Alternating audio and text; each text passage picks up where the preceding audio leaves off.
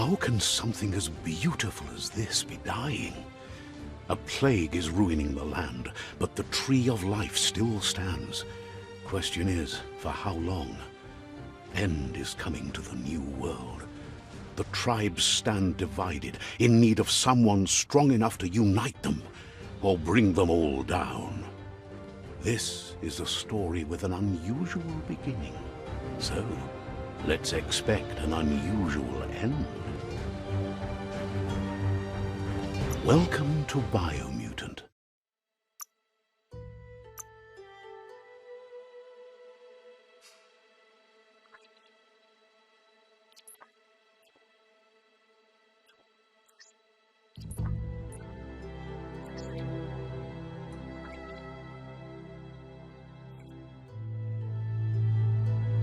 Encode your DNA.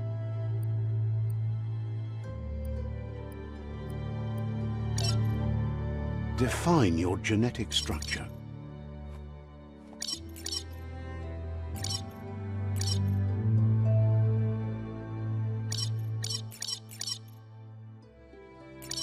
Choose a genetic resilience. Choose your fur style. Pick your main color. Choose your detail color. Pick a class. Commando, Psy-Freak, Saboteur, Sentinel, Deadeye.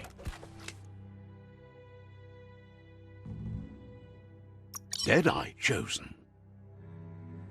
That'll work. Here's somebody with a troubled past, drawn into the spotlight of a story that's already begun. We're already at a crossroads. Choosing a path in life is that fork in the road where you make a choice or simply stop living.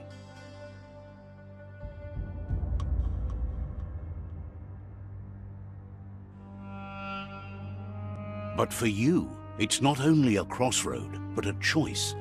A reflection of your key, the primal energy that flows through everything. Let me introduce myself.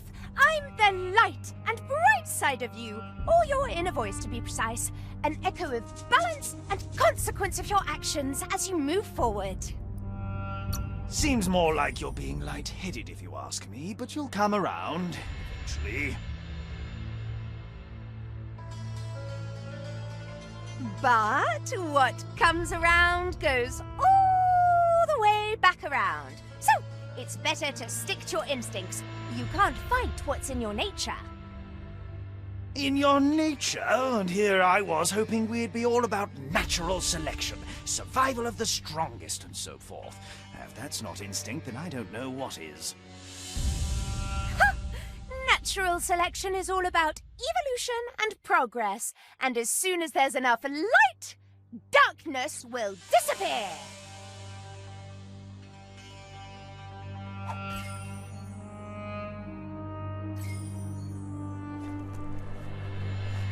Right is always right.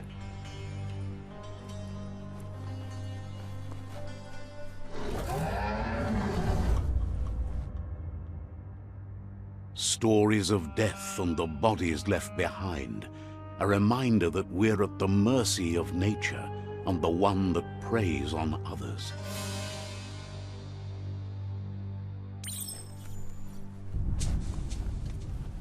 Do you remember the beast that shattered your family, or did you choose to forget? You turned your back on our world and got lost in your own. Meanwhile, the predator only grew stronger.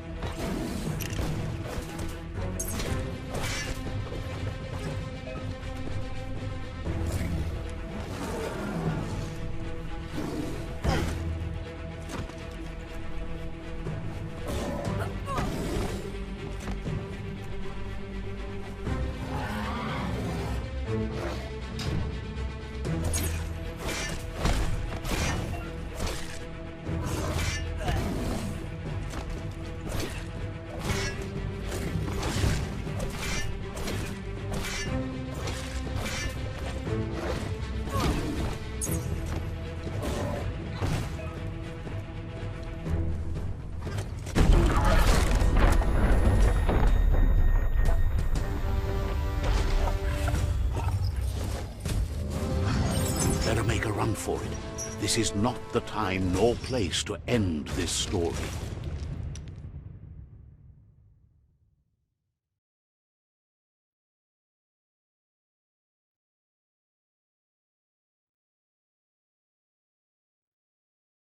This time, it was best to run and live to fight another day. Let us hope you're ready for it when it comes.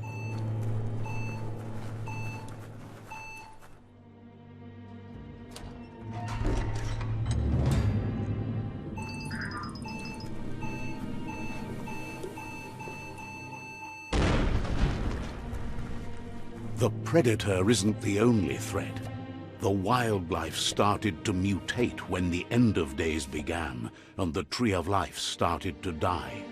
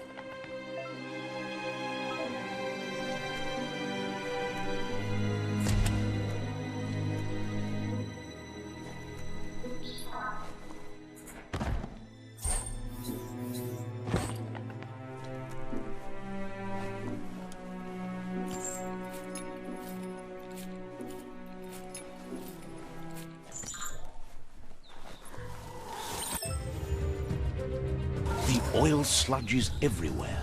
To most, it only means death. But some have adapted to the new environment and changed with it. Evolution has its ways.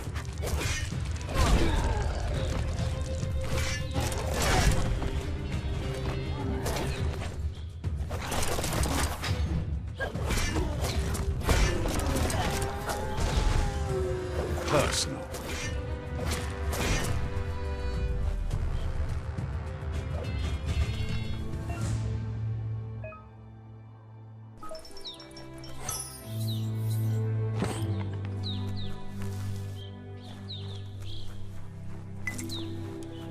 Every little bit helps.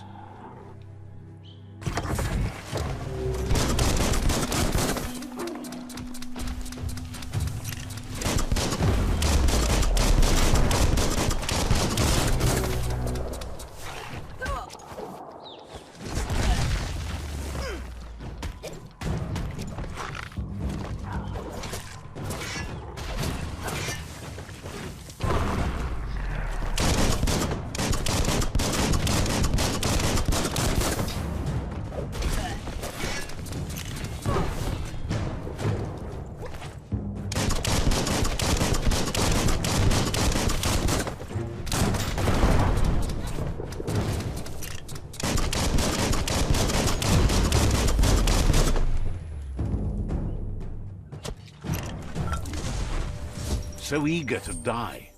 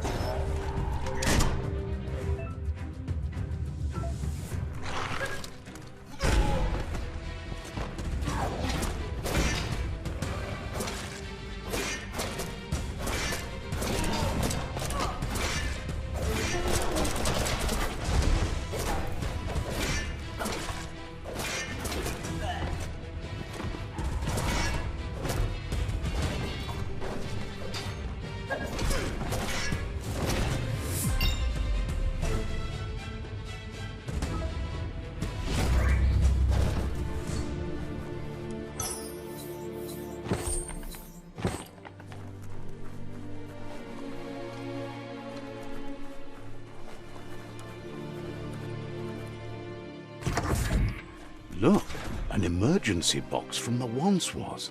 A rare sight.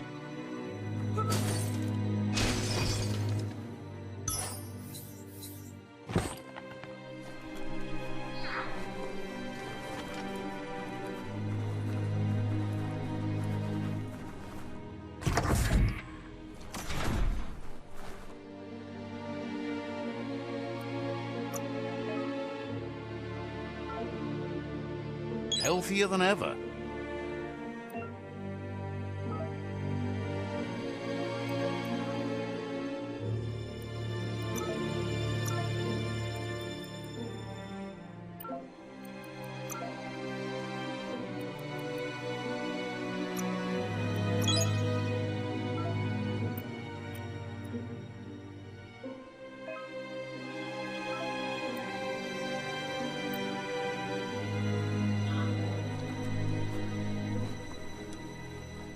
That pipe looks weak. The claw bar should come in handy.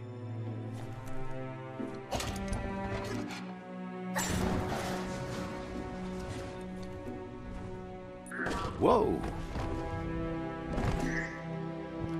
It's time to find a way out of this place. No, really, I mean it.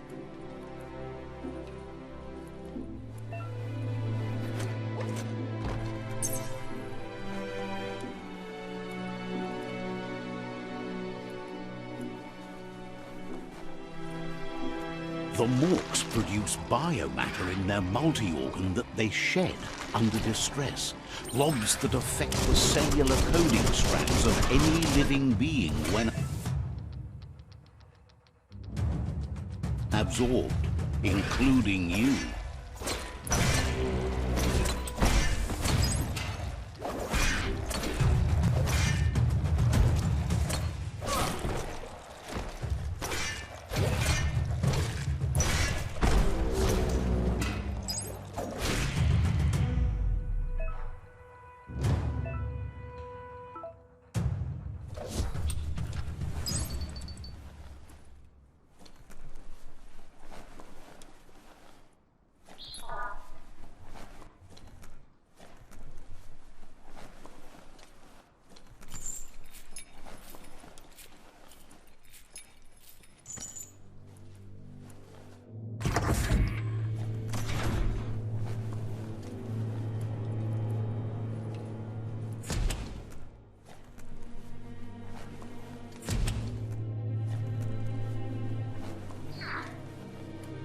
Toxanol built vessels called arks to save themselves from the impending doom.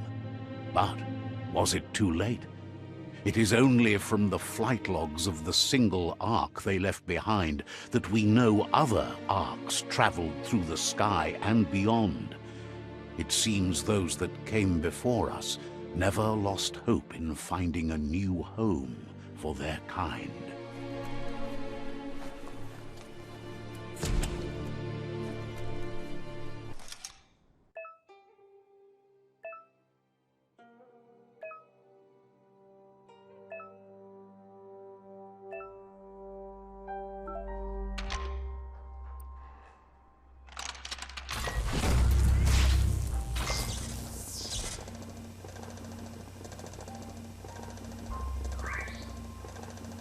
There are few records of the chain of events that led to the big apocalypse eons ago, but it's clear the world wasn't prepared for how recklessly the Toxanol Corporation would make its mark on the world.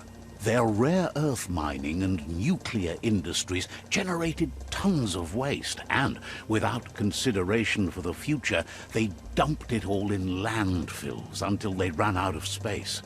That's when they made the big mistake.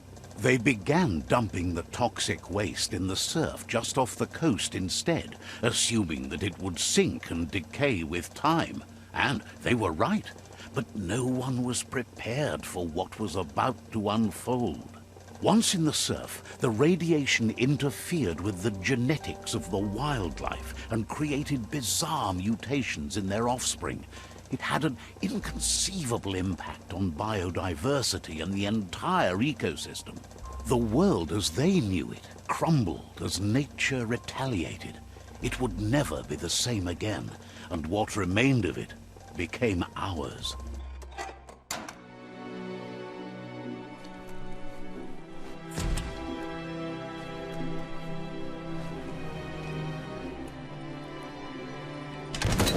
The sound of spark metal going pew-pew is never a good thing. It's coming from behind that door. A warning label. The box looks like a potential brain melt.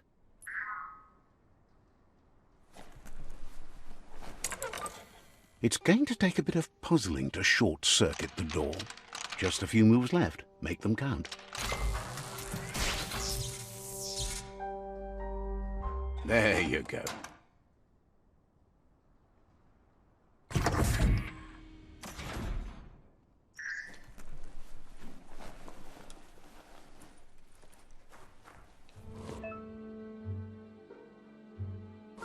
The wheeled one is outnumbered. You'd better help him out.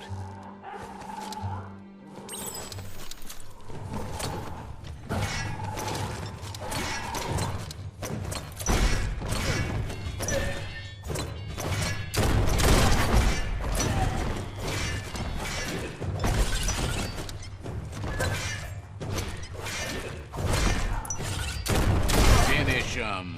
Shut.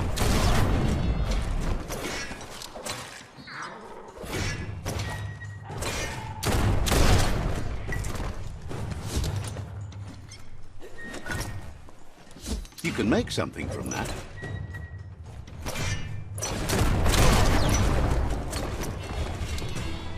That's the last of them. Let's talk to the wheeled one before backup arrives.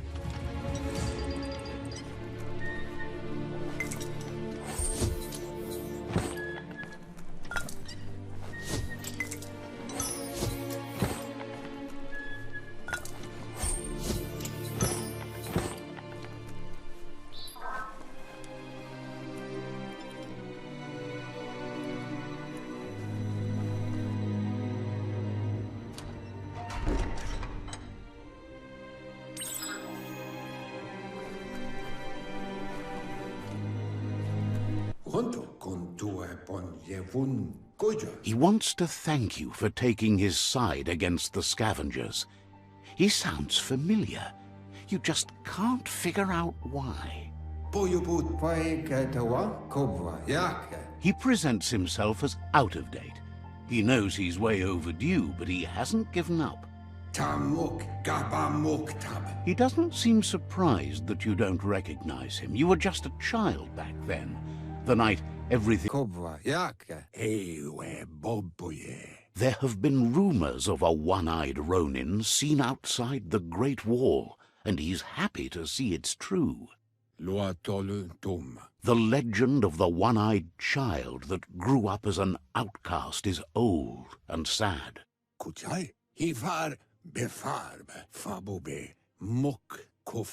The child could have been anyone, but the evil it had fled had left a mark, a facial scar to remember the past.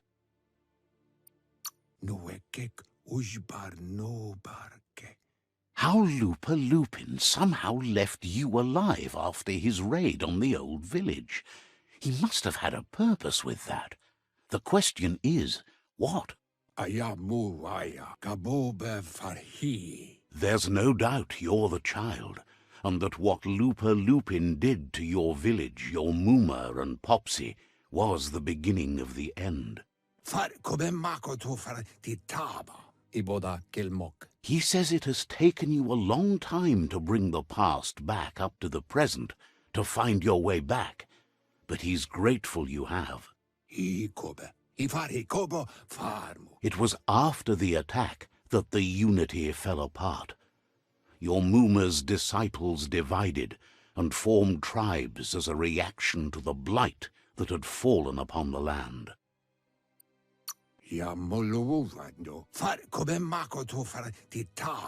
The impending threat of the World Eaters bringing down the Tree of Life is ever so close. He also worries about the Jagni tribe that's actively working for a doomsday and purging of the world. Had it not been for the Tree of Life, no one would have survived. He hopes you at least remember the tree.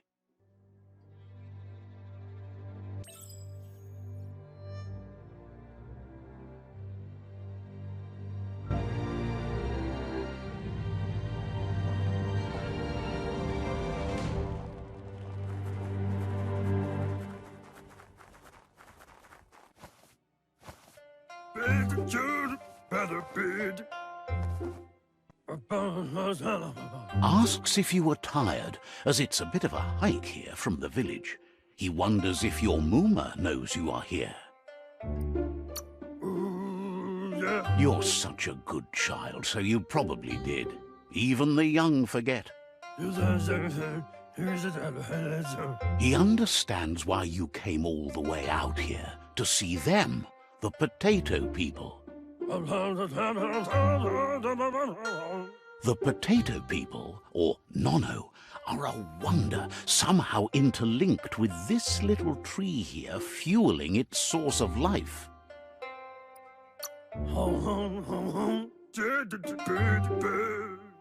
You might be right. Like potatoes, they're packed with energy, an excellent source of ki. The Nono prefer to hide in glitter grass. He says you should get over there and ruffle it. See if you can make one come out of hiding.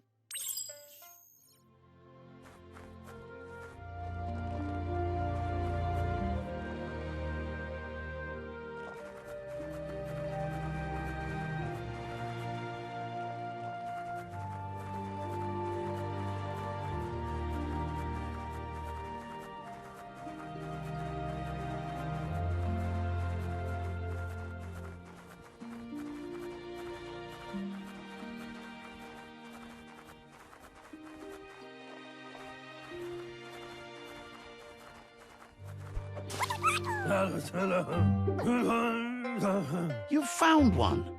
You should be proud. They don't come out for everyone. The Nono's ki energy is just what the Pensai needs to complete its cycle and grow into a tree of life.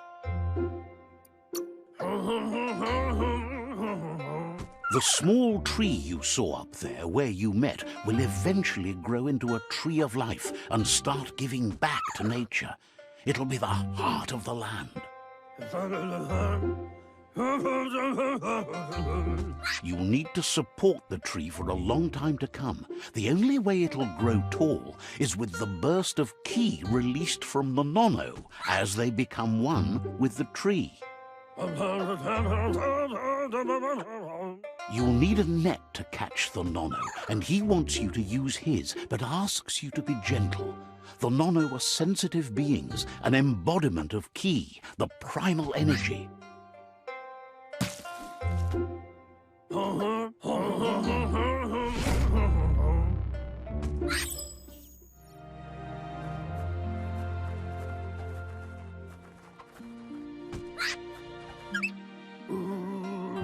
You handle that net like you've never done anything else. He's impressed.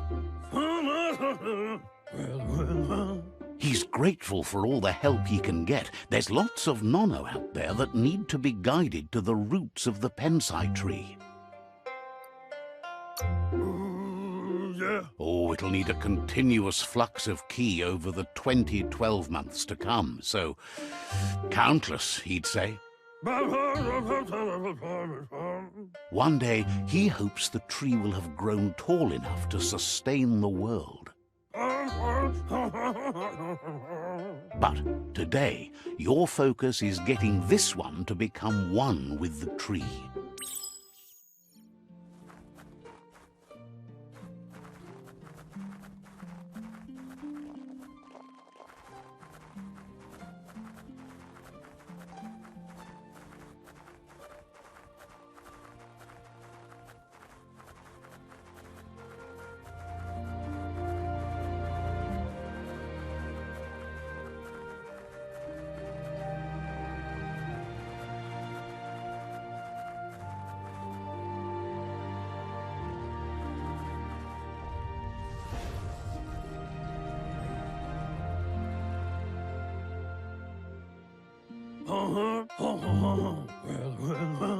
Now that you've seen the Nonno's connection with the tree with your own eyes, you have no reason to doubt.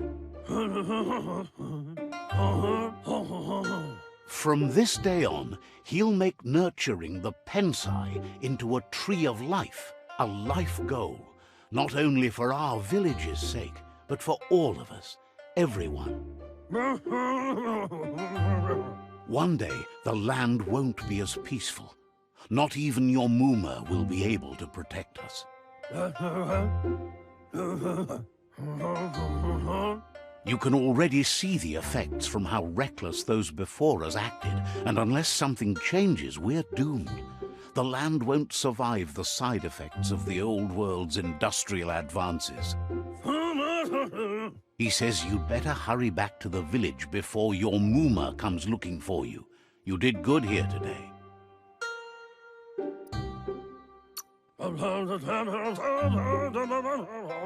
No, she's got lots on her mind and needs rest after the raid last night on the Lupin camp with her disciples. Wonders if they let the Predator family live or not.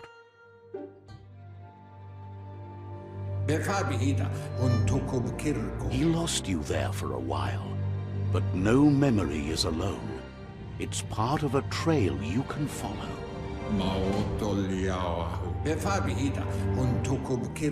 He says he remembers every single day he devoted to growing the Tree of Life, but now he's afraid it might be in vain. The tree started to die when the end of days begun, and it wasn't long after that that the World Eaters arrived.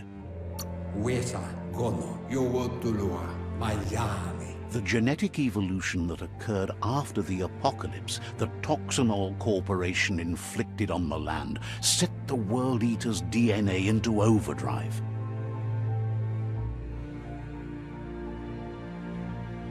His friend Gizmo is working on a Mekton and needs help defeating the Jumbo Puff at the end of the West Route. Wiz is still repairing his octopod to confront the MURK puff that dwells deep down under the surface at the end of the Northwest Route. Noko has tamed the Majut and is preparing to take on the HOOF puff at the end of the East Route. Finally, Goop is almost done with the Goo Glide, a machine able to ride the waves of the surf all the way out to the Porky Puff at the end of the route to the southeast. Out of Date says his friends are gearing up to stop the World Eaters. There's one at the end of each route. The road ahead won't be easy, but he's counting on your support. His friends aren't strong enough to end this on their own.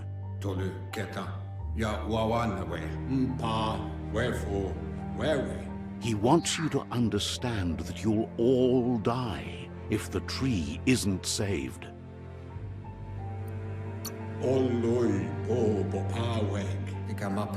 His friends have prepared something specific for each World Eater. The Mekton, the Octopod, the Majut, and the Goo Glide are almost ready to ride.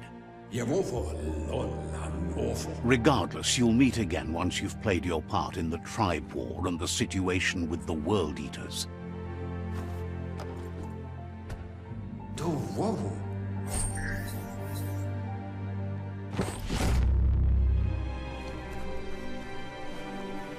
You're getting the hang of it.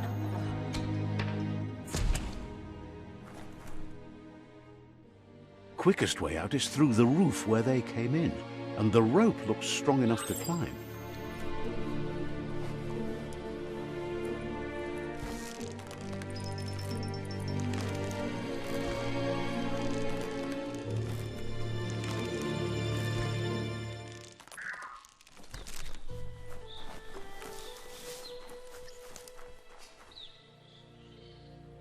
Know that the Tree of Life is dying. Its days are numbered. Without help, it can't endure the environmental change and assault from the World Eaters.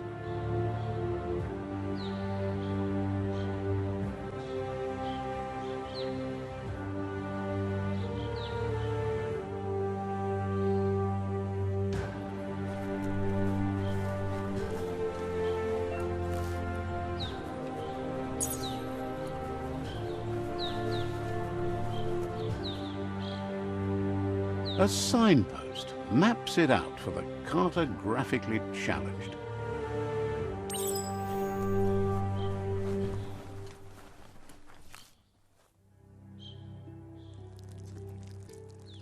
Let's see.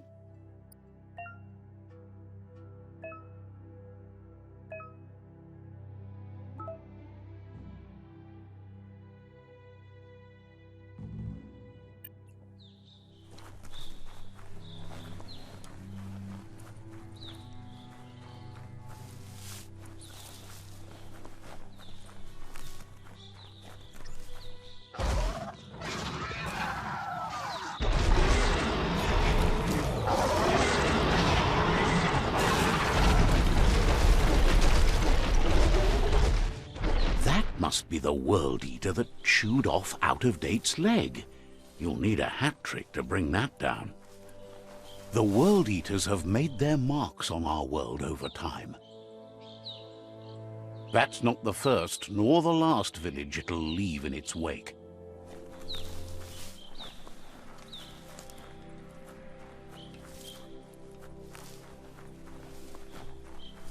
Look, a survivor. Glad to see someone made it out alive.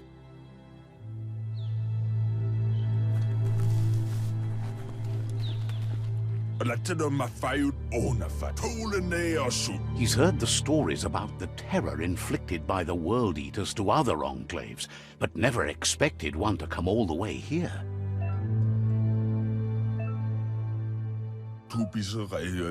He worries there won't be much left to save if this continues, even if the Tree of Life survives the attack. He doesn't know what your connection is to this place, but something tells him you've stayed true to your heart.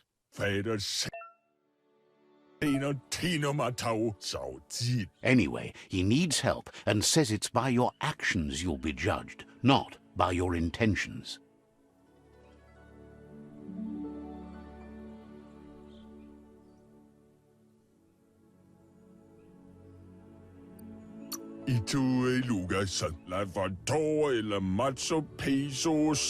He's grateful for that. You still seem to have a spark of light in you.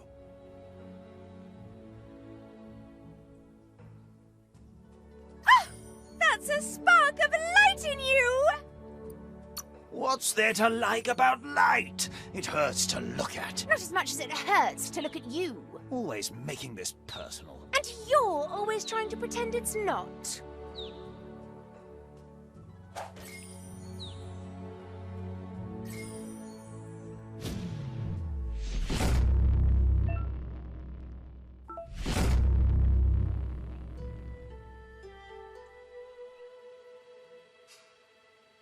There's Out-of-Date again. He must have missed something important.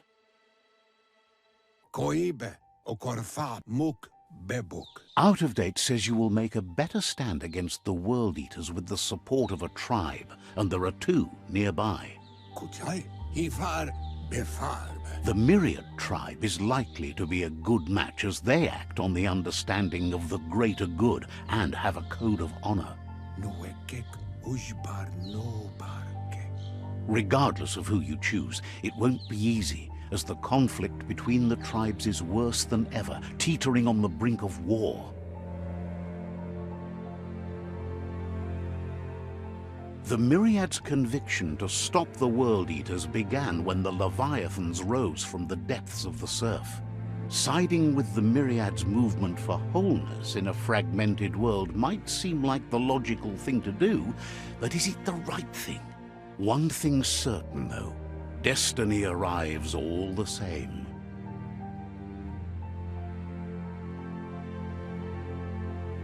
The Jagni tribe only ever had one conviction: to bring balance to the world by wiping out the weak. They believe a cleansing is necessary to restore the world, and want to let the World Eaters bring down the Tree of Life. But siding with Jagni isn't necessarily a bad thing. Fate will find a way. Out-of-Date says someone needs to break the stalemate and shift the balance of power to either Jagni's or Myriad's side. He believes the tribe Sifus, Myriad especially, will listen to you and expects you to pay at least one of them a visit and play your part.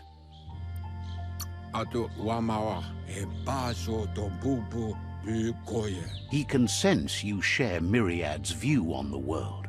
The Myriad would embrace someone willing to fight against the tyranny of the Jagni. Out of Date will be waiting for you beneath the Tree of Life if you lose track of what you need to do. Regardless, you'll meet again once you've played your part in the tribe war and the situation with the World Eaters.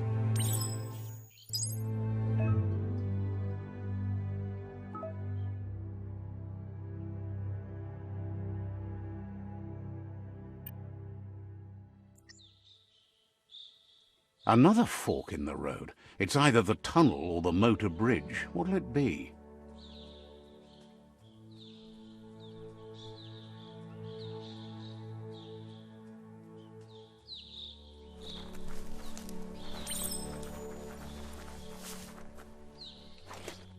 It's a bridge. Just get over it.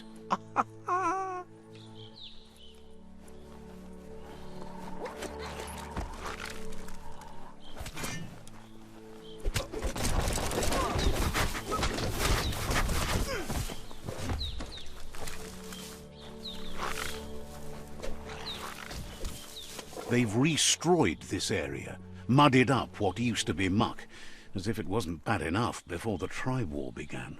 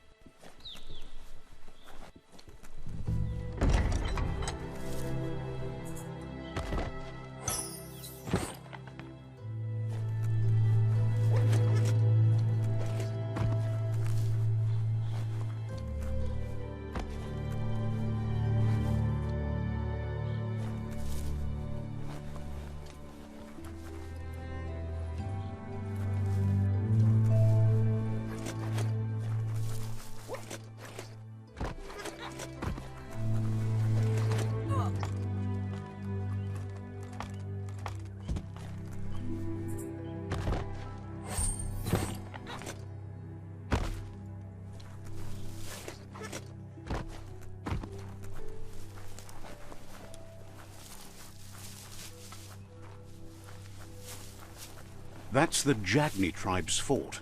Their friendship can be a blessing or a curse. It's up to you.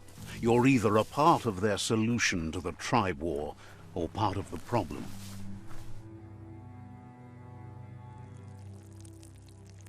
Let's see.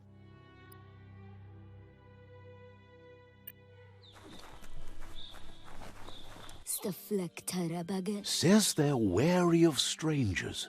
They're at war. He let you in, but thinks you should be patient when it comes to the Sifu.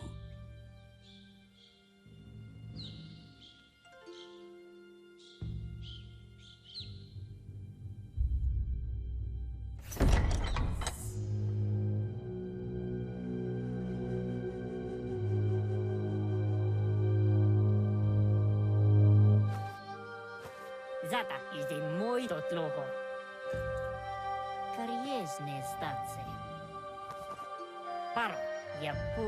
The Jagni tribe wants to become omnipresent and, most importantly, feared. They want to vanquish the tribes, as the only way they can guarantee peace is through supremacy. The Sifu is determined to let the World Eaters destroy the Tree of Life, as it's part of their strategy to cleanse the world and start anew.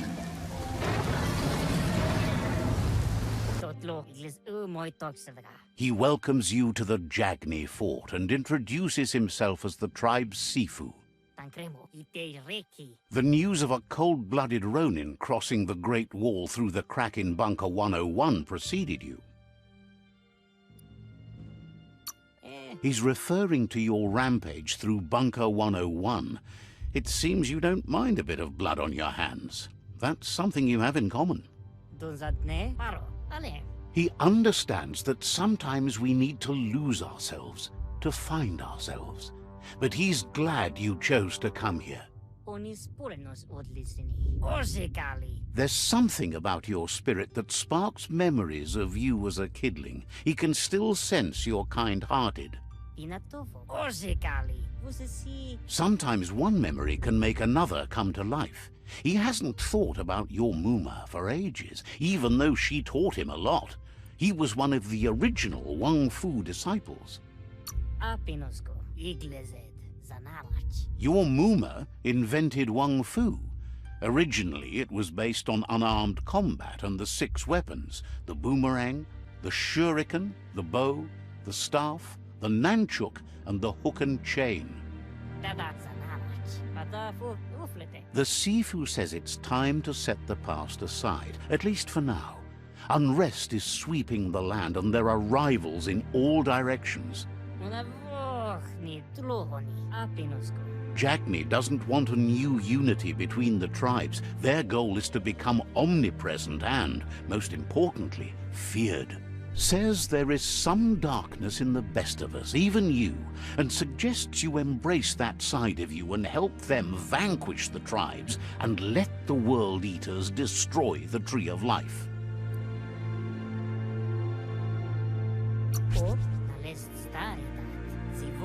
He wasn't sure you'd do that, but it seems your mind took control of that big heart of yours. That's a sign of strength. The Sifu was waiting for something to tip the balance in their favor, and with you by their side, he's confident you can vanquish the other tribes. The one he wants to deal with first is the Myriad tribe.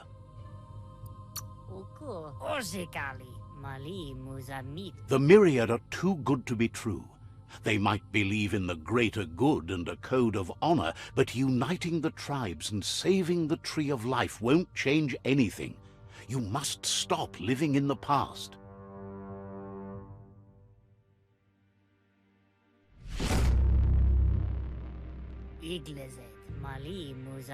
Their kin must put an end to the war before war puts an end to them. It'll cost bruises and broken bone, but they refuse to be the victim here. They have no intention of letting this drag out, or they'll run the risk of teaching the enemy their art of war. He wants you to focus. These are the new rival outposts your tribe needs to take control of.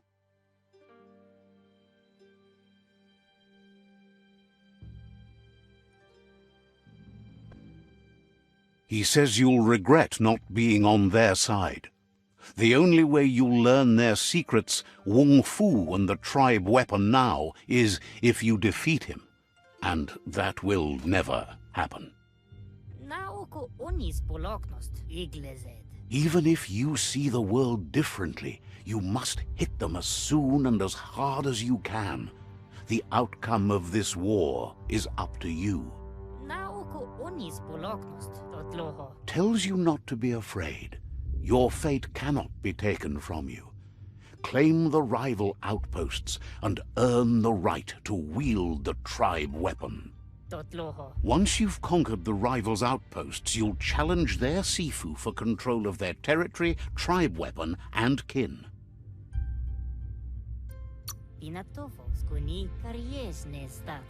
Your Muma taught each disciple a weapon. She never intended it for hunting nor war, but lately the art of defense has been shadowed by relentless attack. Seeing you brings back his memories of the old village. Jackney doesn't want a new unity between the tribes. Their goal is to become omnipresent and, most importantly, feared. He remembers your kind and unselfish soul, and can sense you still have it in you, the will to do good. Anyway, you'll pass your old village on your way to the first rival outpost, but we've got no time to be sentimental. War doesn't wait. He can't blame you for not remembering, but he can sense the stillness of something lost.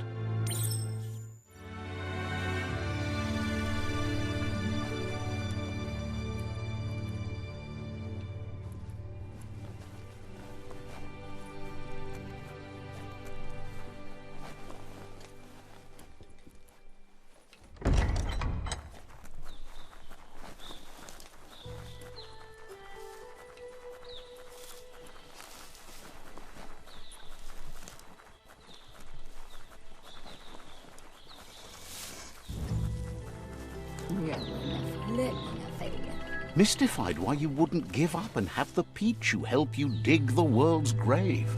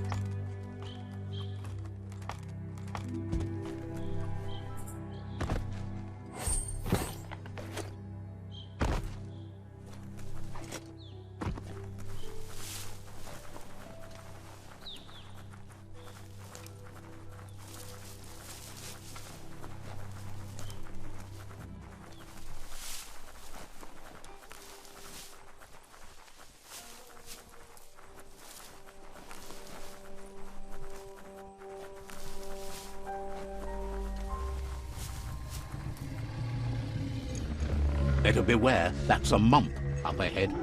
They were hit hard by evolution, the wonky ones especially, deformed and unfurred.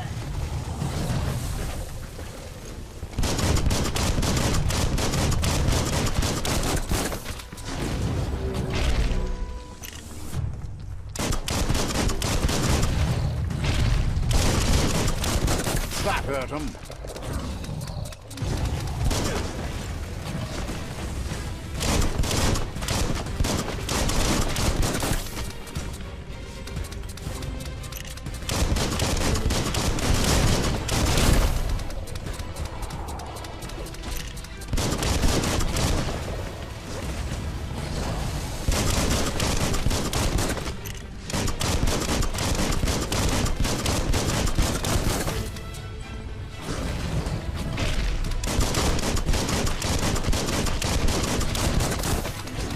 Might want to fall back.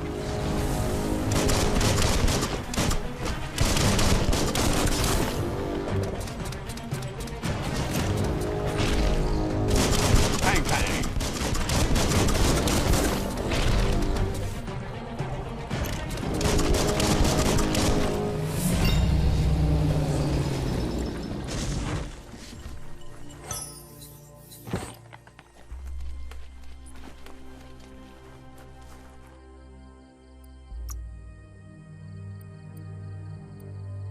Faster than ever.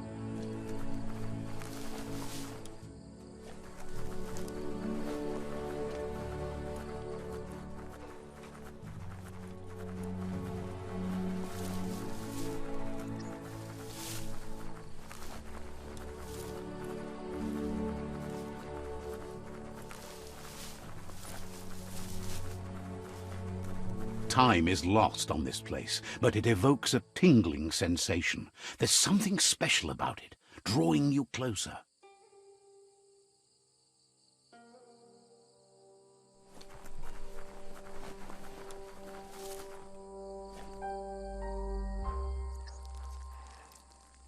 Let's see.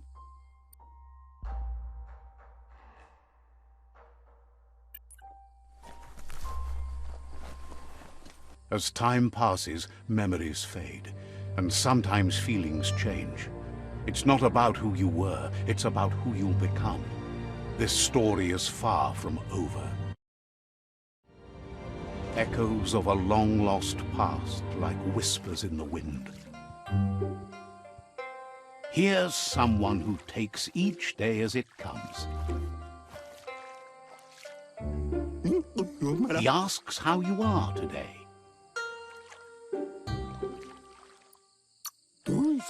Goop says he always does better whenever he leaves failure behind. He's happy his good mood is infectious. He wonders where you've been. He hopes you've been out at the lake, practicing your swimming technique. Learning to swim can be scary when you don't know what you're doing. But fortunately, he's here to give you a helping hand.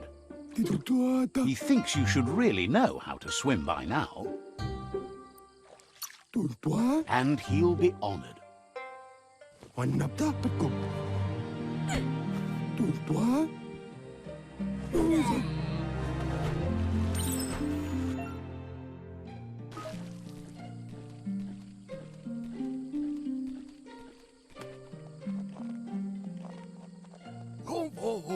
He says that wasn't too bad, was it? At least you learned that you'll drown if you don't swim.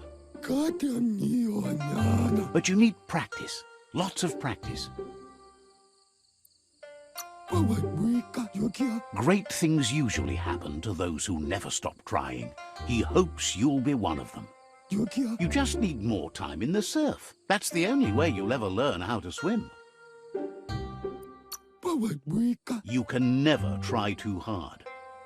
Judging by your Mooma's look, it seems you forgot something. You promised you'd train with her before the sun goes down. It's time to go. The dedication to training is important. You can't rely solely on the fact that Wang Fu is in your blood. You should know, practice makes perfect.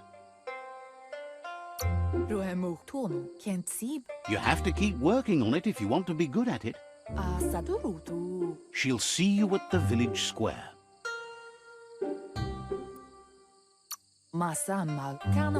She says that's good. With a passion for learning, you'll never cease to grow.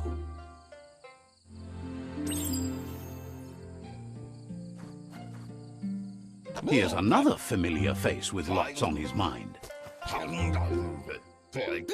Asks how you're feeling today. His only interest when creating is that what he comes up with is actually useful. He was hoping you could help him pick up some scrap for a thingamajig he's working on. He thinks you're truly a kidling of your environment. You should look for things that are recyclable. It shouldn't take you too long to find some.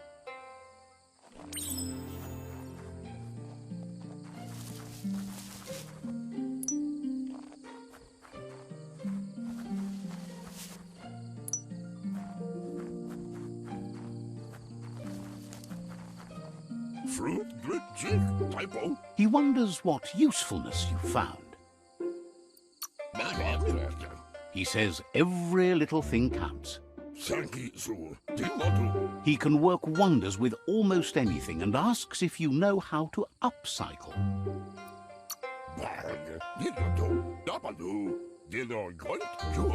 He says only a few are willing to do the little things, but if you make enough of them, they can have a big impact too. He'd love to teach you to upcycle, and the scrap you found would be a good start.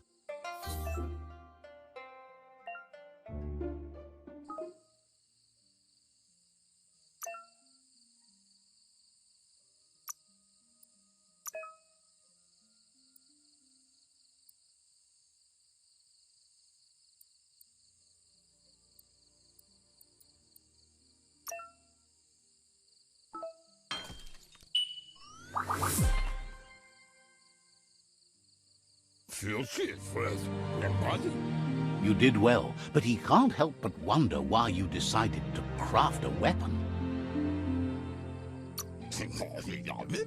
He appreciates those able to deliver a sharp remark.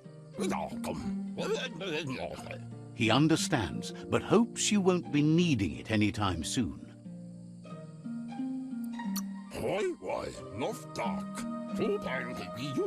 You're not in this world to live up to his expectations, but he hopes you're never going to have to use that weapon of yours.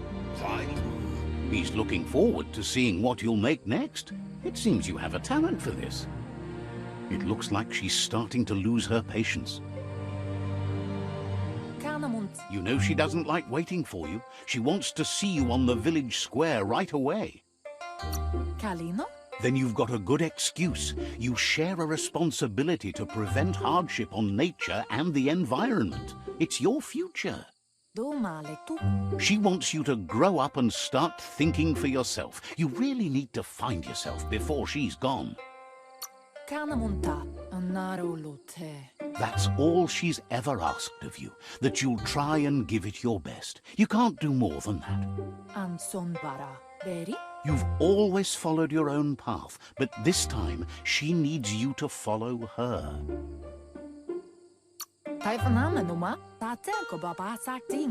Then start by meeting her on the village square and take it from there. She knows you're a free spirit, always on the move, like the wind.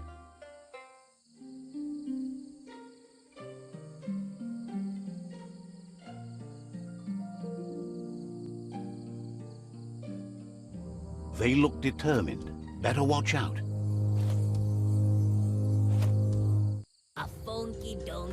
He asks you to stop right there and wonders where you think you're going. That makes him wonder why you were here looking for it. There's no way they'll let you pass.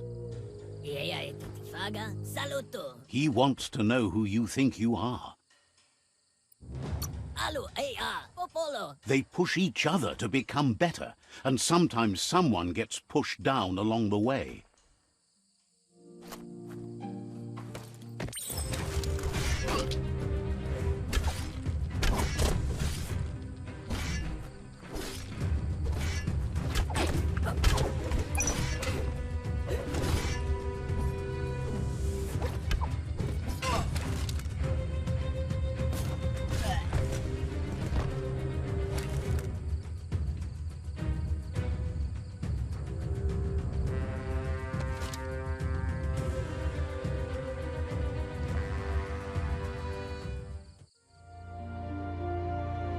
She asks if you're hurt. What happened?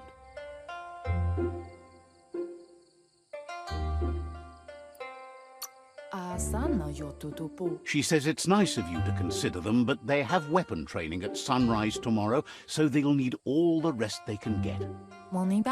The most important thing is that you're okay. It's time to focus on your training now.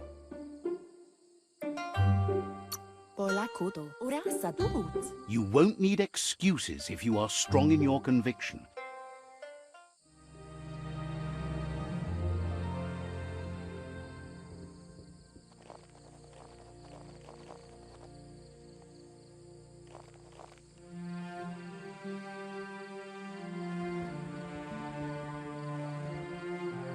Here's someone close to heart, doing what he does best.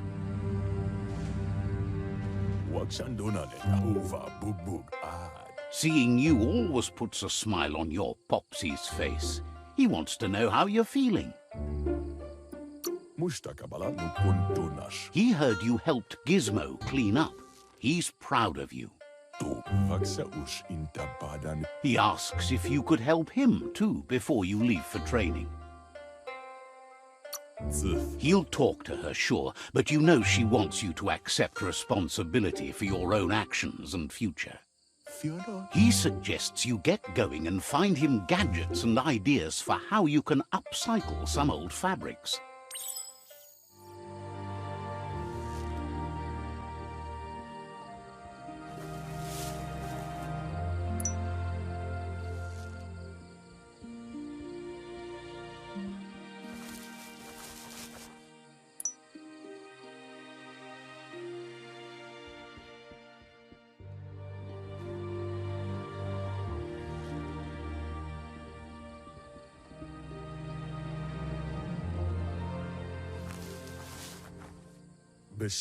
He's curious to see what you found.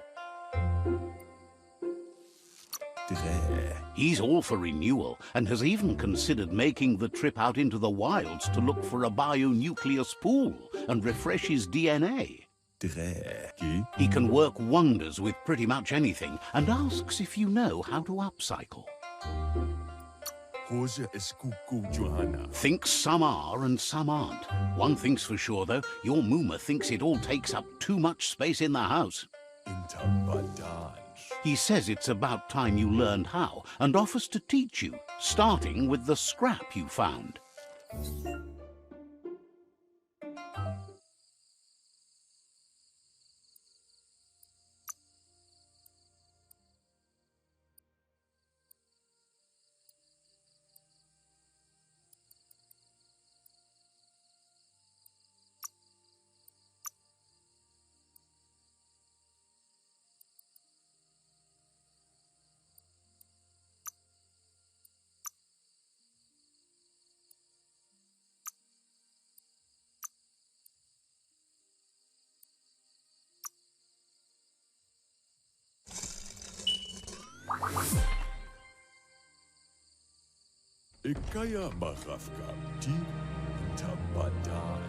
The style might be too edgy for his taste, but it looks sharp on you. He knows she's already proud of you and everything you've achieved so far. You should take it with you, wear it to practice. He thinks you should. She'll be proud of you. He's looking forward to seeing what you'll make next. It seems you have a talent for this.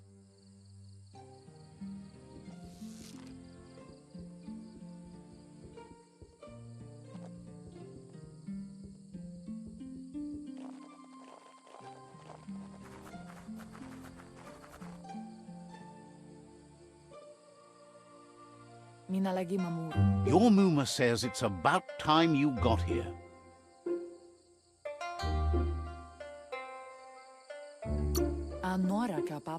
Hopes you're as ready as you claim to be. She says she is eager to get started. You don't have much time left before the sun goes down. But there's enough time left for repetition, and you need it. Training dummies don't hit back. That's a good attitude as long as you keep learning.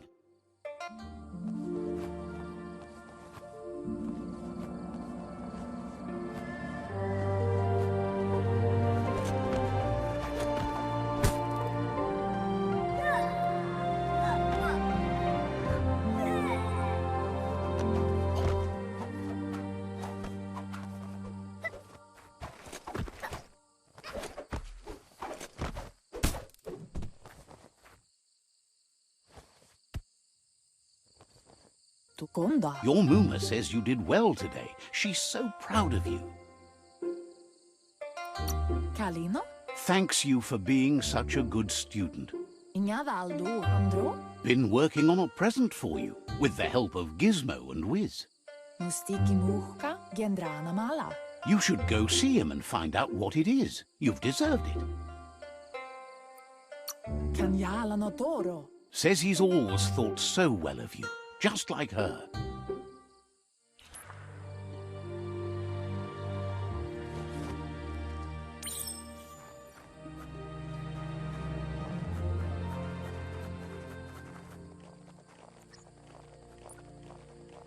Catchy. Your Muma says she's never seen an apparatus as green as this little thing. It's wonderful.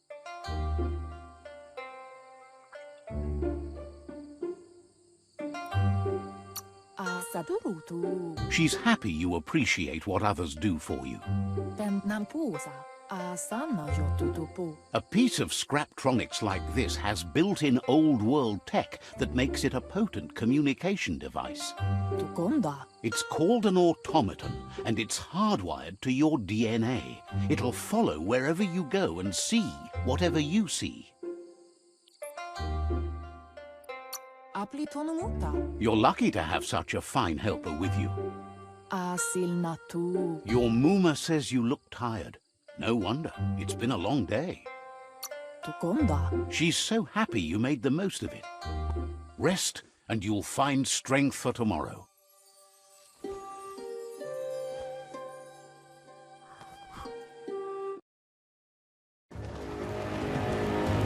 Nothing could stop LUPIN from setting the world on fire.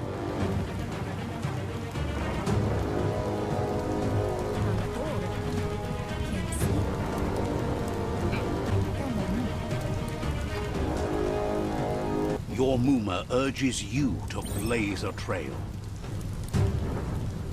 A burnt kidling will learn to dread fire.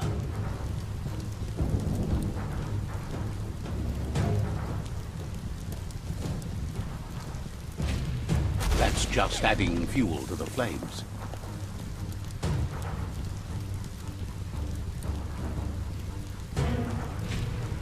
Give it a last burst and you'll make it.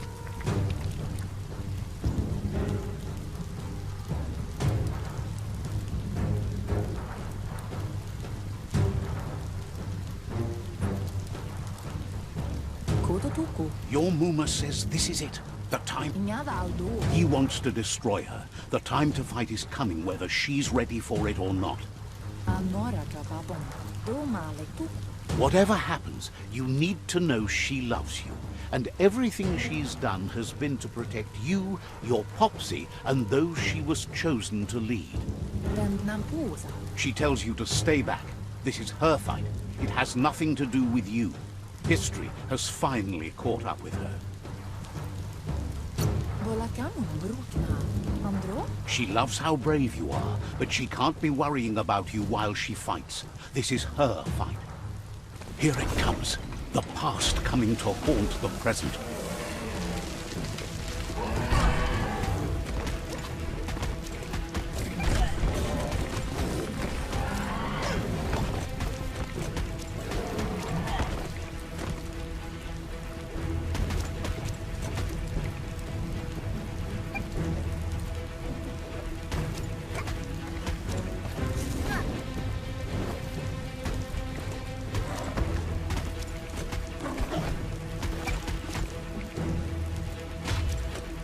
You must go through fire and water to make it out of here.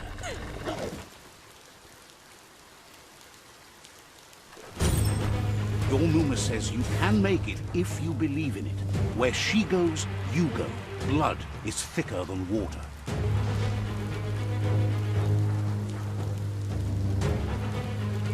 You're in deep surf. Don't make waves. The surf goes where it wants to go. It'll take you to the shore as long as you go with the flow.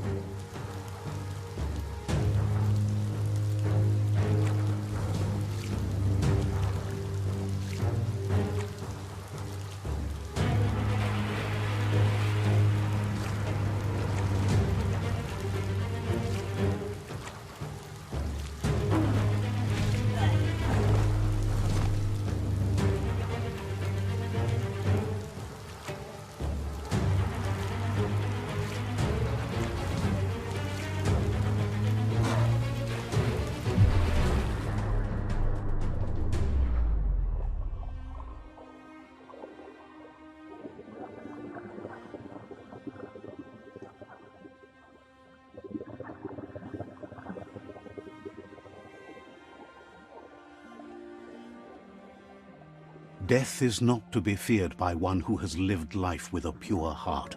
A part of her will live on in you.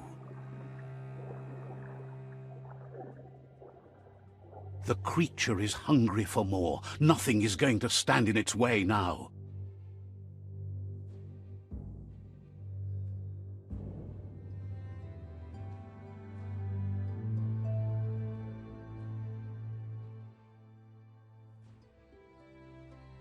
If a sacrifice is made for someone else, it's not lost, but passed on to the next. Life must go on. Real sacrifice comes from love and necessity when all other options are exhausted. The ultimate test of conscience is the willingness to give up anything to save what you truly care about.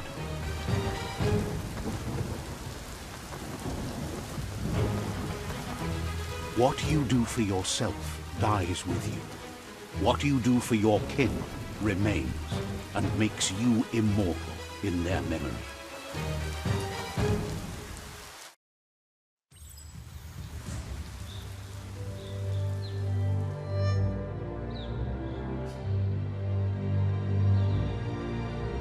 As the moment fades and is lost, the only thing that remains is loneliness.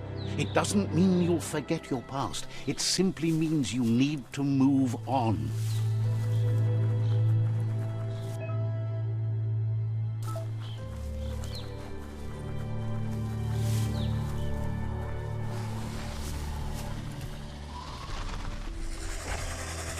The tribe's caught a fluffy hulk. Better watch out, it's no pet.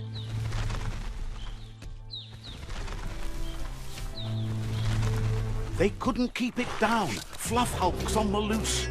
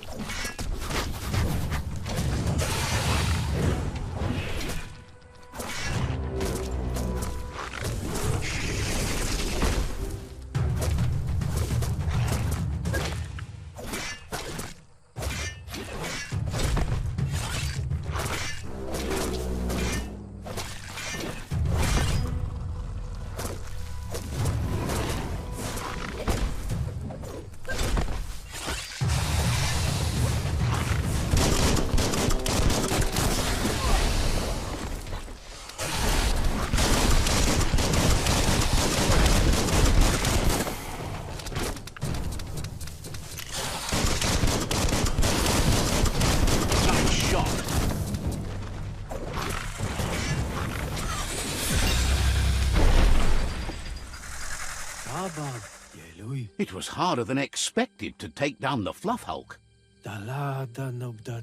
They've received news a Ronin joined the tribe's ranks and were looking forward to meeting you. A group of Jagni warriors are already waiting for you at Myriad's Vespidut outpost. You should hurry there and help them storm the outpost.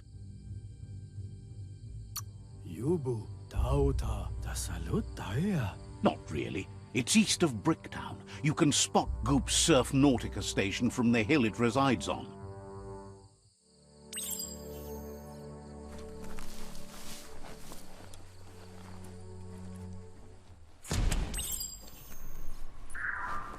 Look, an emergency box from the old days, when you needed to pack a punch to survive. Wow, bet that nut makes a tight fist.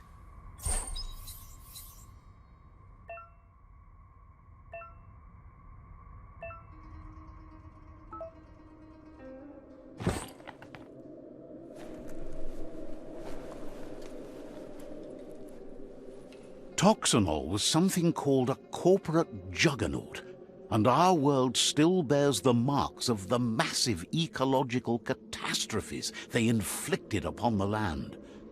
The apocalypse they caused was the end of days for their world. But for us, it was simply a beginning.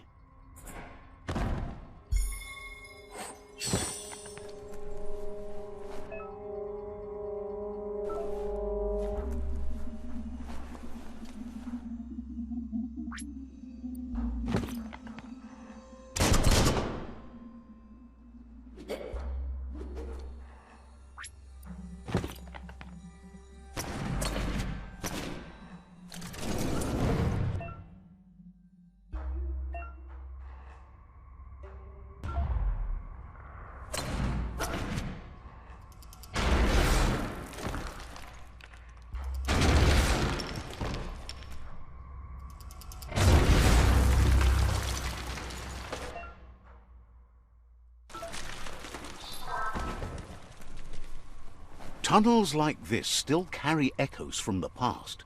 Can you hear it?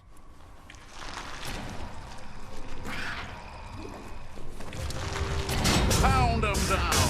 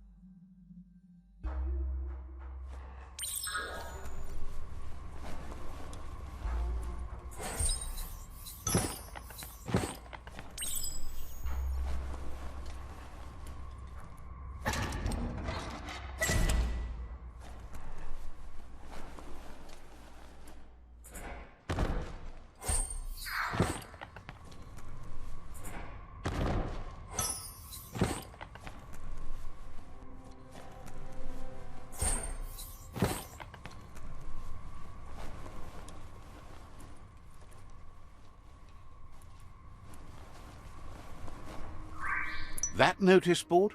Filled with the leftovers of used-to-be wants. You're getting close to one of those old Toxanol brick towns. Pay attention. The Toxanol Corporation made this place, and then just threw it away when they were done with it. Toxanol never cared about the waste, as long as they didn't have to pay to clean it up. There must be a track somewhere in this brick town. Just hope it's not buried.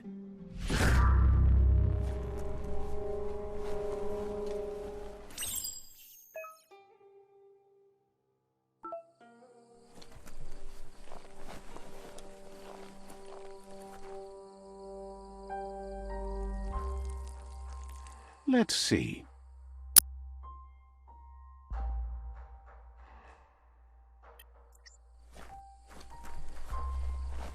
This is an epic already. How it ends is up to you.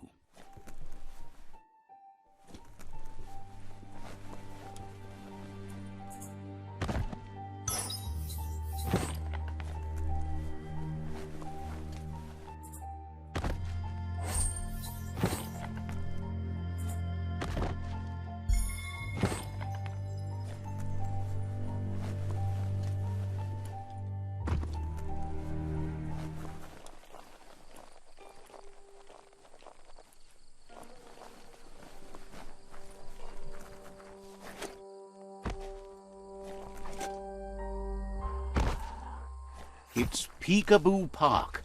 Young ones love this sort of place.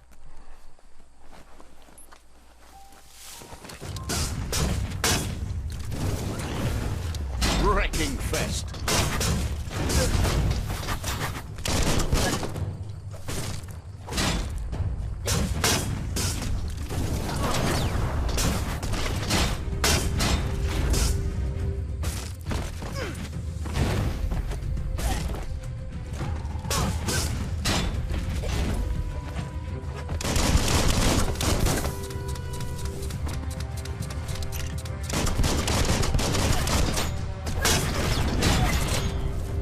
Small things for your big ideas.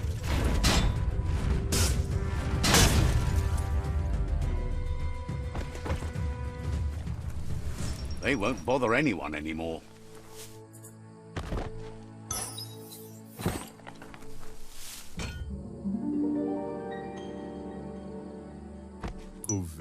This one seems to be in good spirits despite being left here for dead. Has heard that you have a sense of compassion and trusts it's in your nature to help those in need. Asks you to do the right thing for the sake of your conscience. It's only through your inner conflict you're held accountable for your actions. Is grateful you chose that. You can't be good without doing good for others.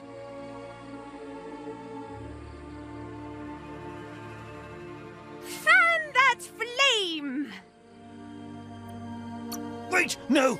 Bright light blinds! It's dangerous! I've got all the cold sick burns you need, Dark. Oh, do you have to insult me over this? I don't have to, but I want to.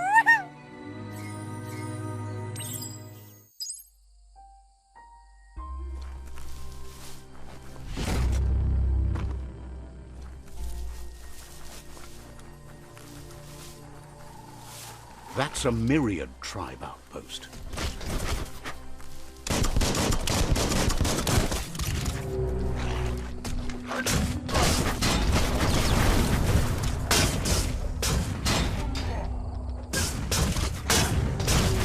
Smash that trash!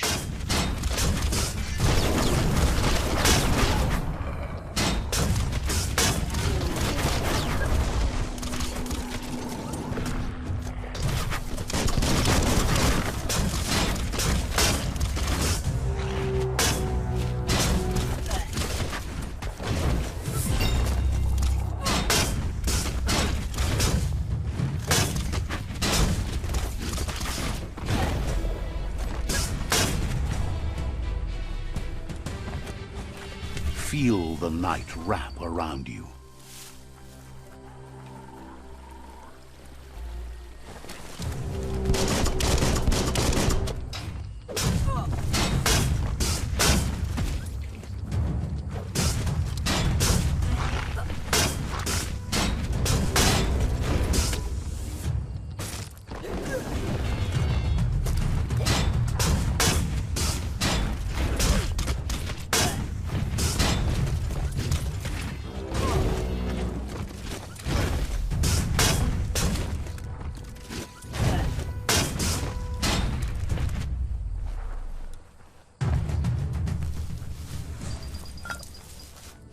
That's the good stuff.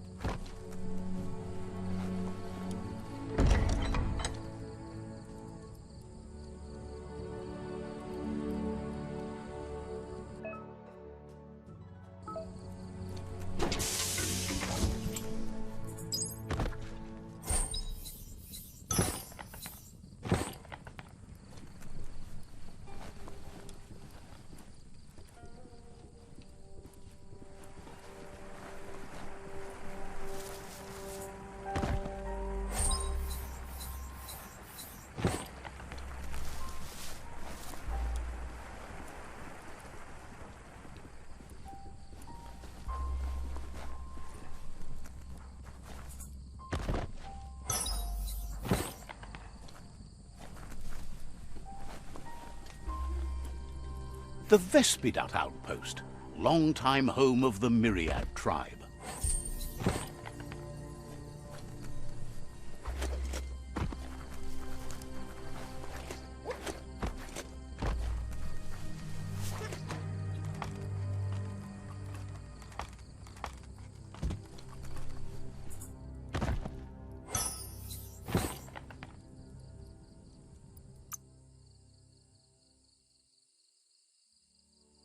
Even more facts in that big brain.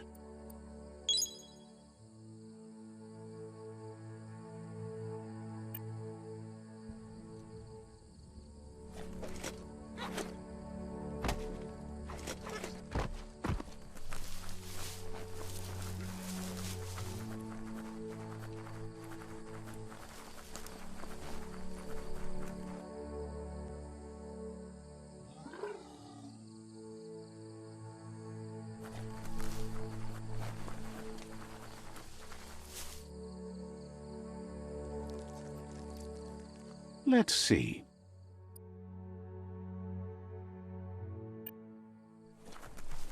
Make sure you don't walk off a cliff while you're night blind.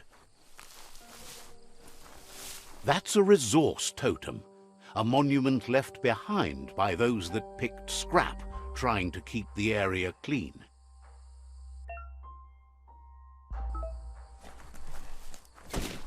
Always good to have some wood scrap like that on hand.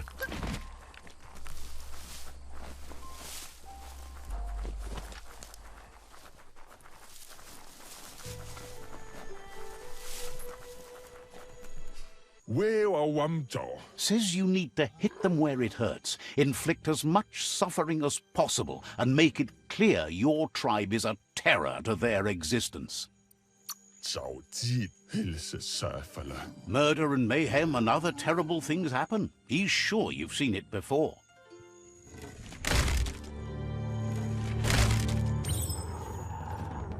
Here's the first line of defense.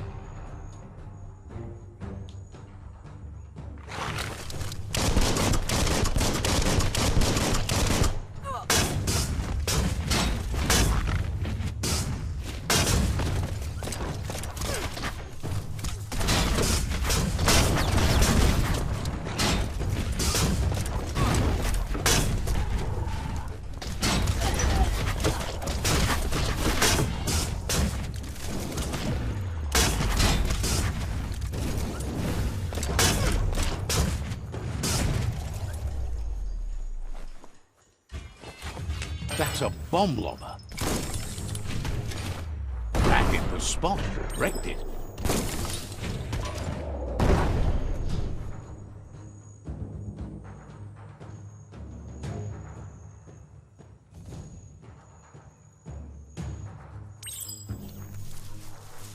Give those twirly wheels a turn.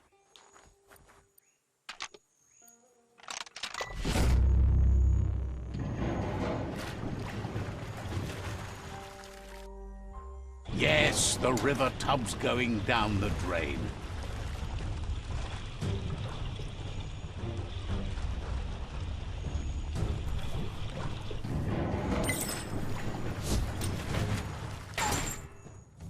Keep going.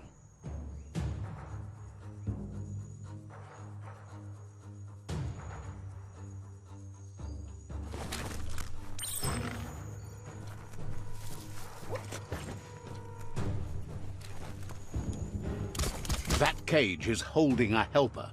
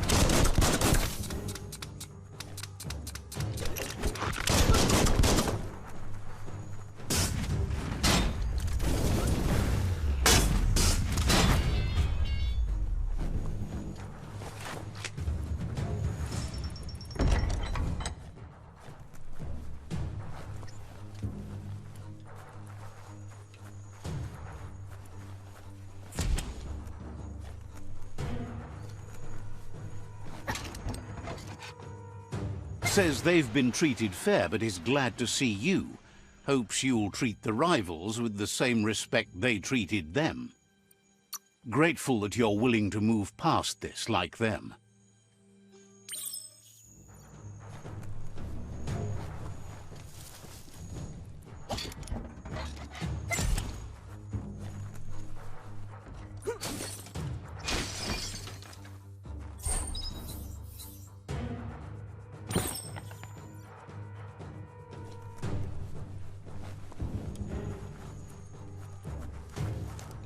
A sharpshooter. The scaffolding looks unstable.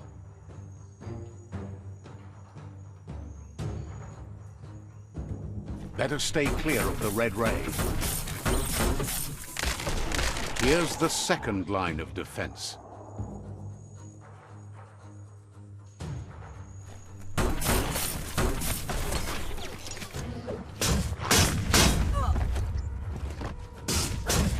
Red means danger.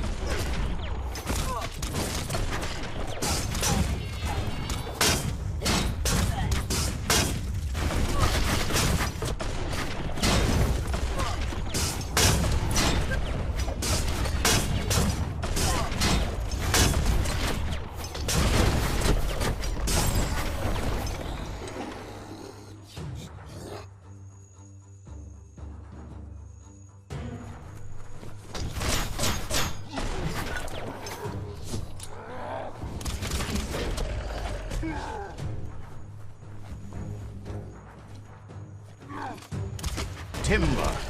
Bet a big bump will bring it down.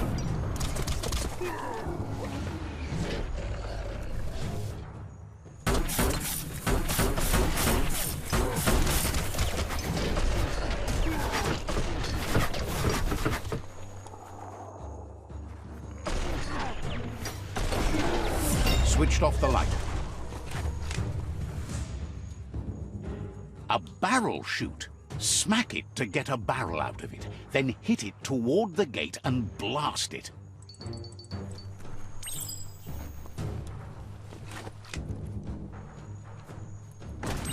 That looks splody. Shoot it and watch it blow. Not too close, though. Kaboom! You're in. Almost there.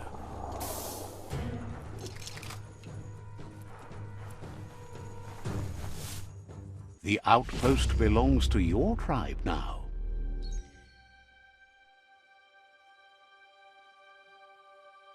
He says you made them weaker, but they won't give up. Your Sifu thanks you. Your tribe is growing stronger.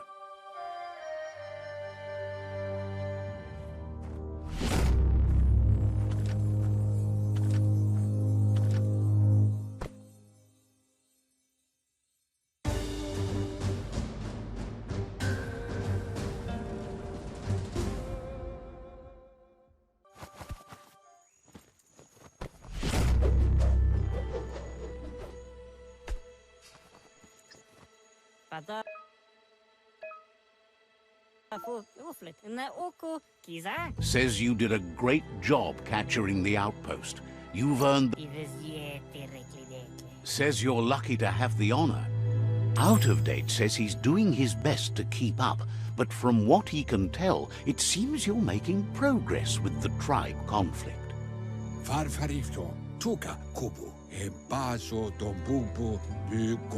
He had a feeling you'd get along with the Jagni tribe, but it remains to be seen what the future holds for your alliance. Your positive outlook on life might be just what the Jagni tribe needs to complement theirs, which is somewhat darker.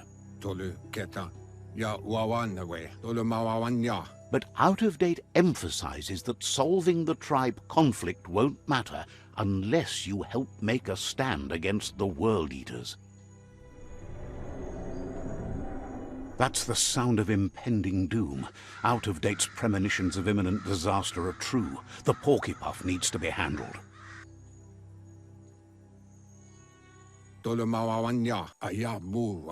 He says the time has come to confront the Porky Puff at the end of the East Route. Goop is working on making his goo glide strong enough to break the waves out to the World Eater.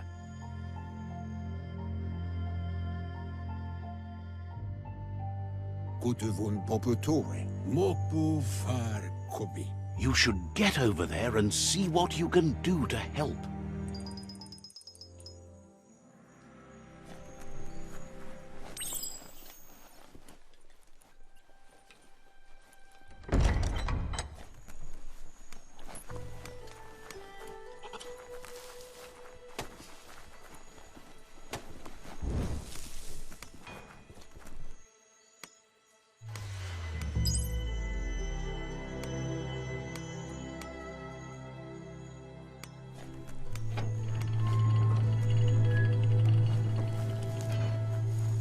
No time for yawning. Day is calling.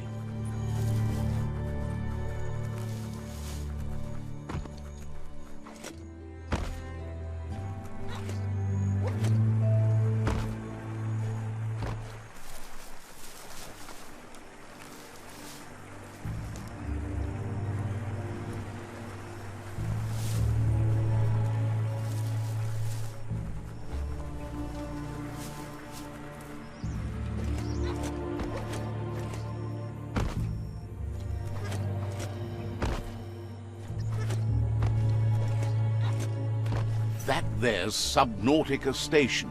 Goop flounders around in there.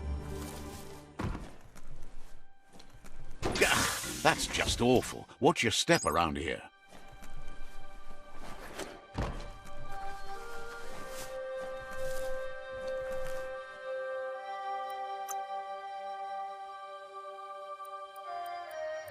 Looks good.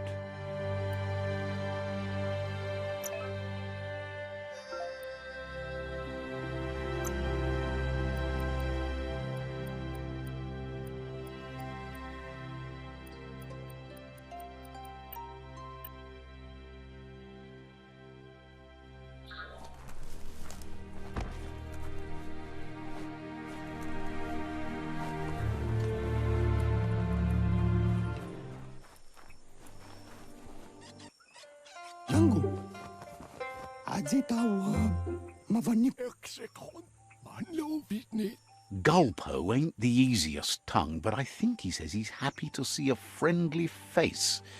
Not too many of those around these days. Says it's good to see you again. He's Goop. You might remember him from the old days when he tried to teach you how to swim. Goop says you were always so righteous as a child, and he can still feel it, even at a distance. Goop says memories fade surprisingly fast. We are all pieces of what we remember. It's only together we can remember the story as it was. He recalls you wouldn't put in the time required to learn how to swim. He bets you regret that now.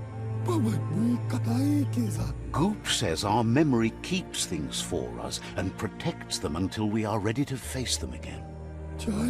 He understands you've returned to face LUPIN. That's the destiny you've been carrying within yourself all these years. He says that the catastrophe back then didn't vanquish the good in you. It's still there, as bright as when you were a child. Now the time has come for you to remember and act. Your life is your life, not the story you're told about it. He thinks that's the right thing to do. It's only when you have forgiven that you'll find peace. Light instantly banishes dark. How much light do you really need? All the light, all of it! I mean, you could leave a little space for the dark. All the light. Says life on the goo is wide open. You have so many choices of where to go. Some harder than others, of course. Which kind do you like?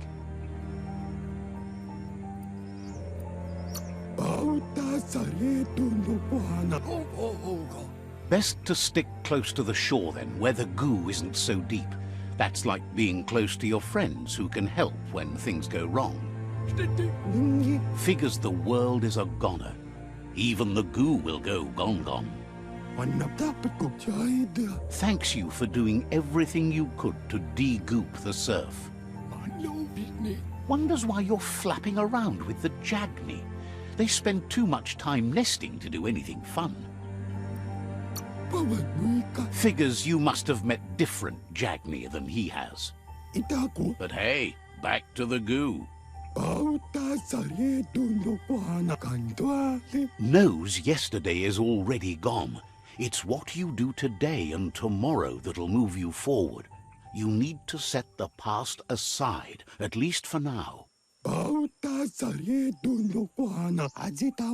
He can't leave the Subnautica station, as the pollution has worn down the insulation of his suit.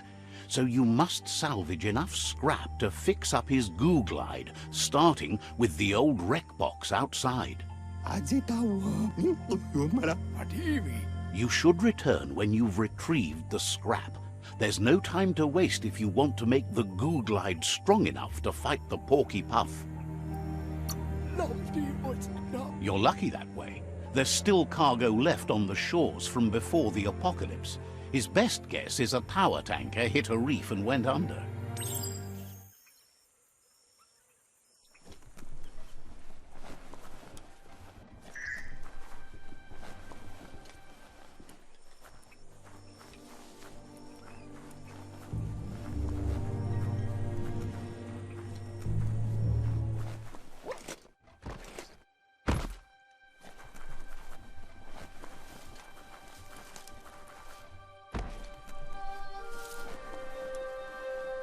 Nothing like light to brighten your day.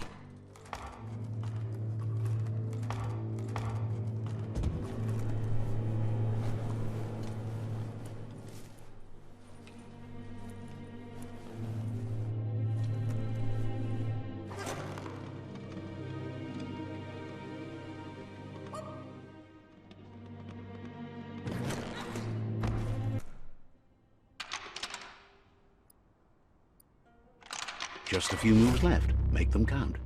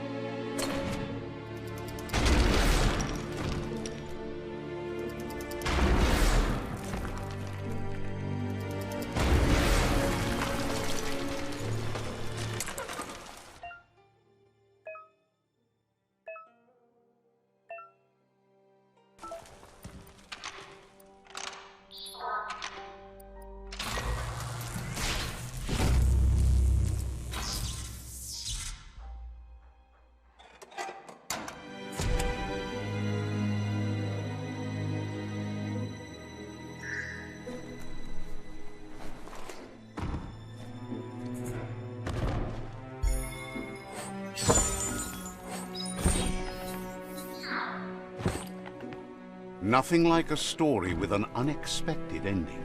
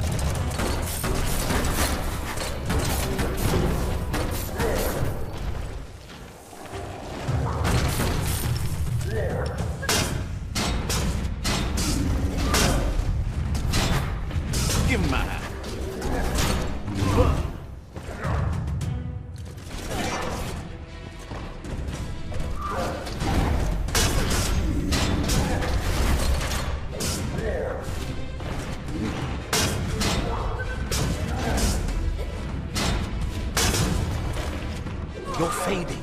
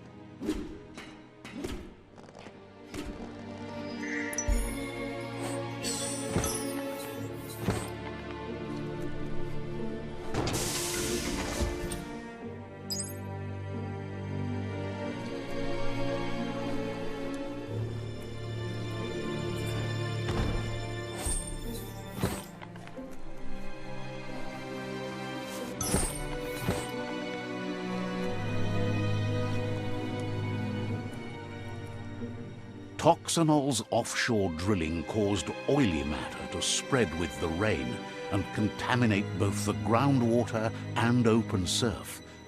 The long-lasting effect this had on the evolution of wildlife was, as we know now, the only reason we came to exist.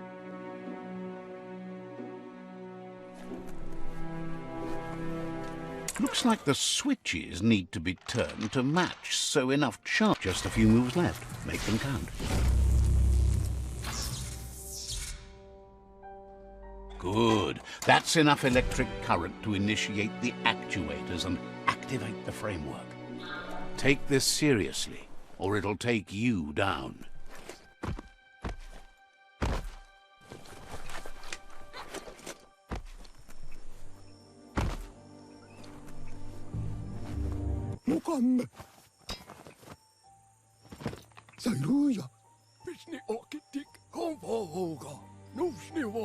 He's got the goo glide functional. You'll have a pull hook and a salvage net, but no armor, and an engine strong enough to break through the thick goo further out.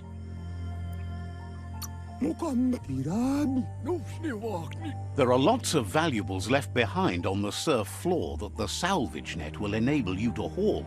You just need to find the right spots. Goop says Gizmo's devised a cannon for the goo glide, but instead of bullets, it flips quacks, squeaky distractions for the triple attentive Porky Puff, which will give you time to get yourself in position.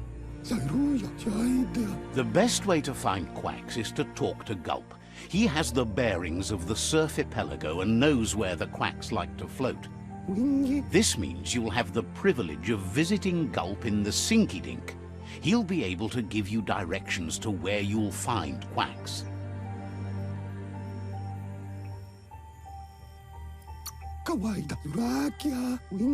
He only knows what's visible to the naked eye. Gulp is not much of a babbler and mostly keeps to himself and his drink.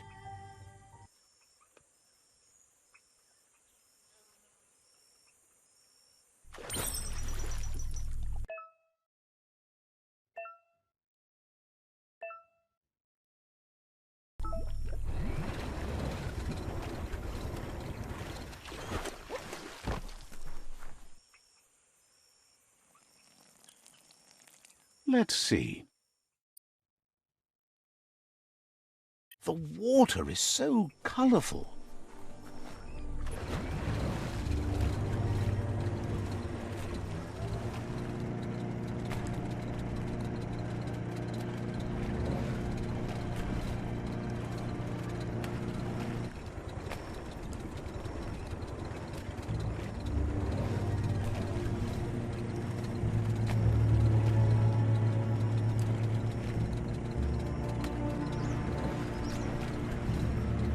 Welcome to the Surf Archipelago, where the horizon rests on the surfy goo.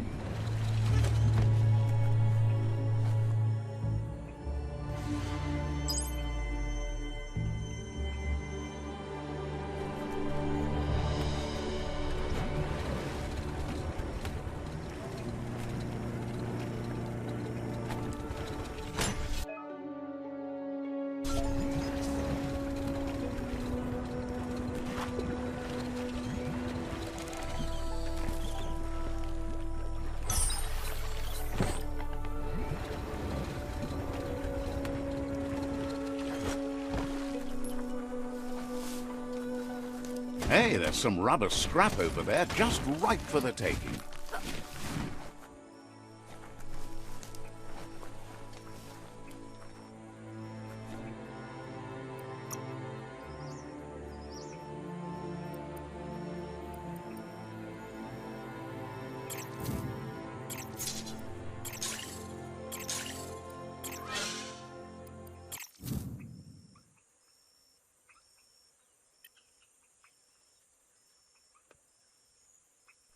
Blast off.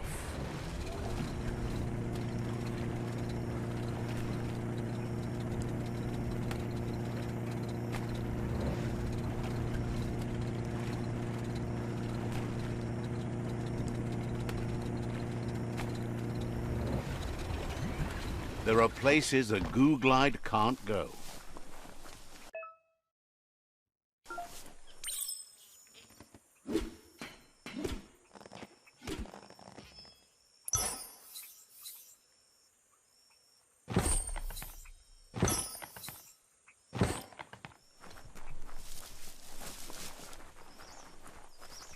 Nice. Metal scrap. You can always use that.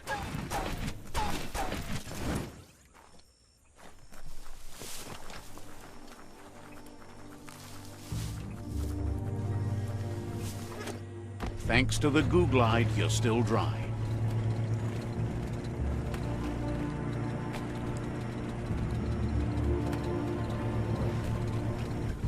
This here is the Sinky Dink, home of Gulp, at the very least. Yeah.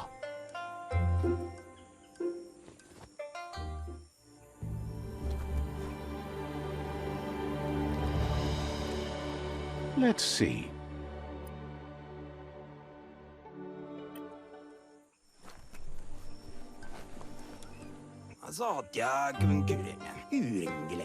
He's pretty sure he's heard of you before, although the details are maybe a little hazy. He wonders if you have something for him to drink. Slåchba meunang. Says it's both everything you could want and never enough. Seringsæde gullis. Ubunga menua. Uringelengi. Says you look like you've got a powerful thirst to do something in this world. Good, bad, not really sure, but it seems like you've been drinking in your destiny and liking the flavor. Muløyde. Enang kema roda buntan. Wonders if you could take the time to help a man slake his own thirst. You'd be doing him a liquid solid. You're a do-gooder, so you know you want to. Either way, he hopes you find a way to wet your whistle before the world comes to an awful dry end and leaves us all thirsting for more. Says life's like a mystery drink. Sometimes it's amazing, and sometimes it's awful. But either way, you can't stop drinking till you're dead.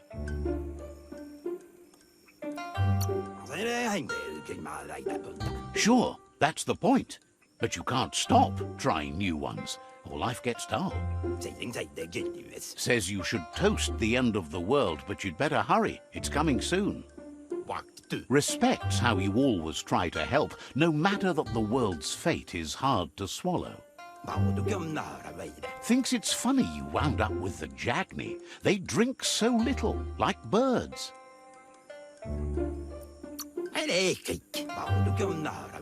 Guesses someone has to be, but he can't swallow the sight of it.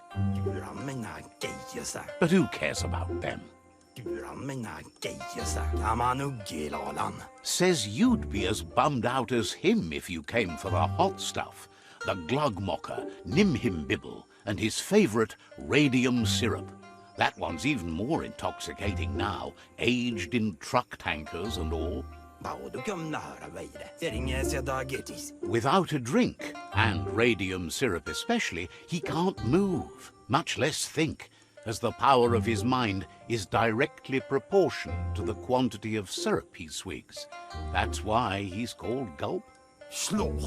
The drink helps him forget the state the world is in, but it only lasts until tomorrow. The world is still doomed, even if the sun goes up.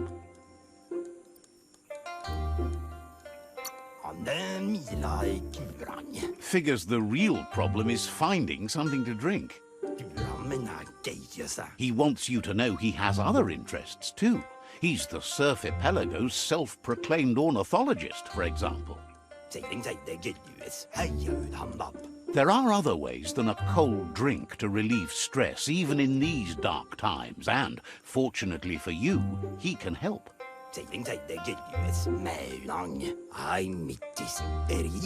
Watching Pippi's flap is calming, but better yet are the ones you can look at and touch, like quacks. Squeezing them is a great way to relax. They're better at floating than flapping, so you should be able to net a few without growing yourself a pair of wings.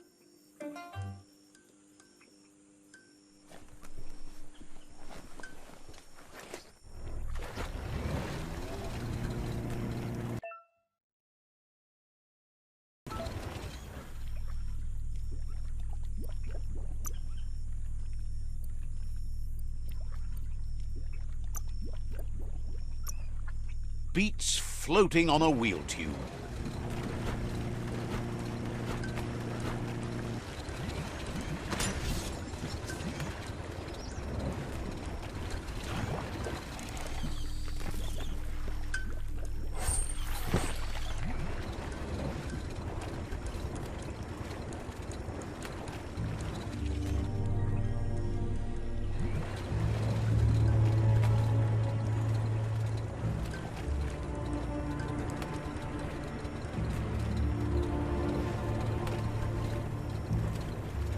Had enough of that? That's some good e-waste there.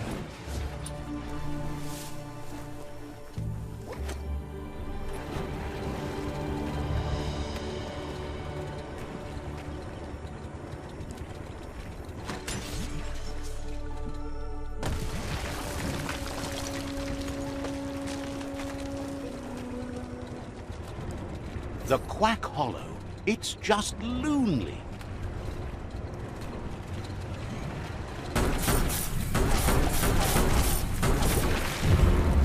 Careful of the goo.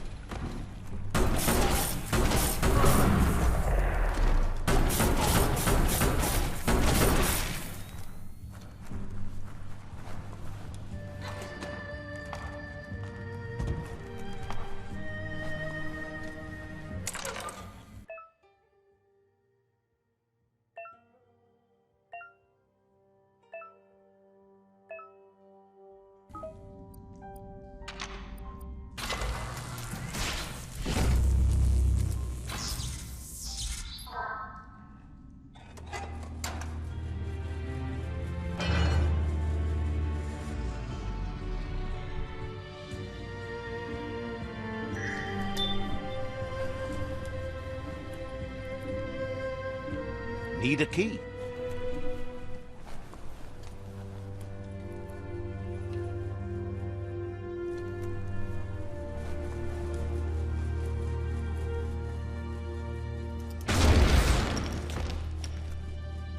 The plague that's ruining the land needs to be stopped.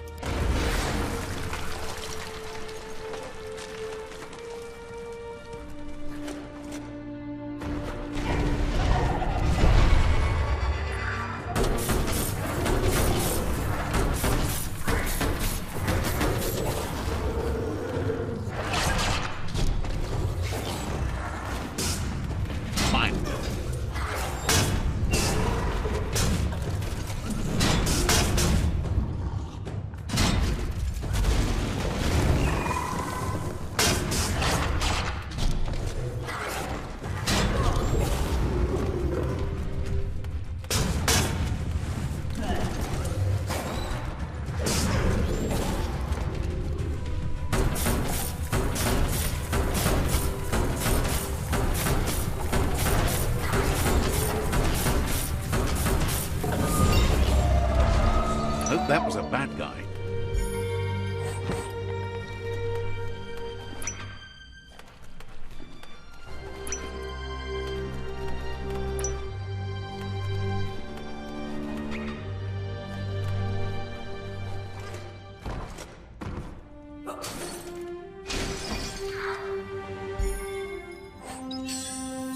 Just pull the trigger and hope for the best.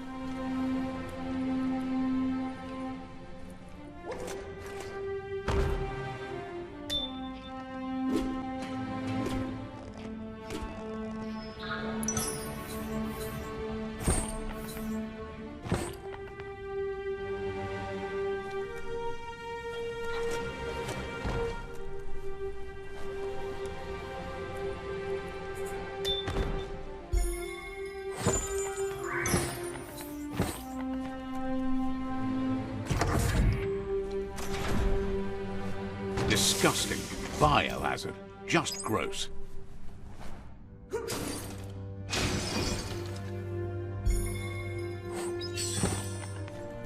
You need to line up the switches so they match. Just a few moves left. Make them count.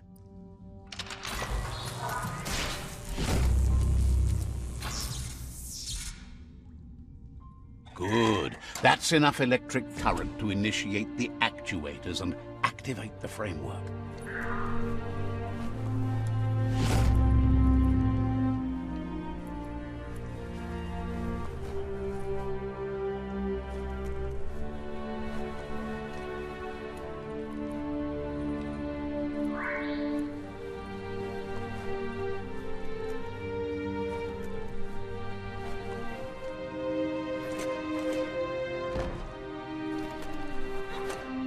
It's a fine ride.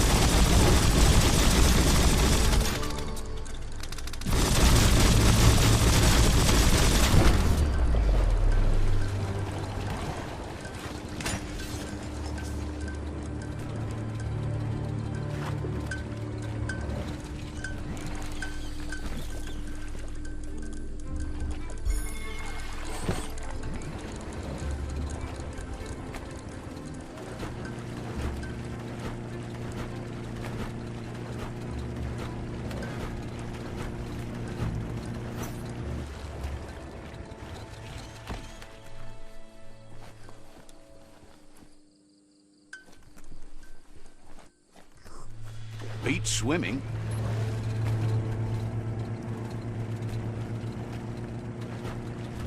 You're poking around PORKY, a prime village.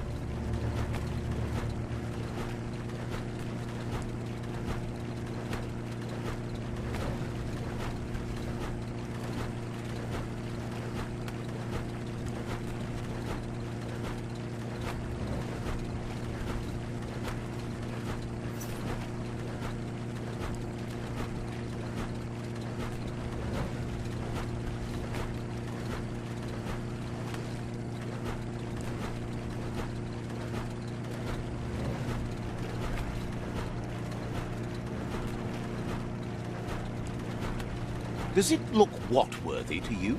Get off and slow down a bit.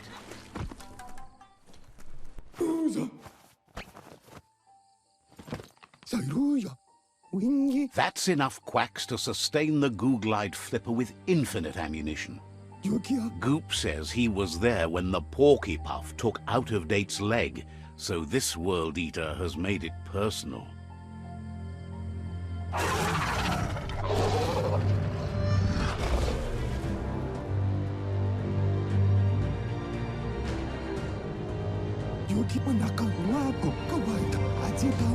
After that, Out-of-Date started using his head instead of his legs and came up with the plan on how to best make a stand against the World Eaters, and it wasn't by foot.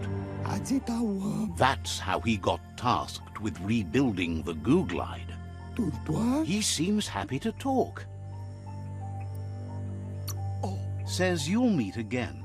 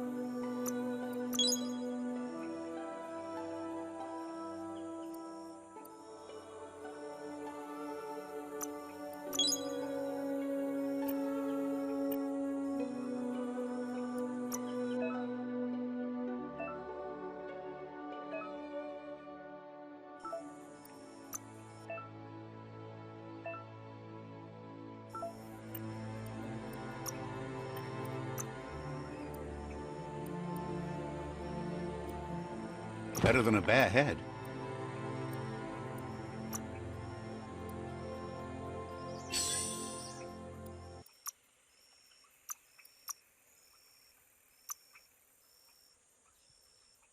Now that's what I call a blade.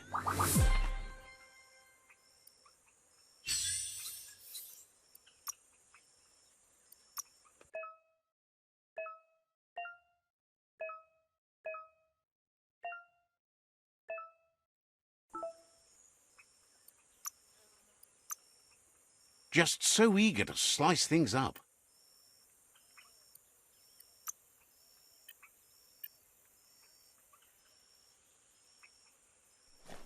Let's see.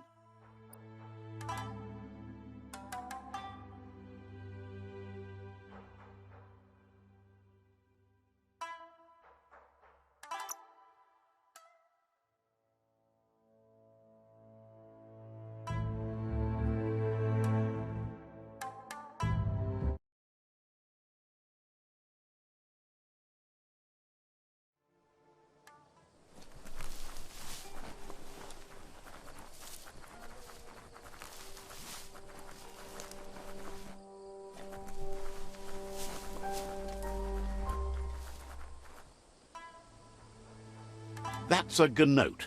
Easy prey for LUPIN. For everyone else, they're a perfect mount and easily tamed if they are kept fed. A pit bush that's nom-nom for the gnotes.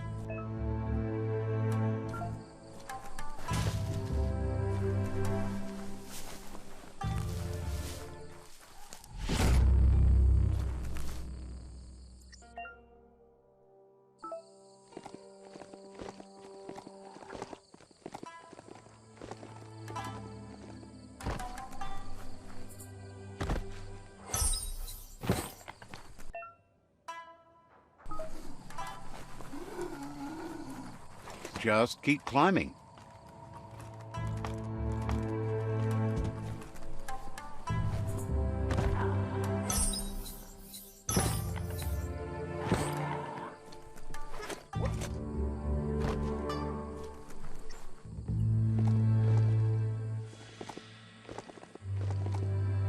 This thing has a mind of its own.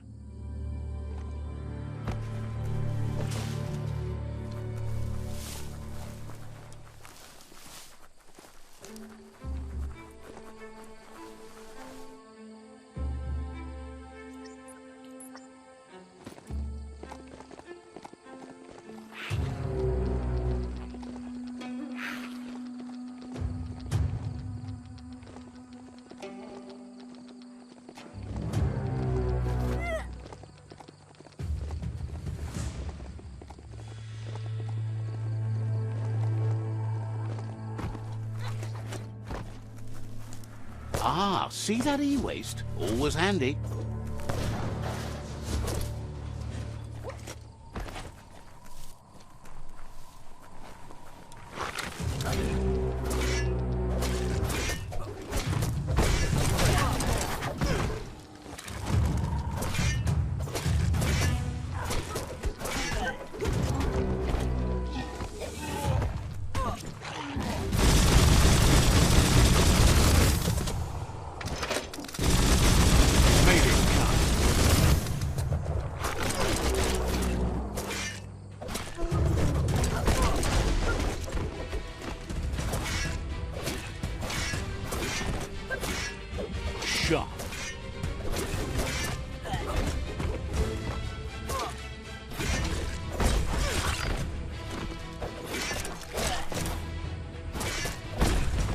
Slash.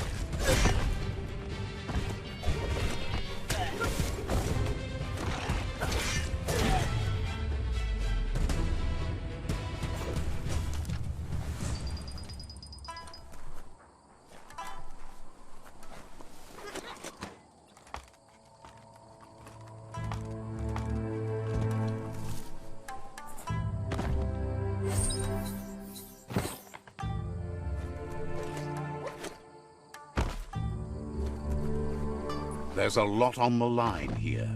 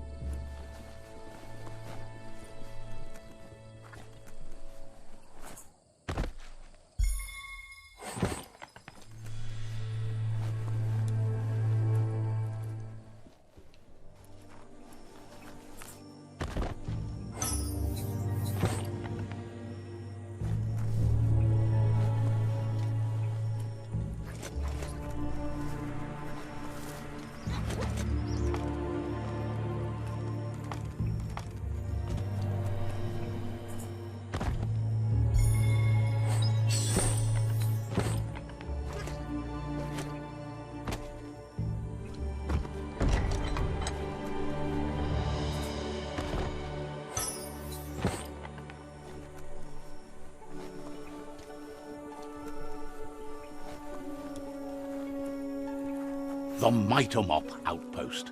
The Myriad tribe meditated here long ago. Let's see.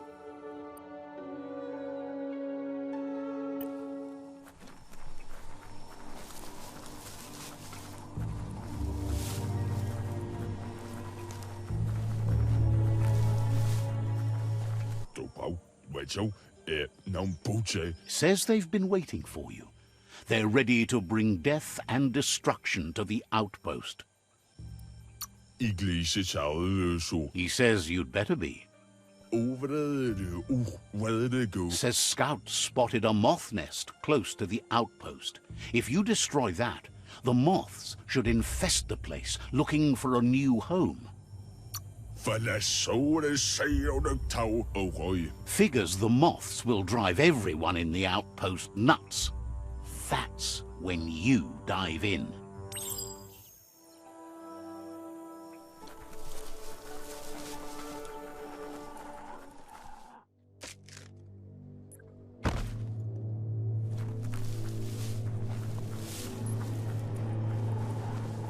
That's the moth nest, over there. Be on the watch for a way out. Just get to it and destroy it.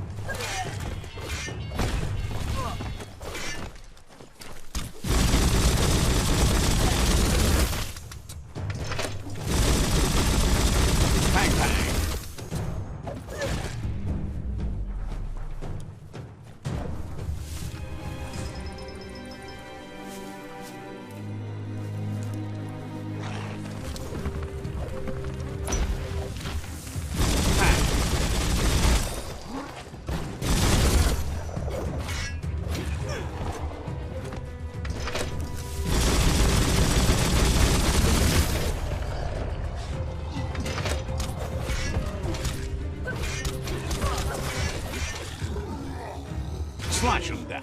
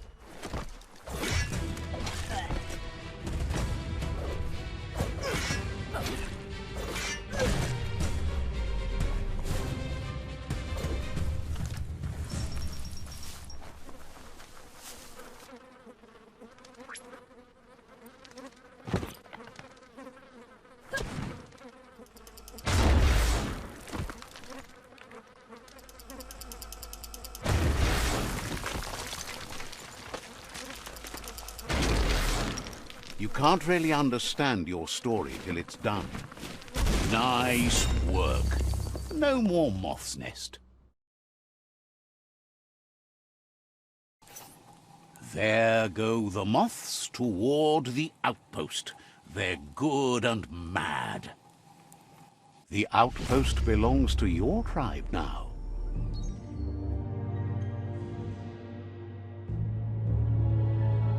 He says you made them weaker, but they won't give up. Your Sifu thanks you. Your tribe is growing stronger.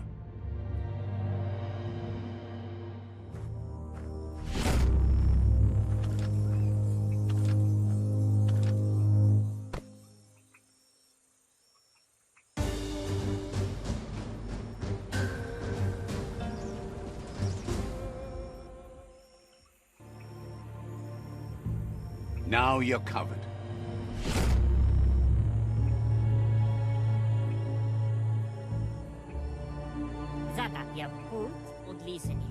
He says you did a great job capturing the rival's second outpost. You've earned the privilege of wearing the tribe's colors. Thinks you earned your way in with blood.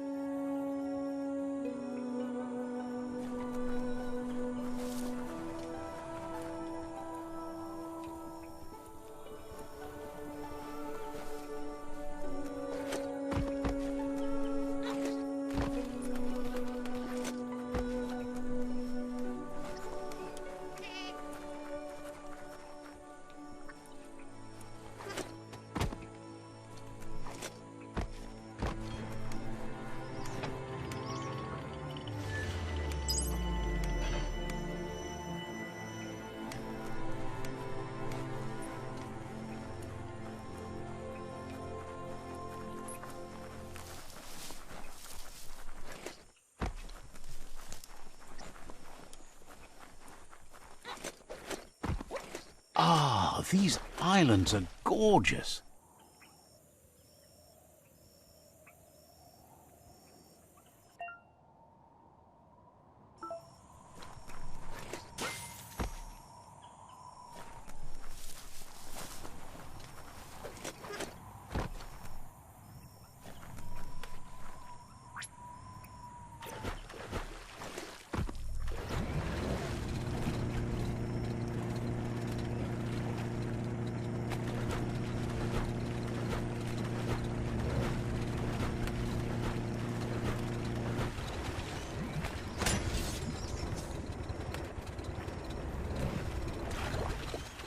And the open goo before you.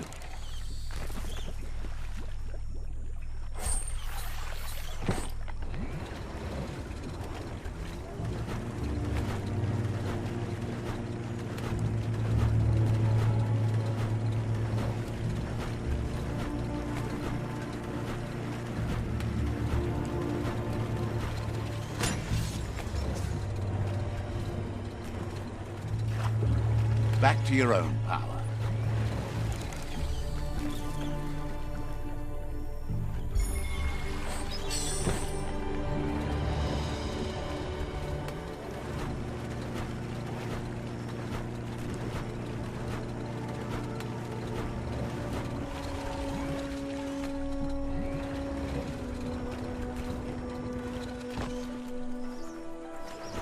Tread soft. That's a monster nest, if ever I've seen one.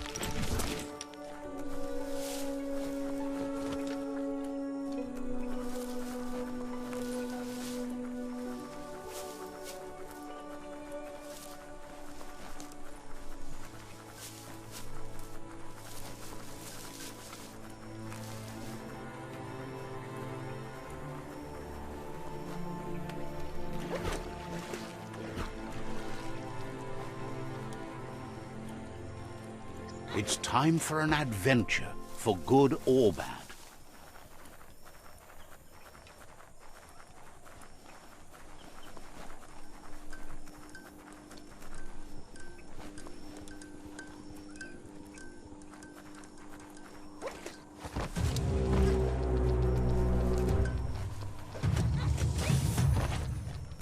The Domp outpost, shined up by the Myriad Prime.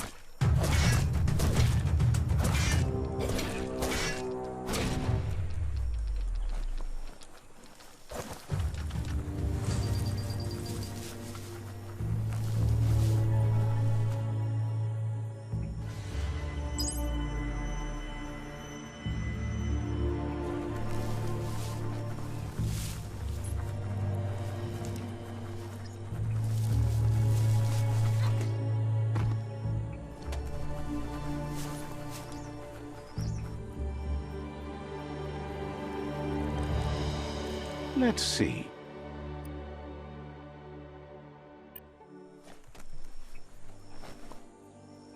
There's the Sovereign who runs this outpost.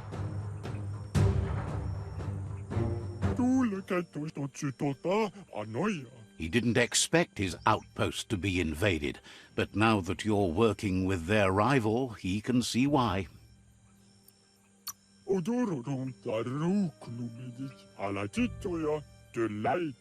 He'll fight if he must.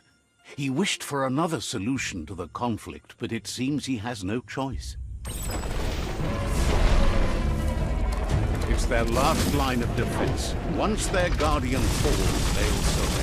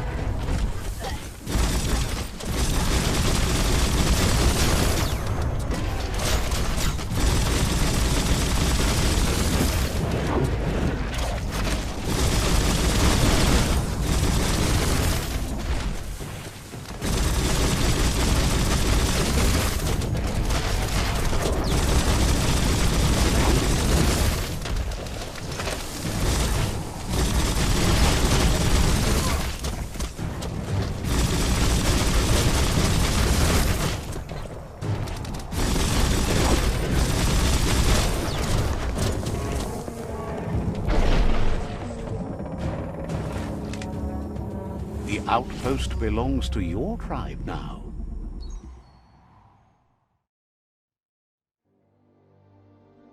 He says you made them weaker, but they won't give up. Your Sifu thanks you. Your tribe is growing stronger.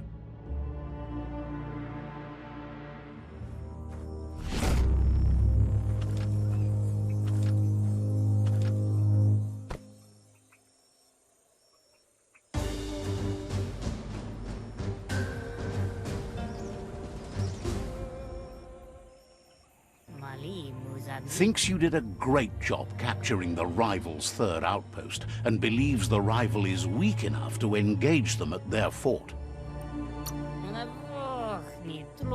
Hope you make that end as messy as you can.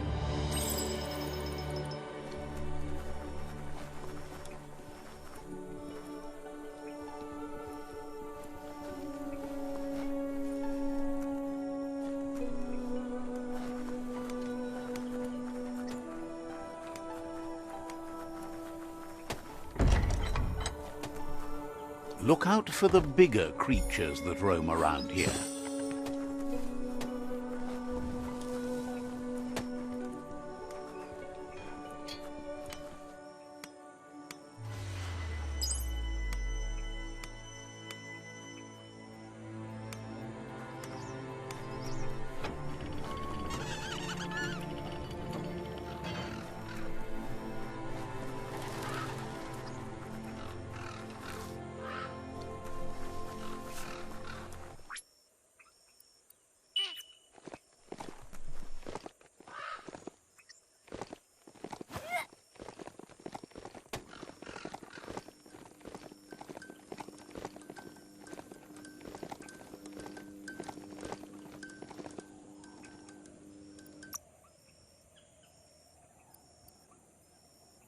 Even more facts in that big brain.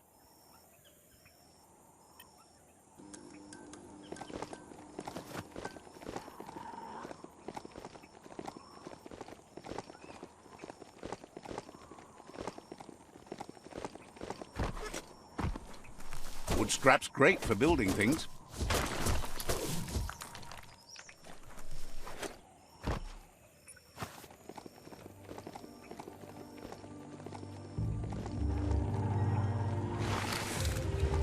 This is a quarrel spot. So many wars have been fought over this patch of dirt. Itchy trigger finger.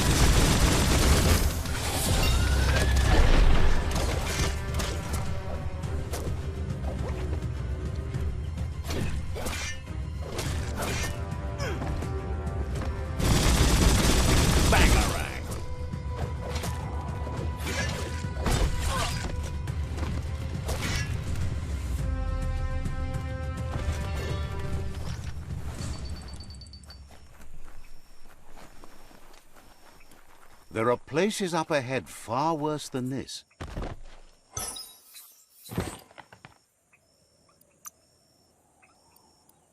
You got the moves.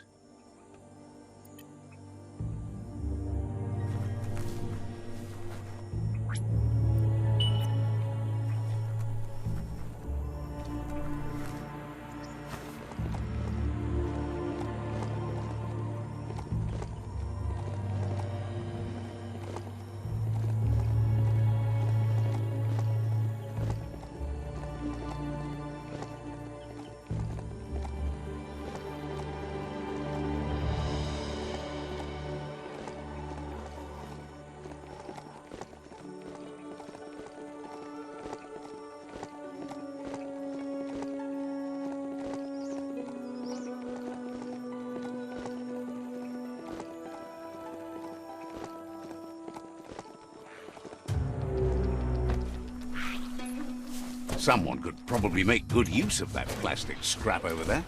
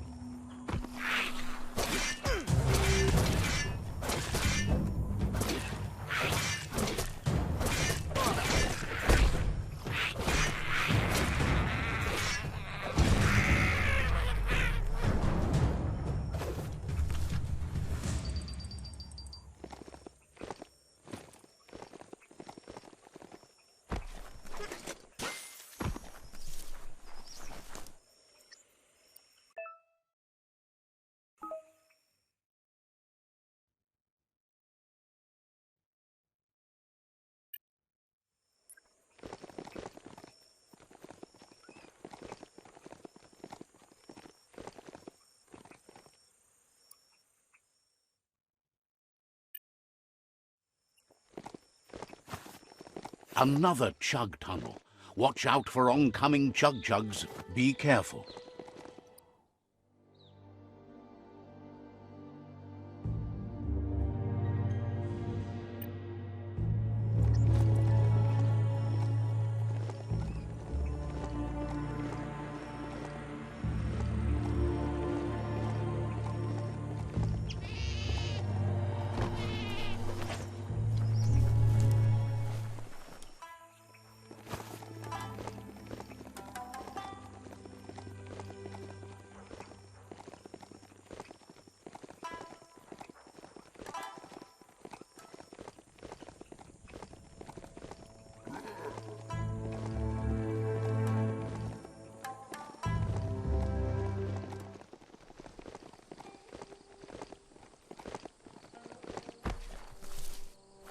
Let's see.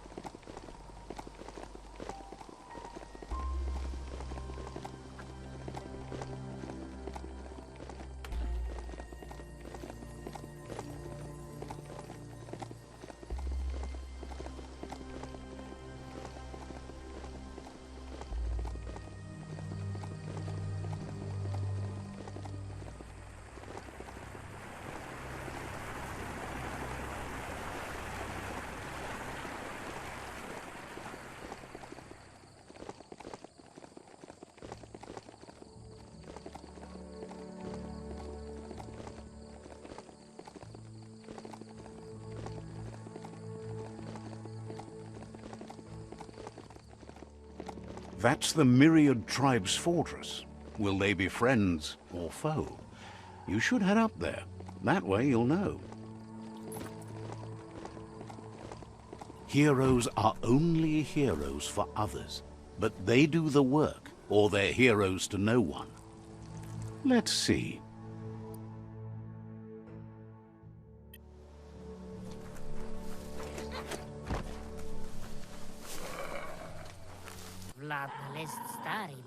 This is the tribe's last stand.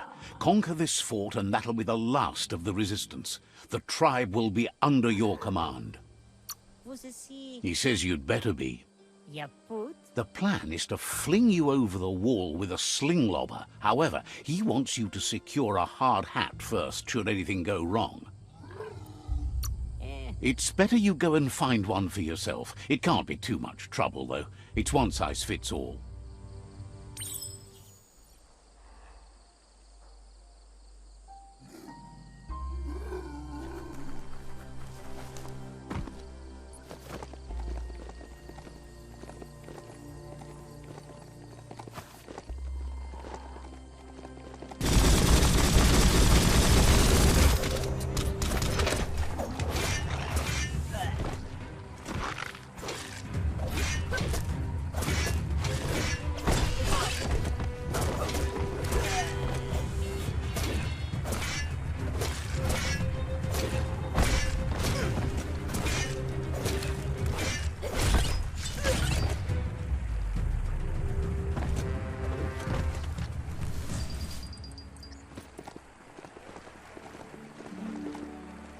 That's the Myriad Fort.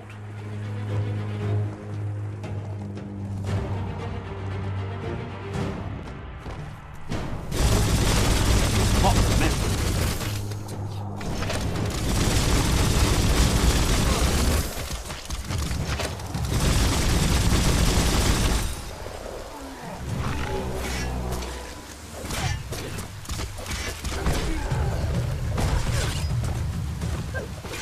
Chop it up.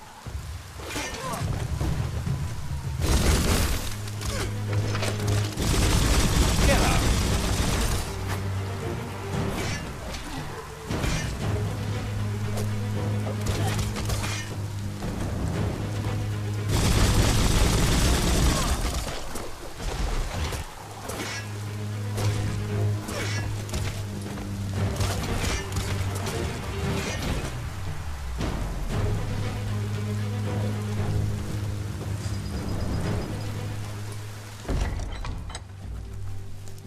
At least the rain doesn't burn too bad.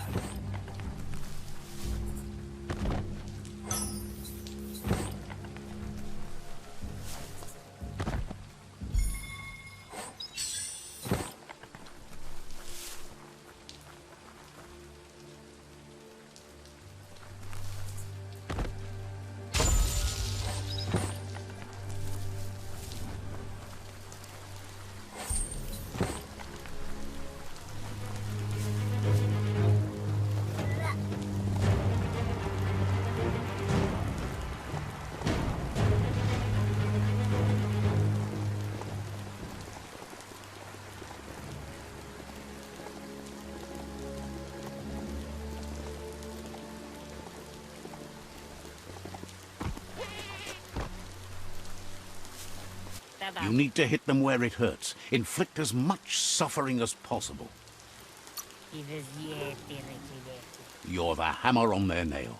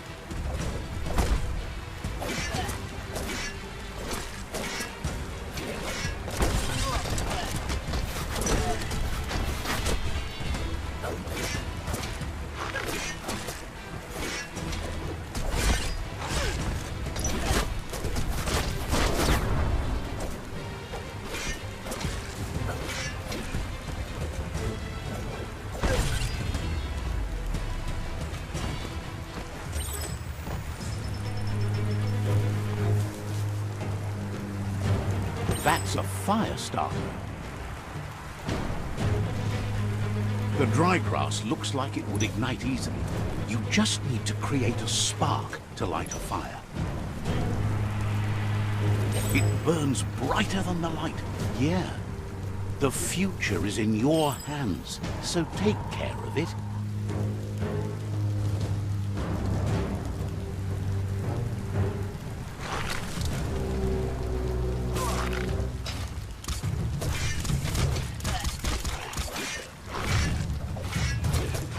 Not much left of that one.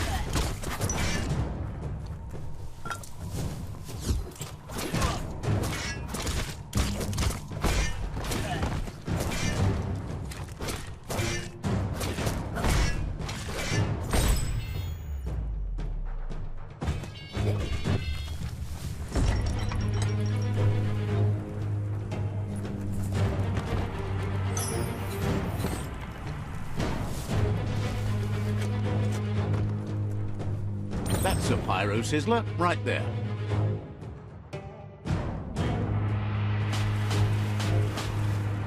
Nice crackle. Just get to work on it. Make it frizzle.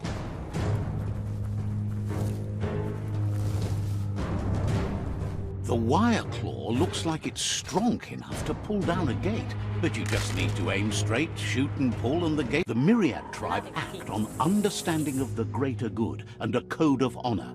They believe uniting the tribes is the only way to restore the peace. Anybody home? Sibi? Get a work.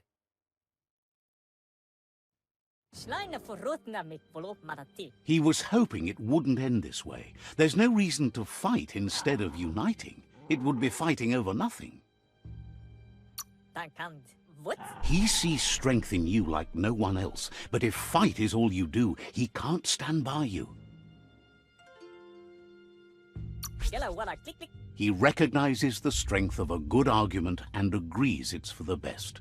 He'll give up the fort to you.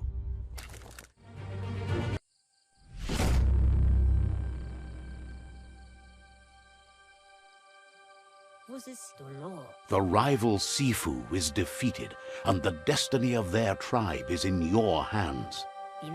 You are free to choose their fate, but not free from the consequences of your choice.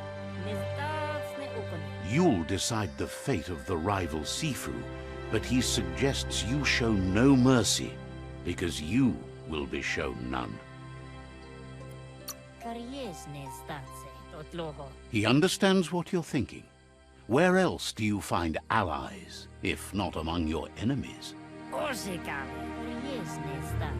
And with that, you're spinning your own fate, good or bad, never to be undone. Side by side they'll stand until order and stability is reinstituted.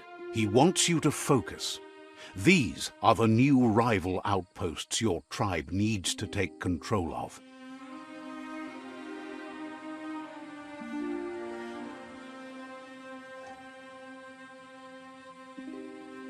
He says you'll regret not being on their side. The only way you'll learn their secrets, Wung Fu and the tribe weapon now, is if you defeat him. And that will never happen. Your Sifu is pleased. Your help sealed victory and the destiny of the rival tribe. But he's still eager to seal the fate of the world. It's just a matter of time before the tree will fall.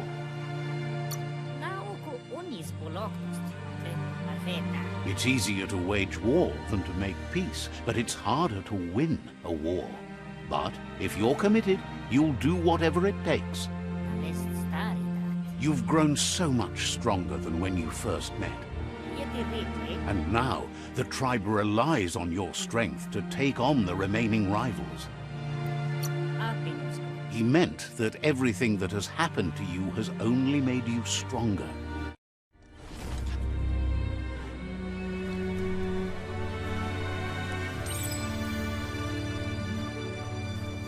It's the Myriad Boomerang.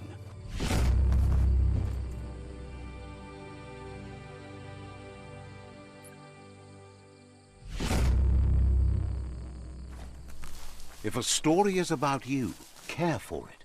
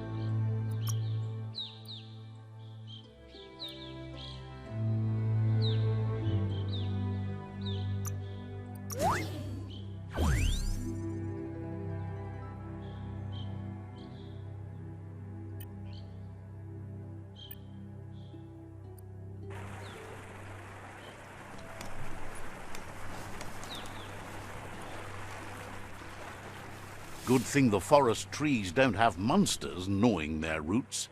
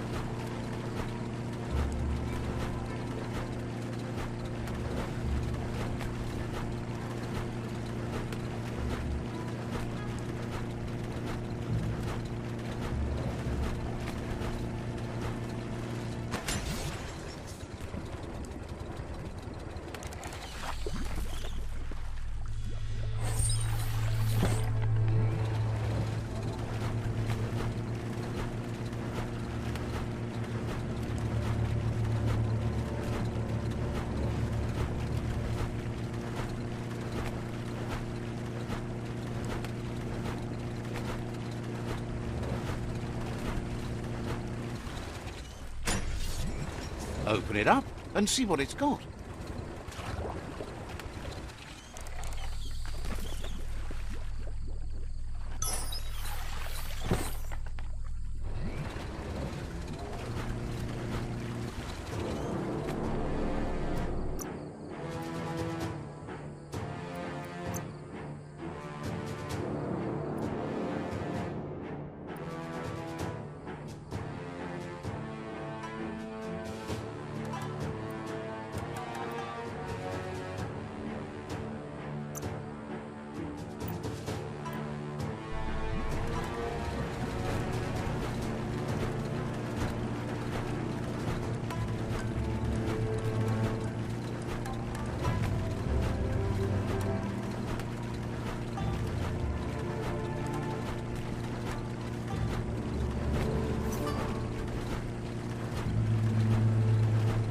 It's the Porky Puff nibbling bark. It took quite a liking to the crunchy stuff after munching down Out-of-Date's leg.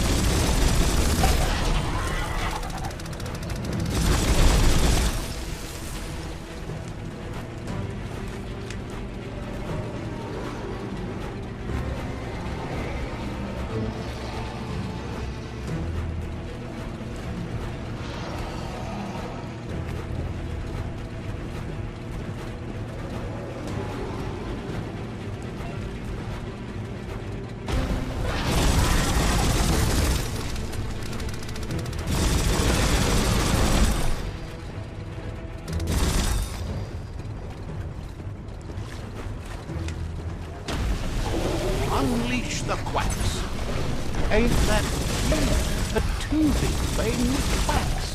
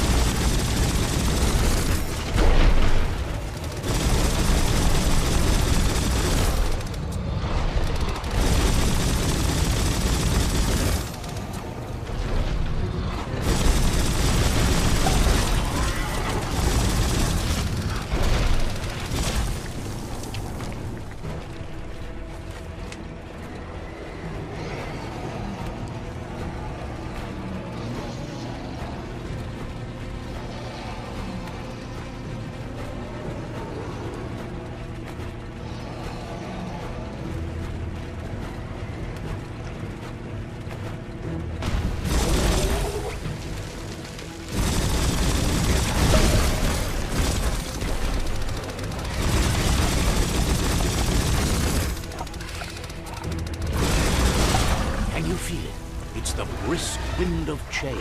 Don't let this opportunity slide.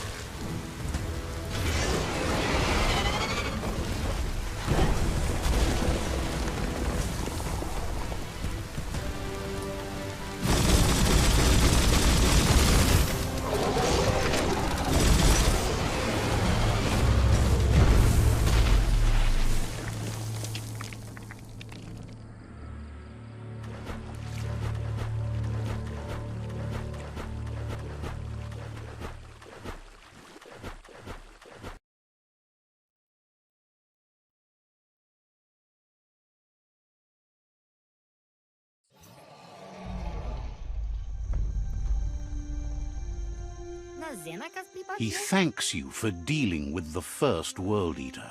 It's a start. You should go see Out of Date and find out what you can about the machine he's named the Ark. You're good-hearted enough, so you'll have no problem getting him to share the information with you. He trusts you know where to find Out of Date by now. He's always been at the foot of the tree, and that hasn't changed.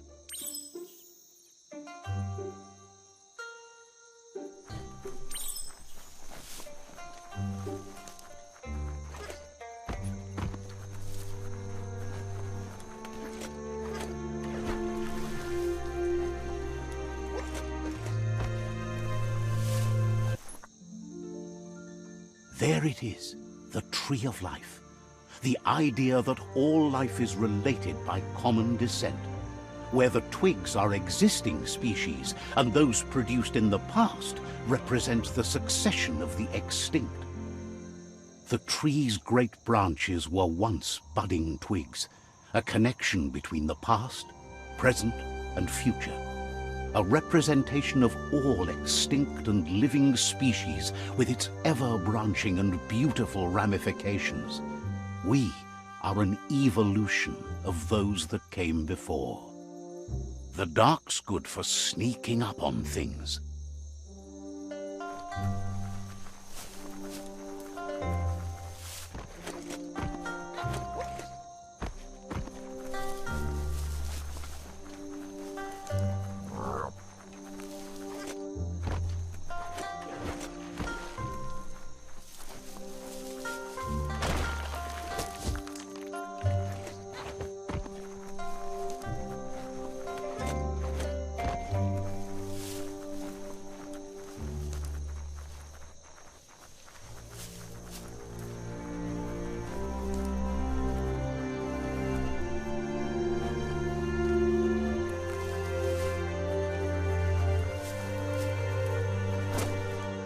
Never have too much scrap, plastic or otherwise.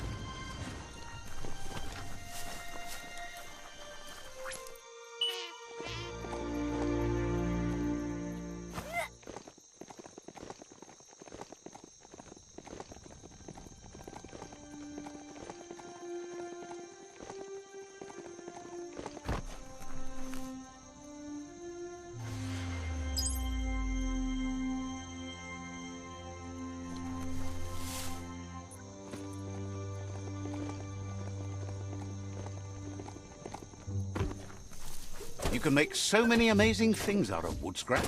Just what you were looking for.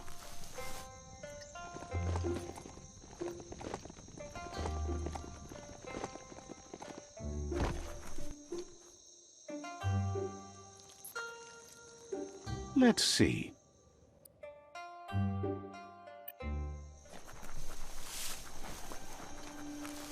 It's a place well hidden. It's just below the above.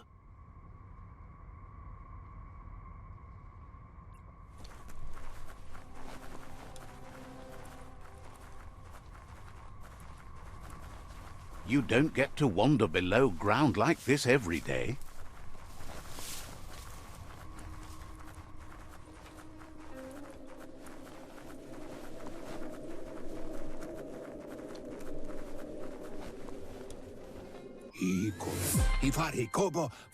Out of Date's impressed you made it this far, but there's still so much left to do.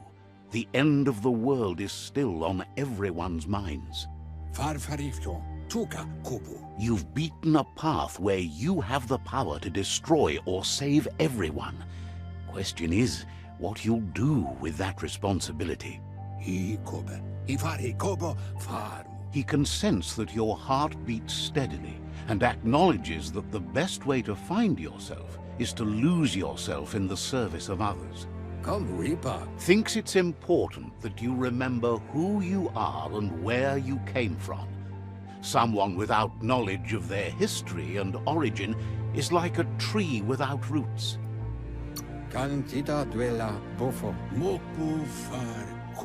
It's important to stay grounded. You share the same fate as the tree. Out of Date says there's a time for everything. And now there's no use thinking of the past, for it's gone. Think of the present, because that's where you are.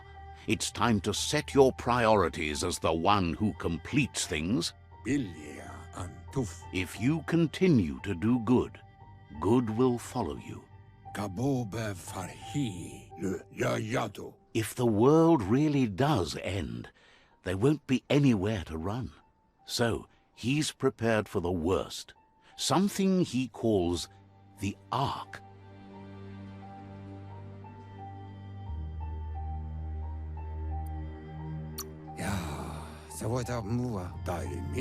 He hopes you're right. He gets that you mean the journey continues either way, but personally he wants the tree to survive. Out of Date says there's no clear record of the chain of events that changed the course of history and brought the world to its knees.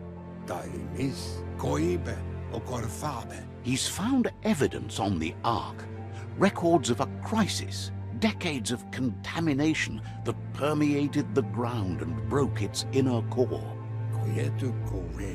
The contamination disrupted what we now know as Ki energy, the life force that runs through all things, living and inanimate.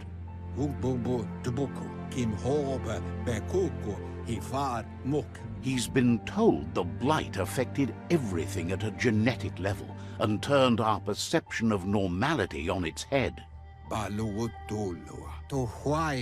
It was only those that changed that avoided extinction, proving that the possibility for survival and renewal was real.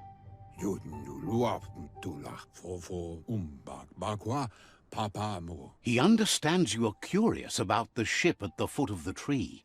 He says it surfaced when the oil broke through the ground. The Ark predates the back-in days, and now, after years of study of the manuals he found inside, he believes he's figured the ship out. The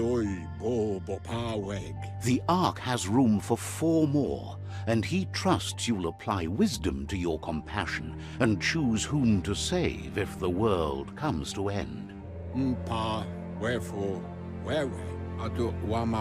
He'll keep the seats open, and you are free to invite up to 4 others to join you in the Ark in the event of a cataclysm.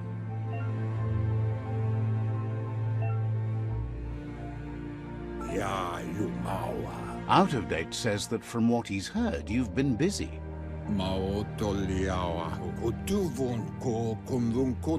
He says he appreciates what you've done so far, but unfortunately he's got urgent news from his friend Gizmo in the West. Out of Date says that even though he's unsure about your intentions, he hopes you'll support Gizmo.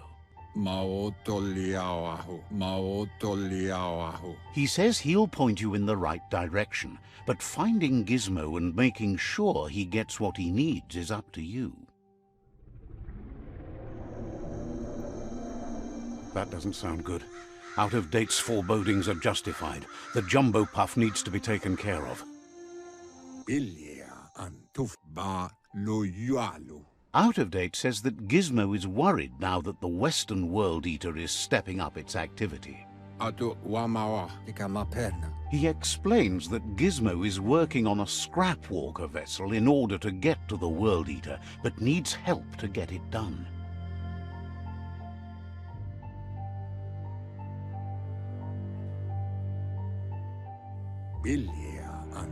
Out of Date suggests that you should head west as fast as possible and see what you can do to help. He wonders what's on your mind. Has plenty to do, so no worries.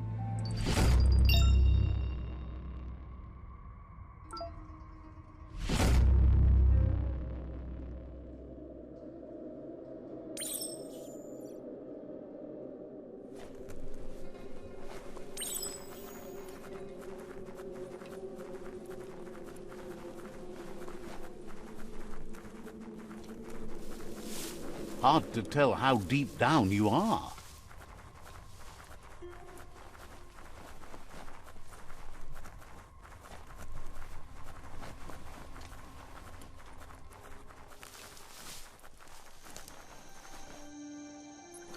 Let's see.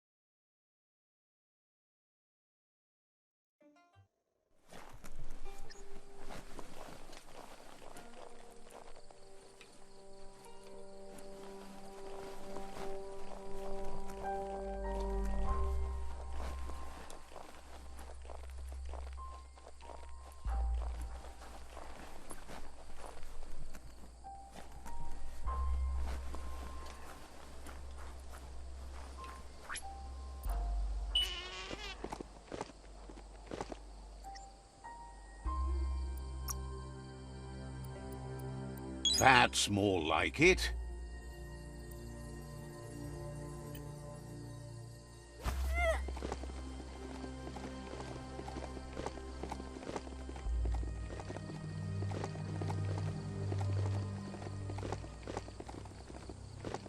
You found the whereabouts, the deepest, darkest forest in the land, sometimes hard to see for all the trees.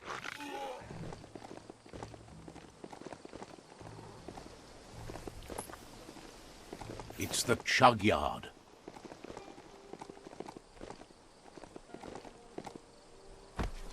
Couldn't just be open, eh?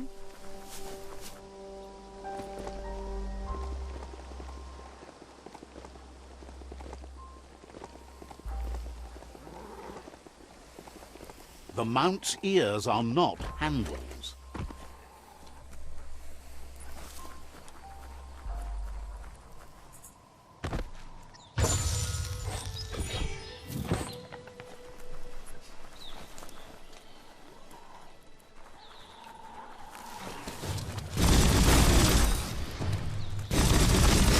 Always scavenging for scrap, and the yard has plenty to go around.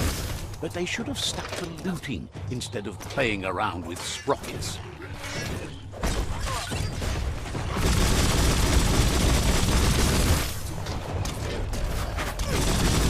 Bullets everywhere. That's going to leave a mark.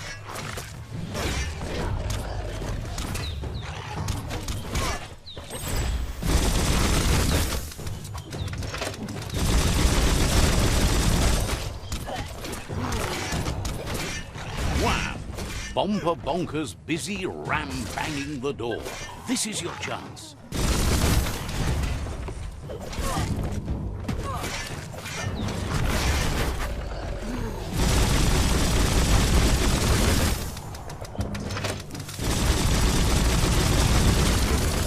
Kaboom!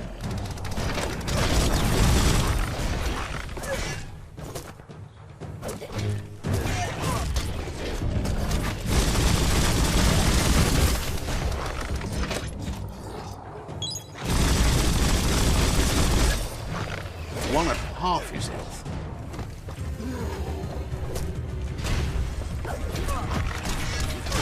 Cutting edge.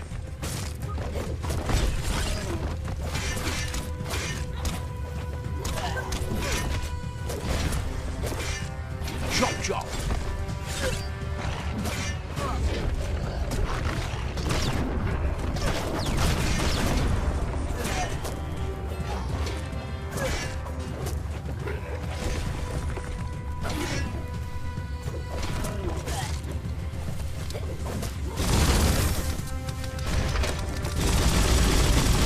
Itchy trigger finger. Quick.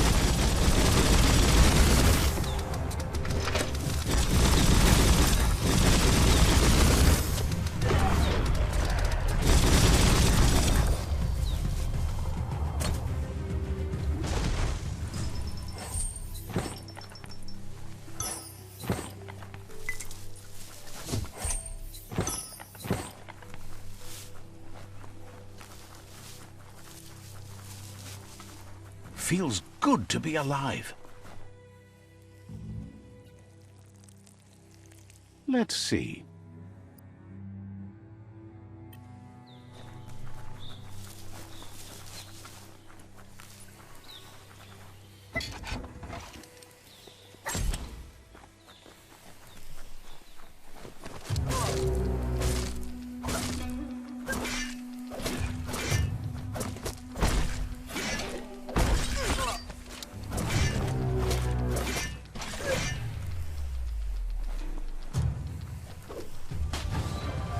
That one had it coming. Yes, you can do anything. The sky's the limit. Now, let's take this back to Earth. Wow, you really took that all the way down to the end. In flames.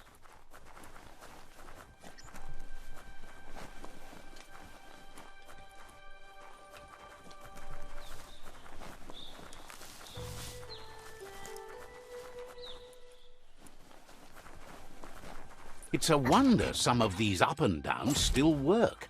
Guess they built machines better in the past.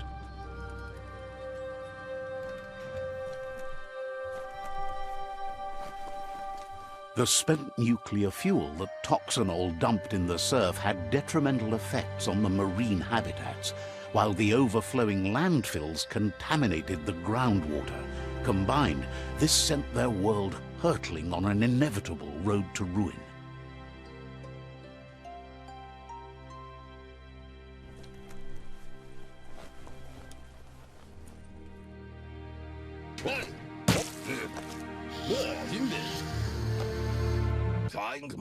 I need to brush up on my Wando, but I have a feeling he believes it was you that caused the bang at the yard. Oh, and he says he knows you.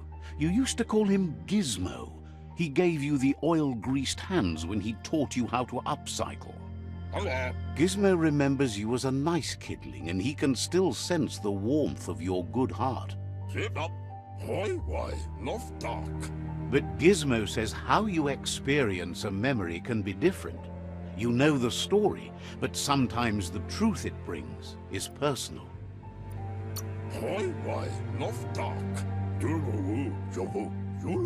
It carries so much hate, and its insatiable hunger has only increased over the years since it claimed revenge on your parents. Gizmo says he also has re-memories from the long gone, but unlike you, he doesn't think of the past, for it's gone. He understands history made LUPIN a big part of your past, your present, and soon, your future. You still believe there's some good in everyone. You still have hope for tomorrow.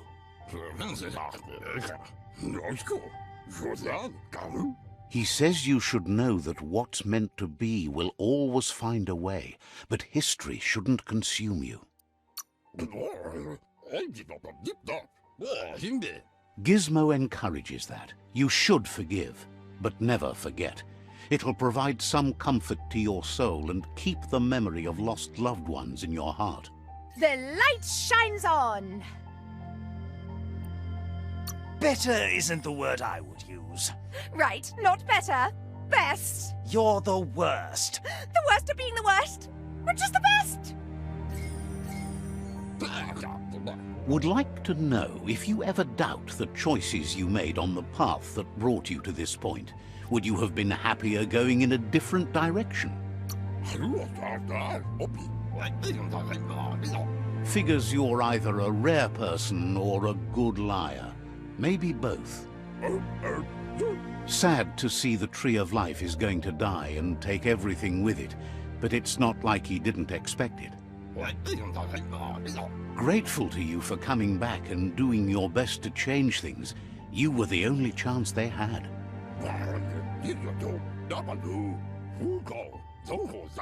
Wonders if you liked working with the Jagni. They always hunker down in their homes, gathering their things around them.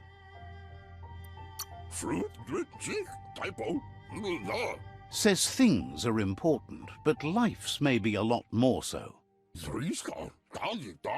But that's not important now. Gizmo says it's taken a long time to bring the past up to the present, and where you go from here is up to you. You need to set the past aside, at least for now. He can't leave the underyard as he has no protection against the vacuum in the dead zone, so you need to salvage scrap to upcycle the Mekton, starting with the old crate outside. You should return when you've retrieved the scrap. There's no time to waste if you want to make the Mekton strong enough to fight the Jumbo Puff.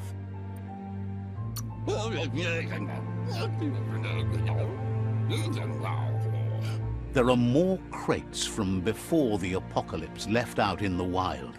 Easy to find if you keep an eye out. You should be able to gather enough scrap to upgrade the Mekton from them.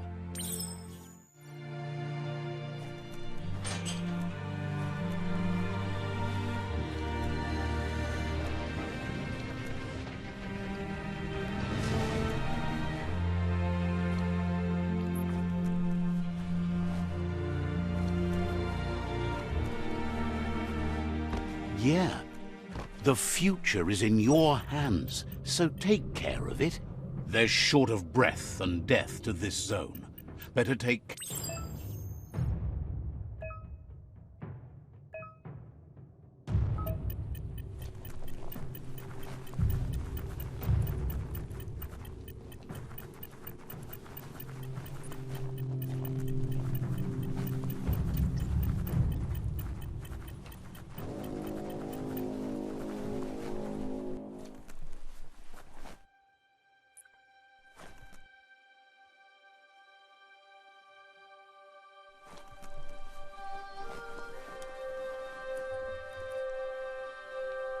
That's more than stuck.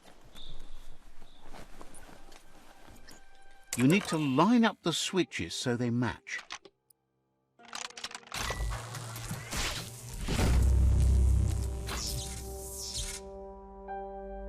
Good. That's enough electric current to initiate the actuators and activate the framework.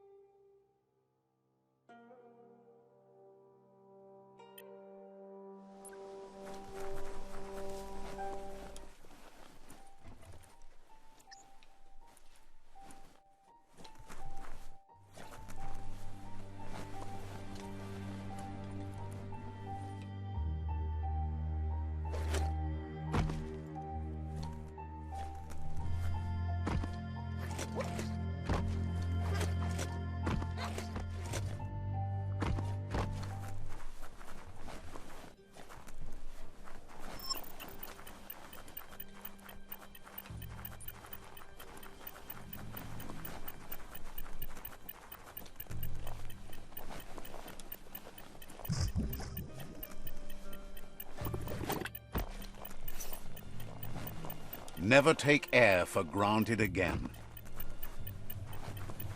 That's the leftover you're looking for.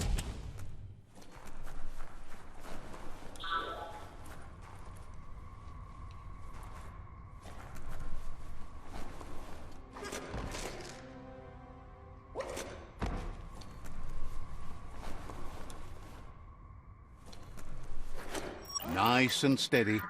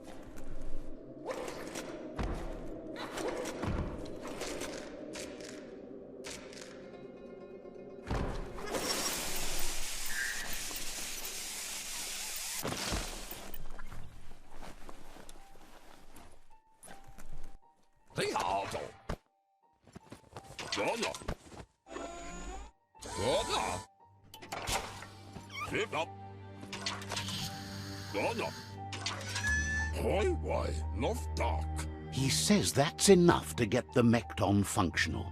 You'll have an engine, a fuel soaker, a gun, and a gathering net, but no armor, nor enough oxygen supply.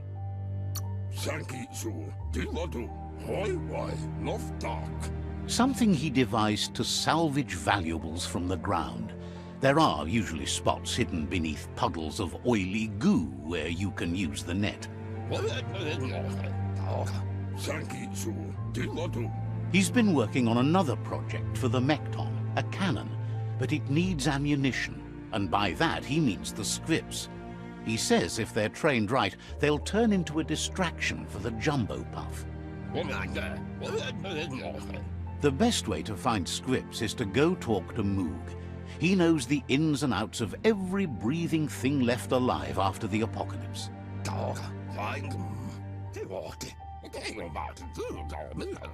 Unfortunately, this means you'll have to venture farther out into the dead zone than Moog's camp on the steep depot. Once you find Moog, he'll be able to give you directions to where you'll find scripts. He noticed the jumbo puff has a short attention span, so the script should distract it long enough for you to inflict some damage.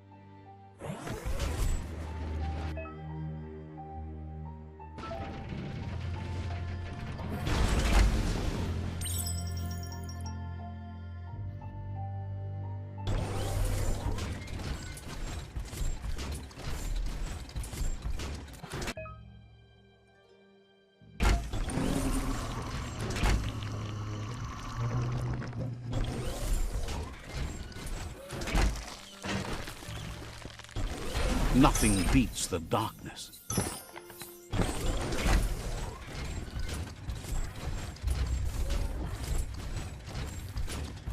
The Grease Monkey's Mekton is built sturdy, just like himself. Can you imagine how this place used to look before the dead oil flood?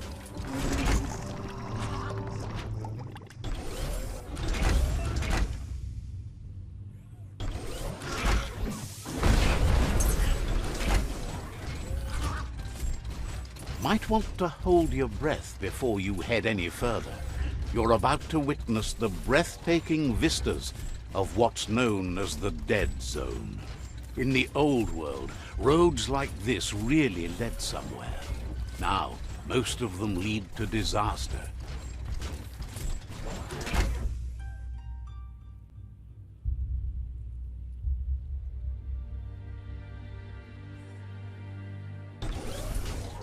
Hear that? It's called quiet. That over there is Steepo Depot, the cliffside that Moog hangs on to.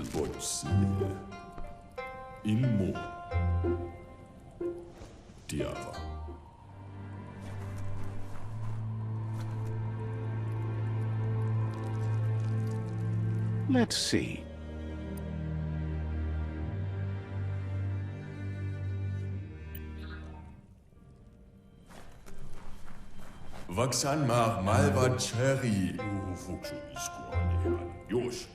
This one's impressed to see you out here. He figured you'd be dead by now. Not many are as tough and clever as you must be. Says a monster hunter hears many things on the wind. Moog says that all your power doesn't do you a bit of good if you're not willing to pull the trigger when the time comes. Choosing what to kill and what to spare are the most important decisions you'll make.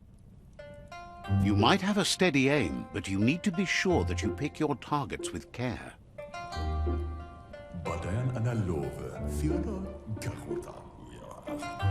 It's hard to make those life or death decisions for others, but someone's got to do it. Otherwise, they'll do it themselves, and you know they'll miss. When it comes to monsters, he mostly picks who dies. Worries that when the world dies, there won't be any monsters left. What will he shoot then? Wonders why you work so hard to keep things alive. Bullets help thin the herd instead. Approves of you working with the Jagni. They have the hunting spirits of a flock of hawks.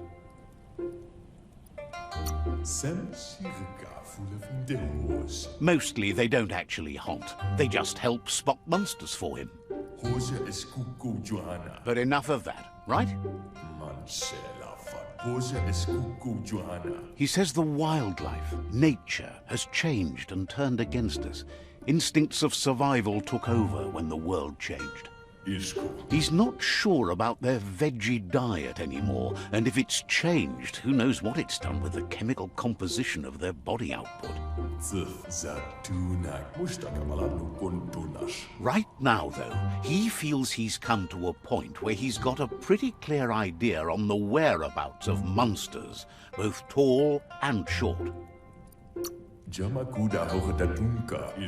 Thinks that it all hangs on the Tree of Life. When it started to fail, everything changed. Moog says you must learn to walk before you can run. It takes practice before you can call yourself a monster hunter. Fortunately for you, he can help. He understands you need to start off with something small before you go big. There's no better place to start than a squip cave. Hunting down a couple of these little critters for yourself should keep you on your toes. Says it's not far at all. Fortunately for you, the squips seem to have acclimatized themselves to the otherwise uninhabitable dead zone.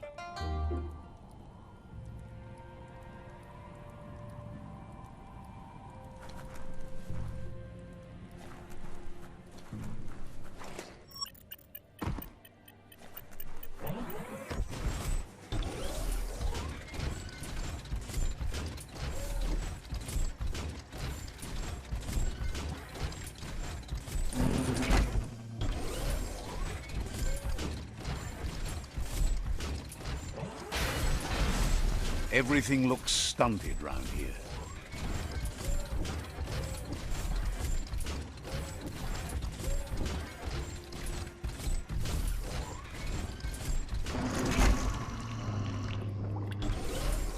Wait, it's the squip hole-up. Place is just filled with critters. Head on.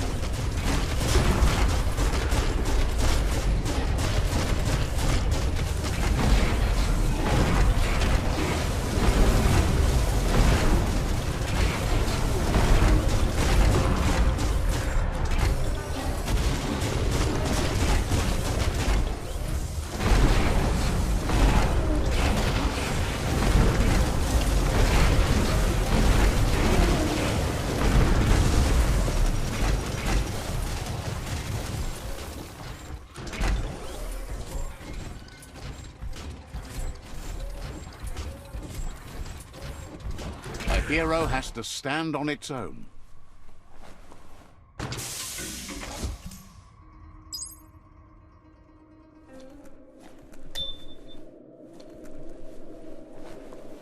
Nothing's simple.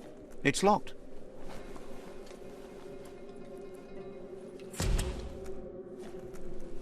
Once the volatilization from the nuclear waste evaporated, a volatile gas rose through the soil and infested structures, even Toxanol's own buildings. So, in a way, they caused their own death.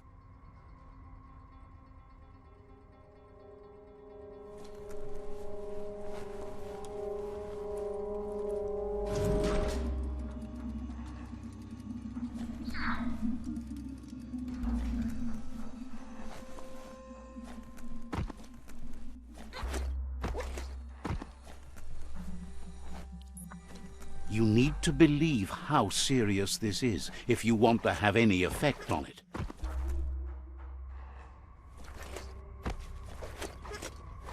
Oh, idea. Go knock the lid off that sludge truck. It'll fill the place up and you can get up to that entrance there.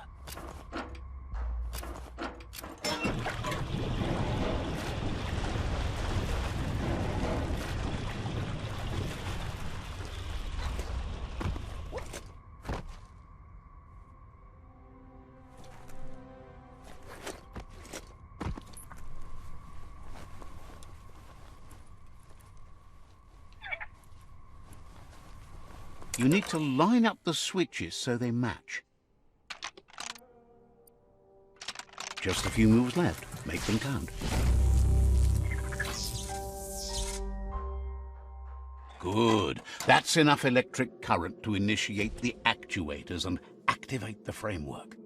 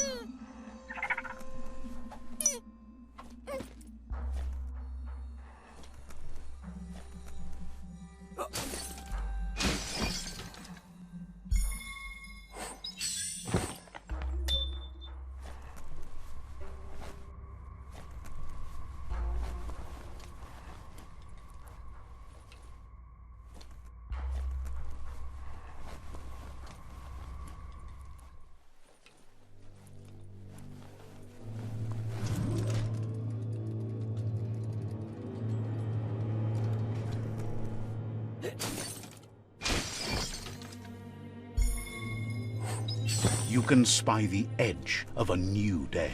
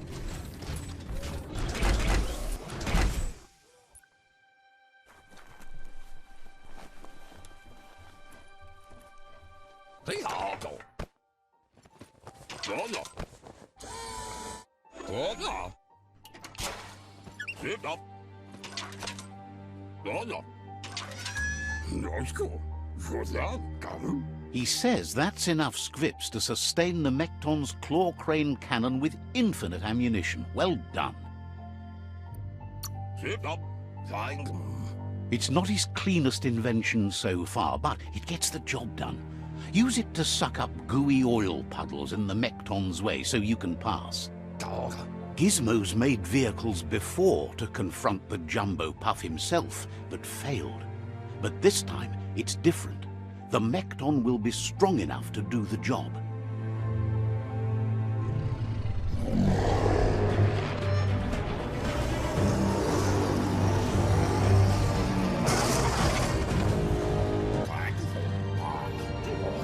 It's time to put a stop to the World Eater now. Otherwise, he fears the damage it's caused to the tree already will be too much to handle. He asks you to not even think about taking on the Jumbo Puff on foot. You'll need the Mekton to do the job. Take his word for it. There's time to improve the Mekton before you confront him. He's sure you remember enough of what he taught you about upcycling to fit some skronky gear to the Mekton on your own. Gizmo wants to help if he can. Seems surprised you have to go.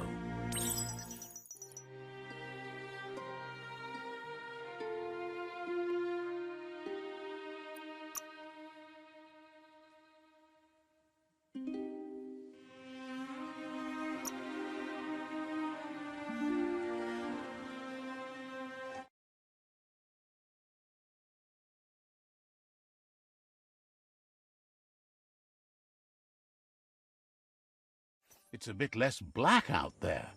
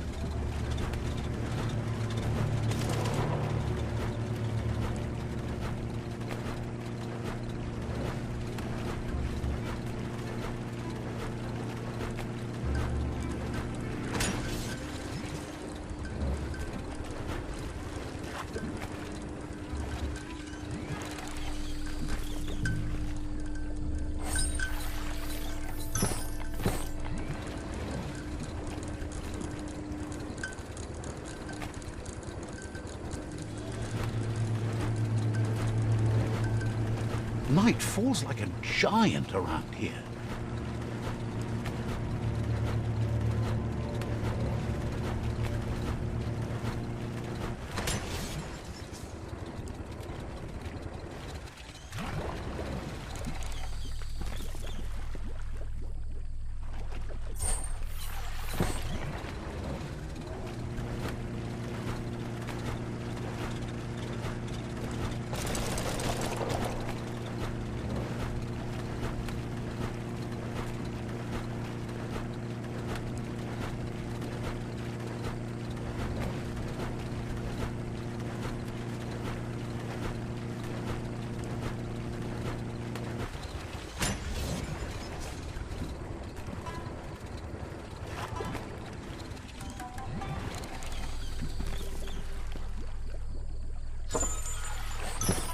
Looks valuable.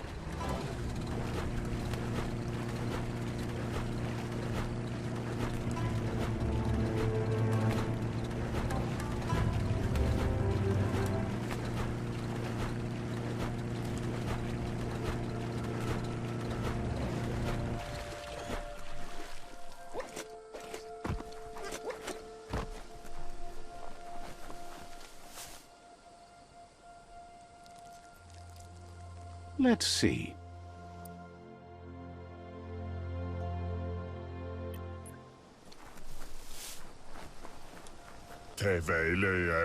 Says you need to hit them where it hurts, inflict as much suffering as possible, and make it clear your tribe is a terror to their existence.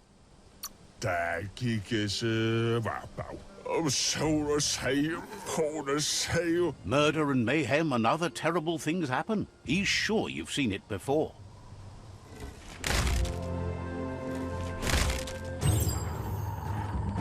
Here's the first line of defense.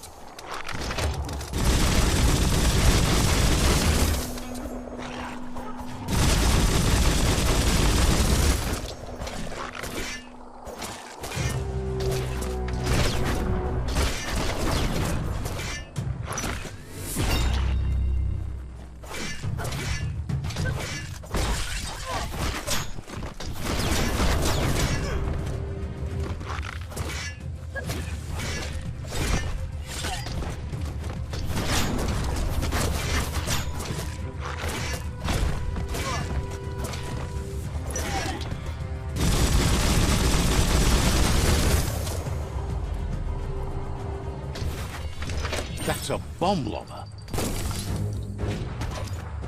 That hit the spot, wrecked it.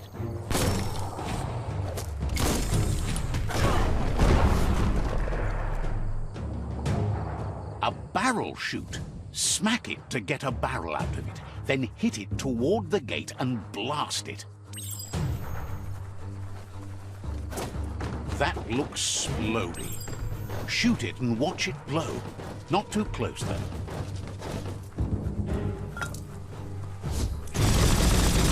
Kaboom! You're in. Keep going.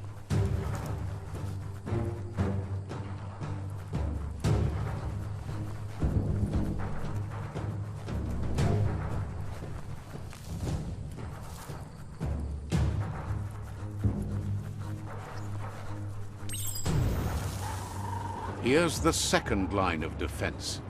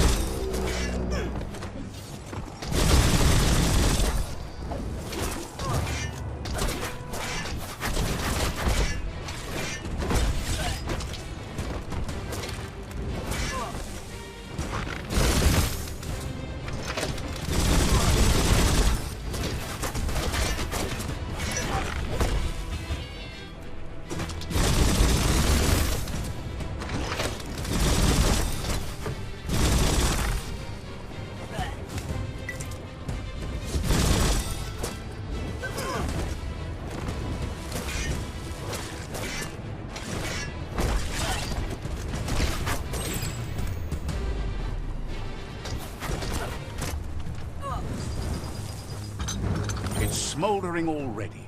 Give it a good smack.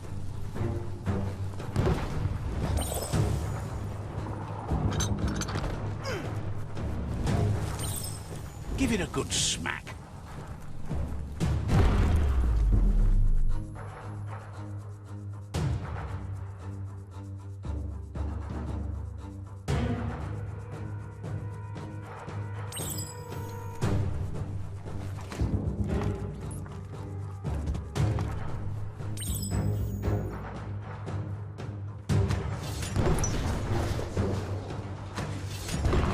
Almost there.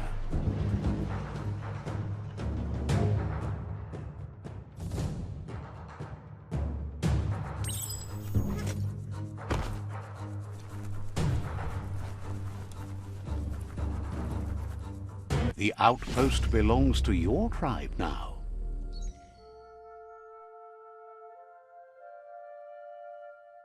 He says you made them weaker, but they won't give up. Your Sifu thanks you. Your tribe is growing stronger.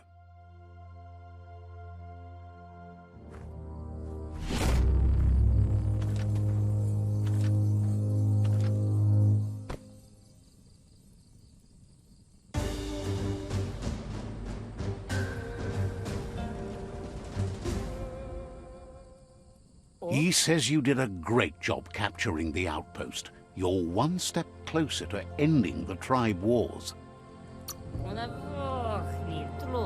Figure you'll know when you're on a roll.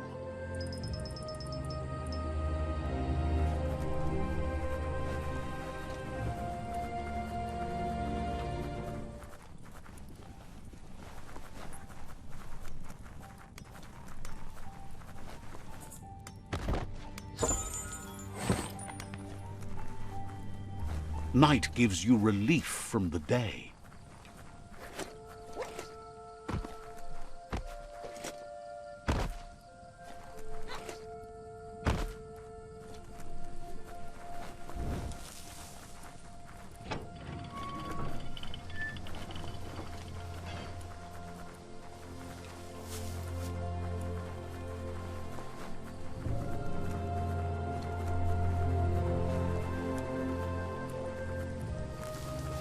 There's something there. Skronkers.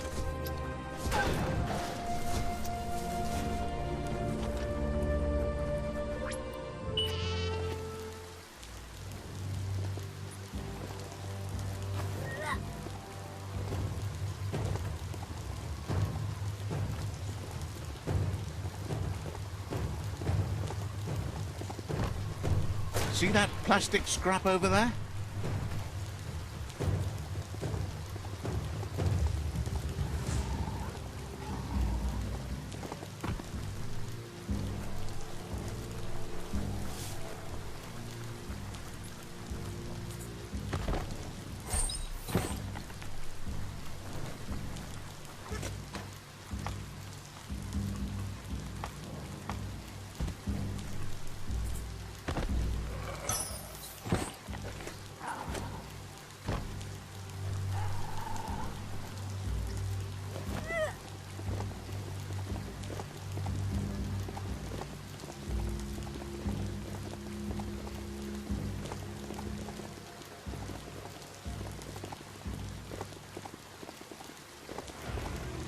This region is known as the Canuckstonies. You can't find a harder place in the world.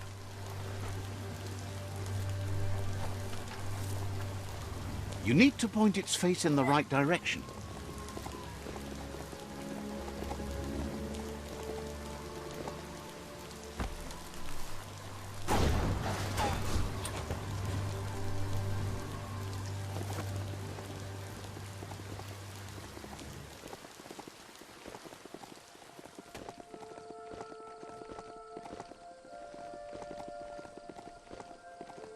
You found a crossway.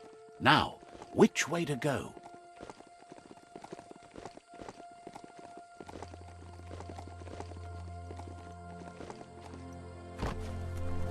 The Quirk-Quab outpost.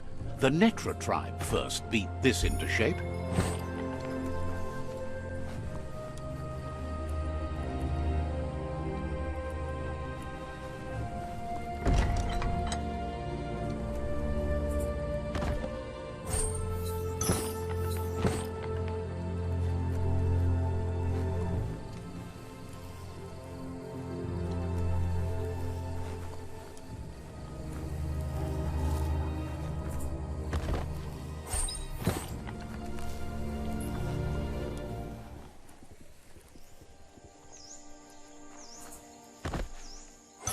That's not too bad.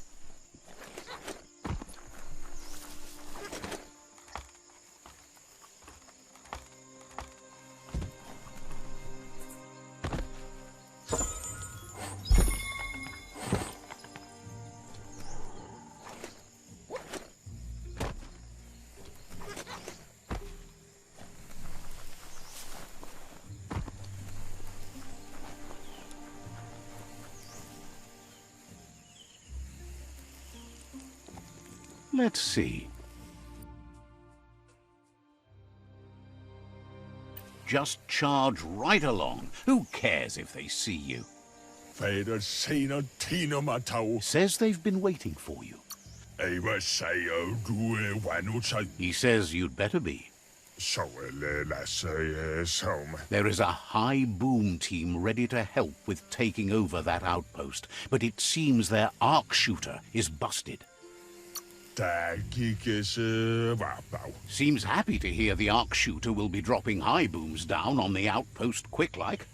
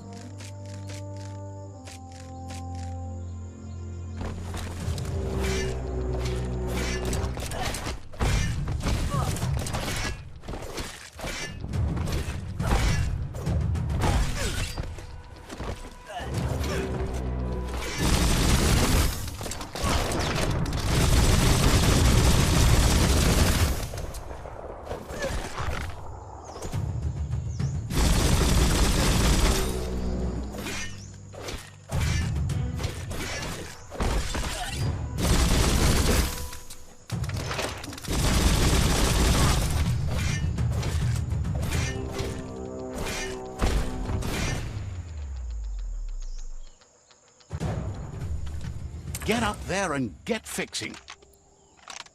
Just a few moves left. Make them count.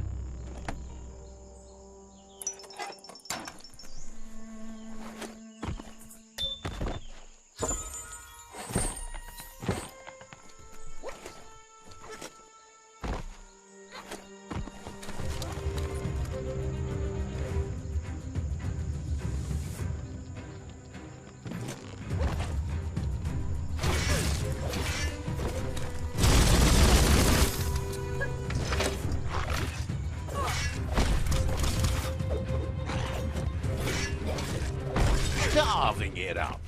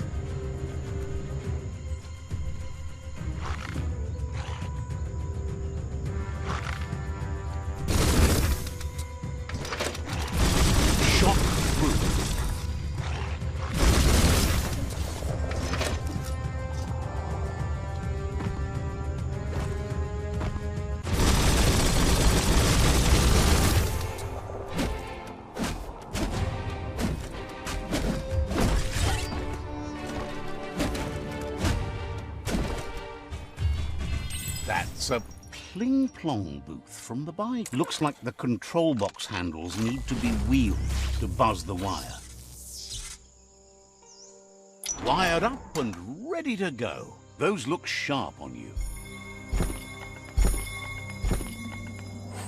Not really mainstream, but okay then. There's a lot on the line here.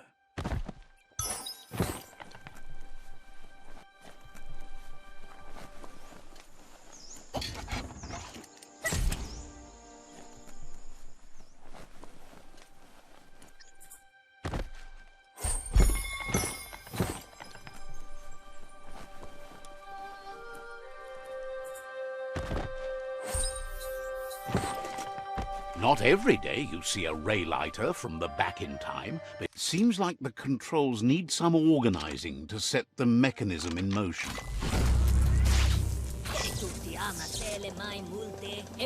Excellent. That's illuminating.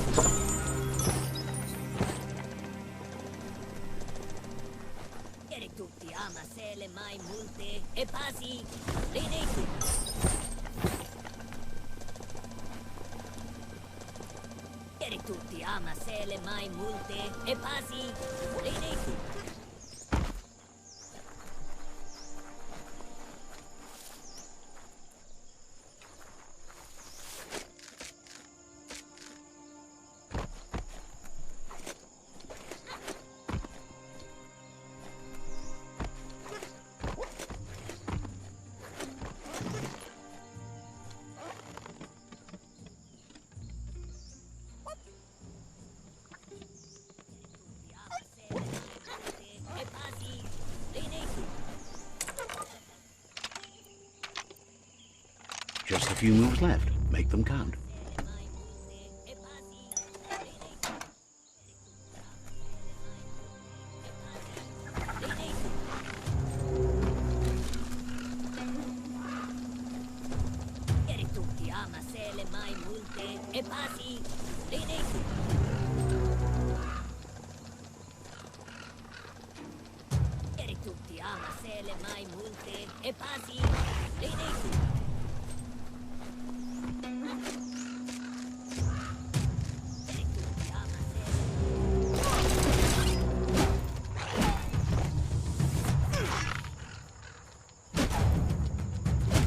Now that's a flesh wound.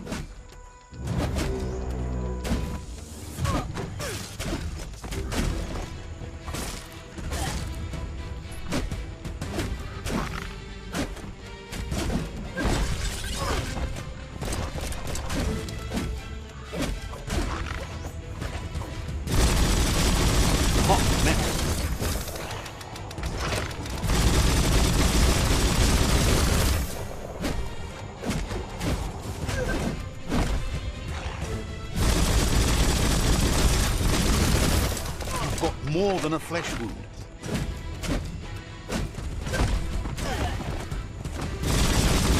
Cracker tooth.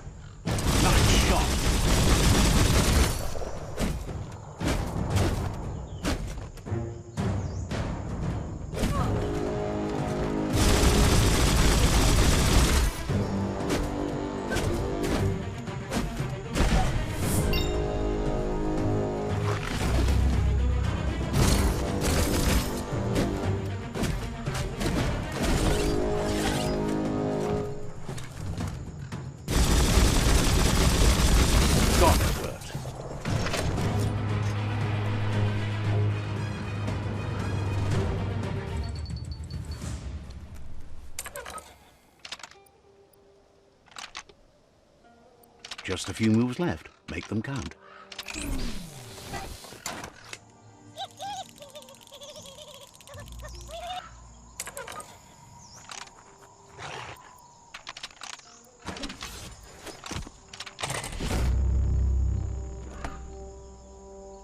All fixed up. The arc shooters are already gearing up the high booms. Hope their aimers are fixed too. The outpost belongs to your tribe now.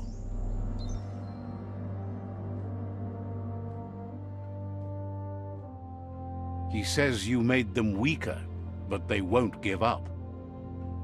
Your Sifu thanks you. Your tribe is growing stronger.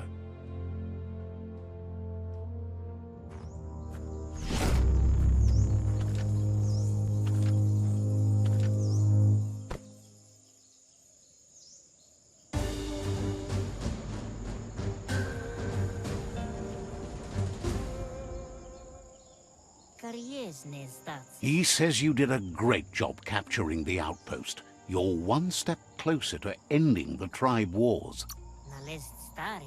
Figure you'll know when you're on a roll.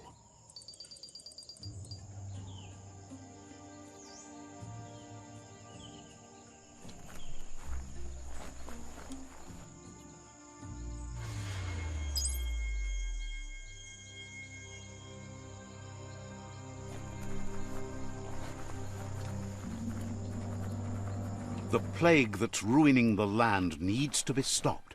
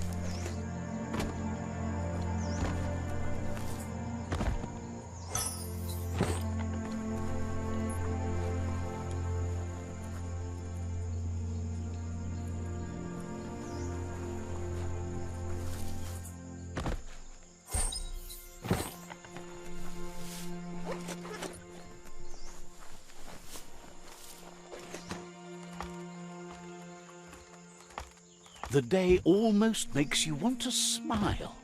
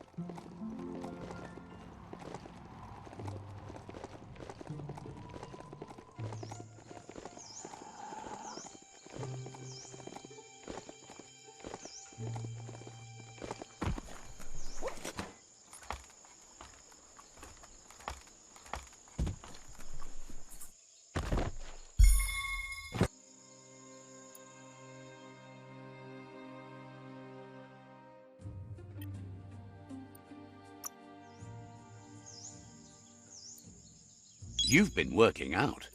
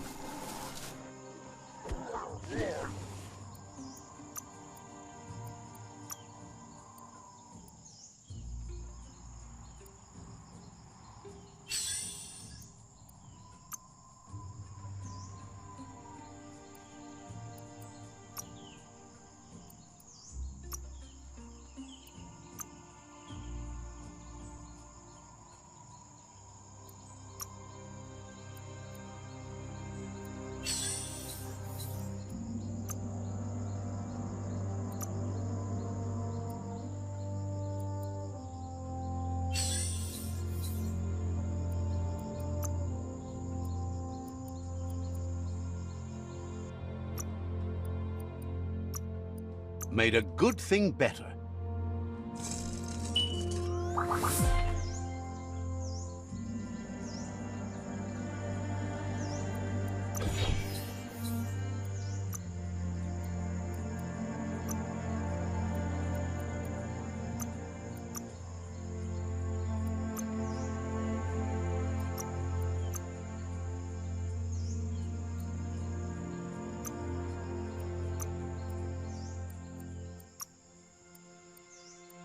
That'll do just fine. Nothing's going to escape that cannon.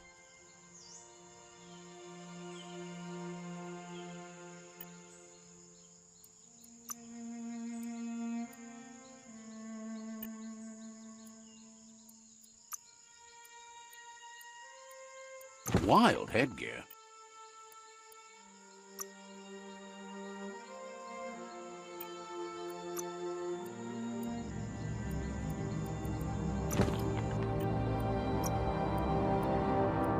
Sharp shirt.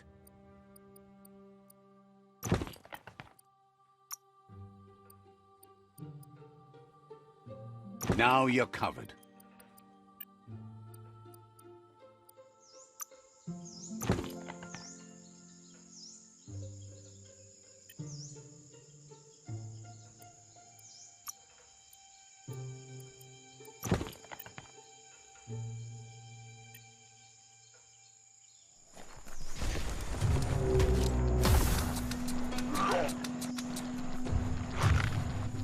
Heads up, that's Peak Spot, a great place to watch the world from. Who knows who might be watching you?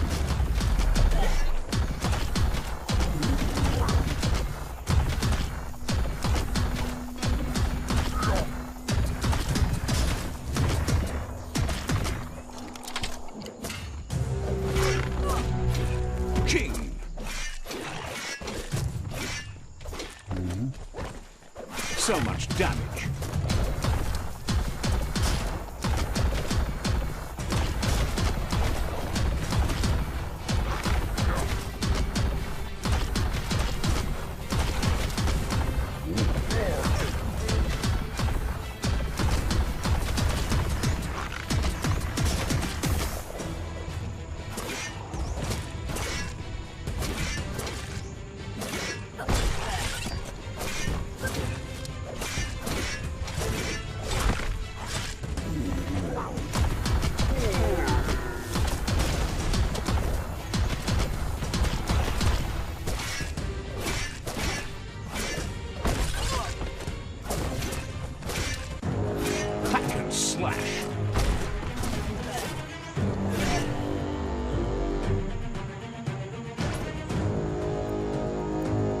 Even the trees are tougher here.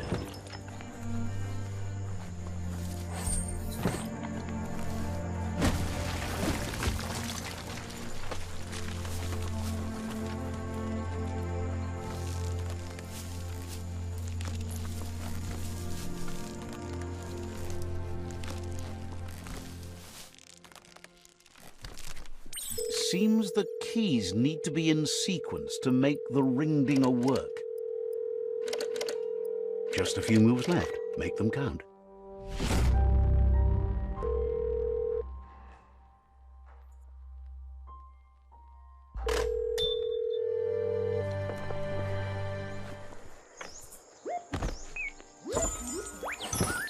Better than nothing. So, the technology from yesterday's is still here today, even if its message is getting old.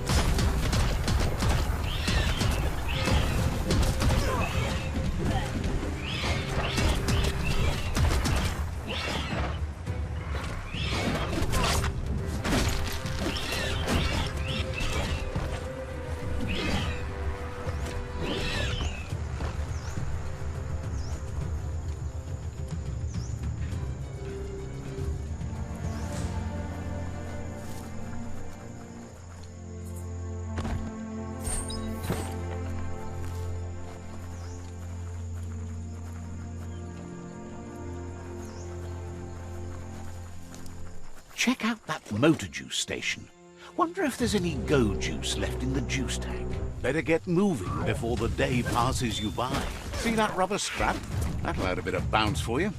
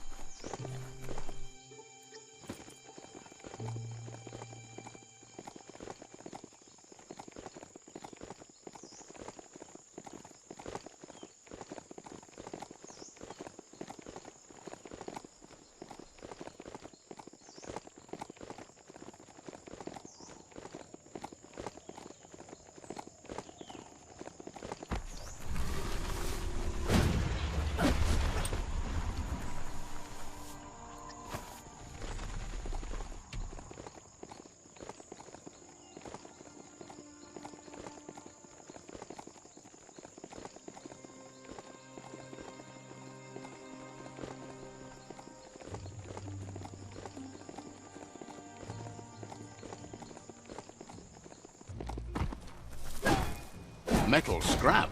That's the good stuff.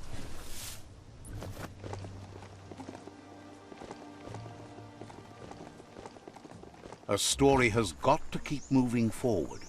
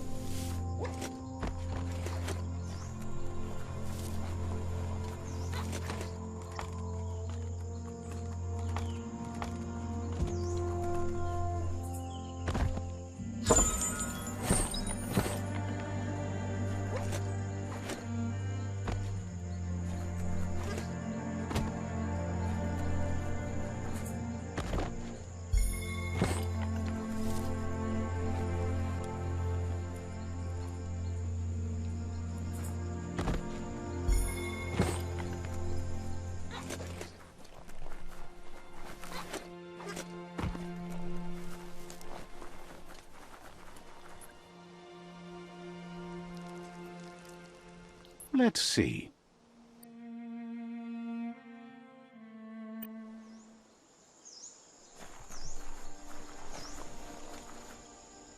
There's the Sovereign who runs this outpost.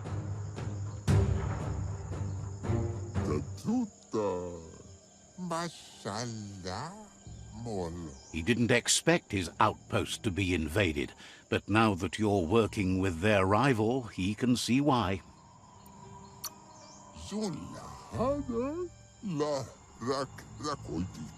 He'll fight if he must. He wished for another solution to the conflict, but it seems he has no choice. It's their last line of defense. Once their guardian falls, they'll surrender.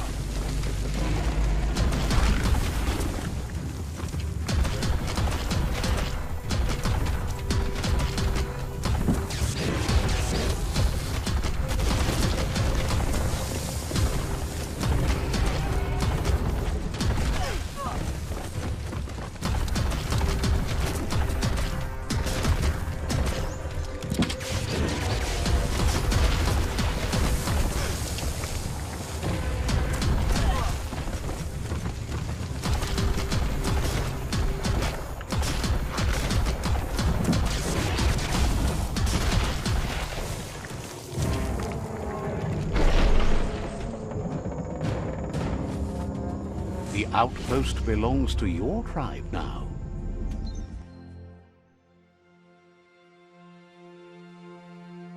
He says you made them weaker, but they won't give up. Your Sifu thanks you. Your tribe is growing stronger.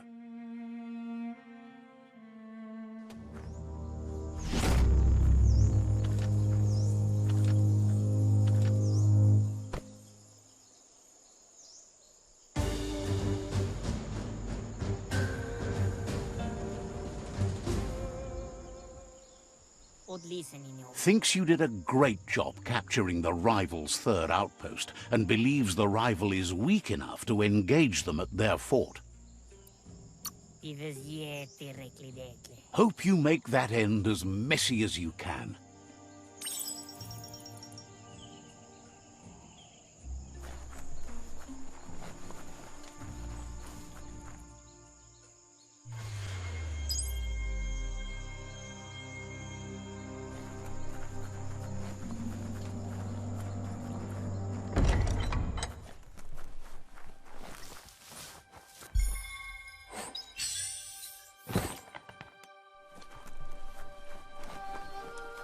What a wonderful day!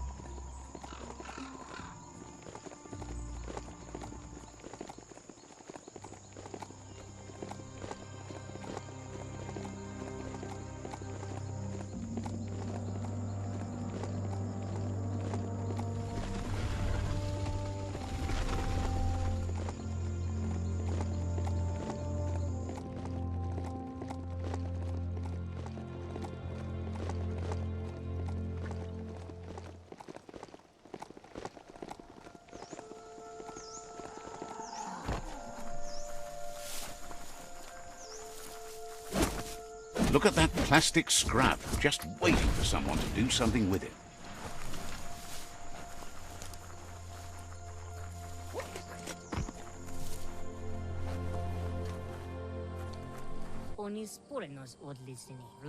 This is the tribe's last stand. Conquer this fort and that'll be the last of the resistance. The tribe will be under your command. He says you'd better be. The plan is to fling you over the wall with a sling lobber. However, he wants you to secure a hard hat first, should anything go wrong. It's better you go and find one for yourself. It can't be too much trouble, though. It's one size fits all.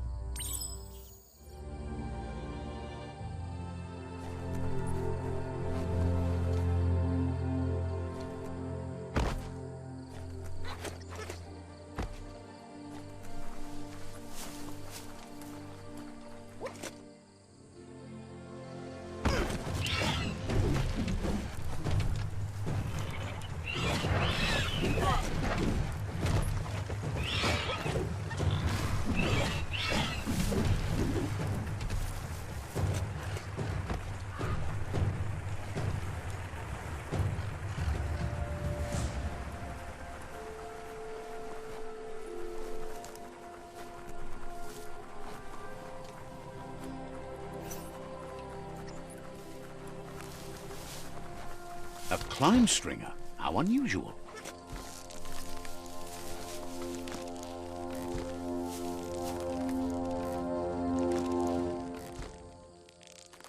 If a story is about you, care for it.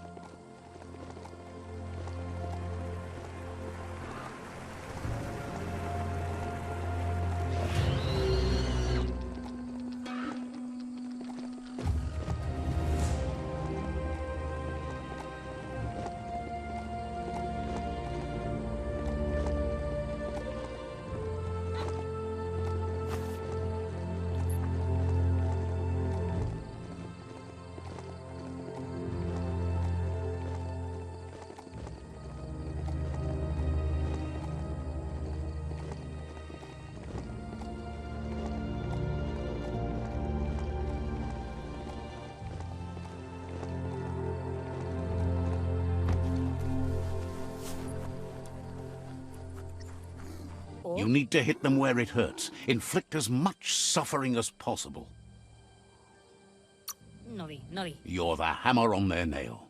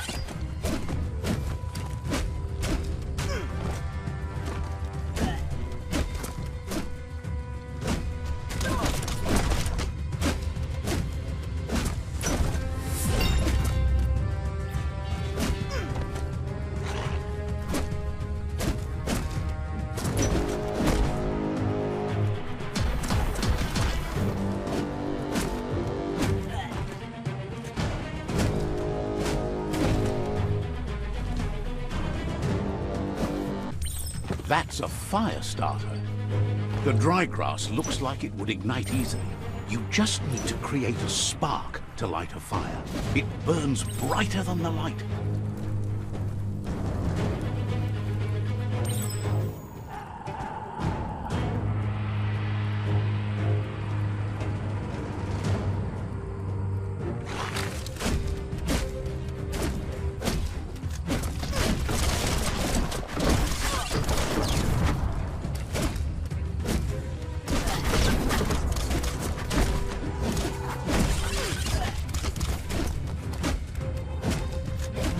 The deep cut.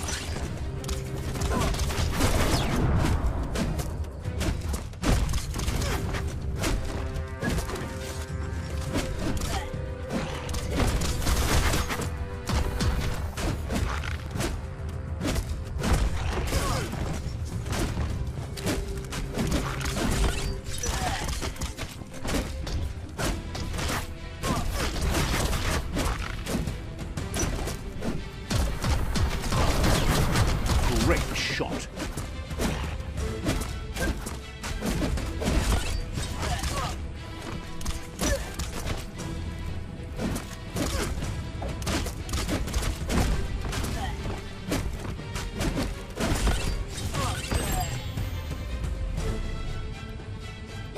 Stories keep moving whether you drive them or not.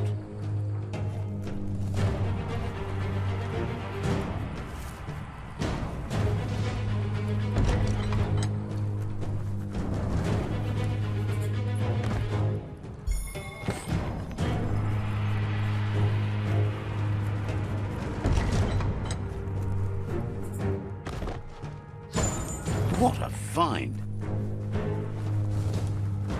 The battering bonker looks like a great way to get through the gate.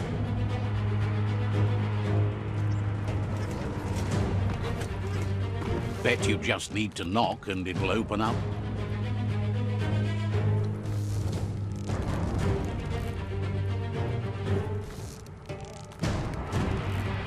That's bonkers.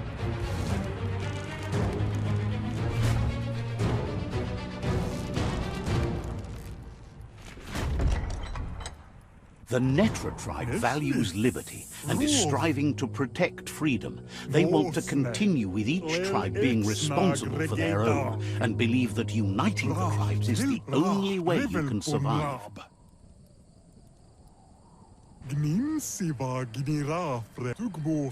He was hoping it wouldn't end this way. There's no reason to fight instead of uniting. It would be fighting over nothing. He sees strength in you like no one else, but if fight is all you do, he can't stand by you.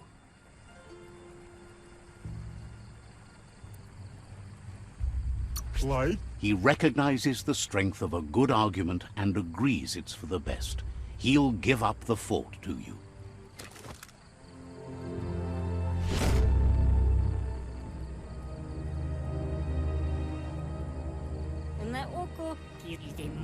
The rival Sifu is defeated, and the destiny of their tribe is in your hands.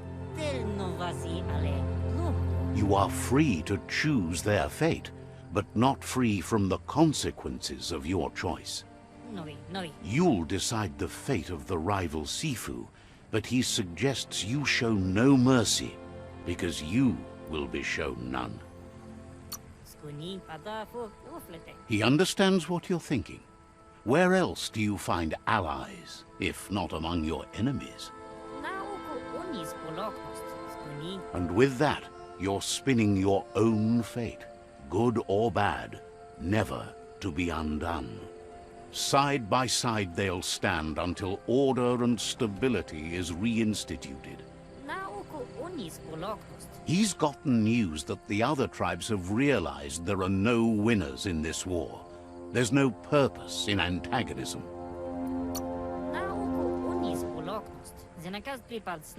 The way he sees it is that you've been forced into opposition. Your tribe didn't start the war, but it's fallen to you to end it. It's clear your way of waging war has been successful. And now that the tribes have experienced this war of yours, they're ready to do whatever it takes to make it end. So, do you want to end the war now, or continue fighting?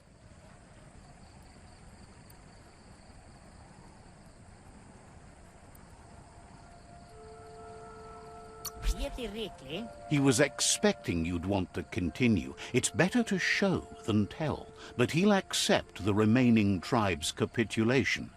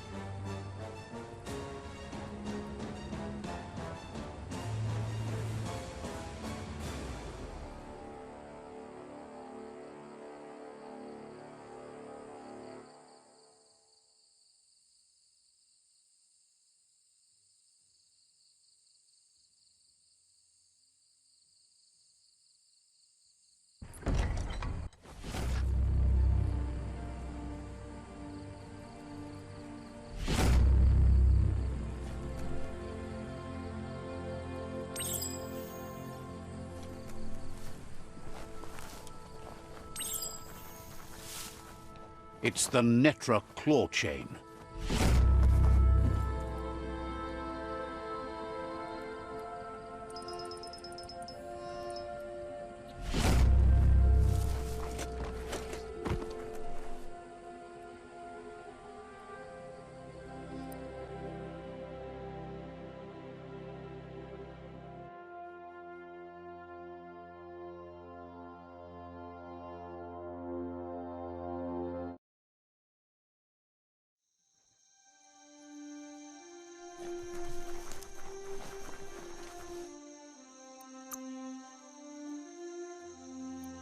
Watch you flex. You can smell the must down here.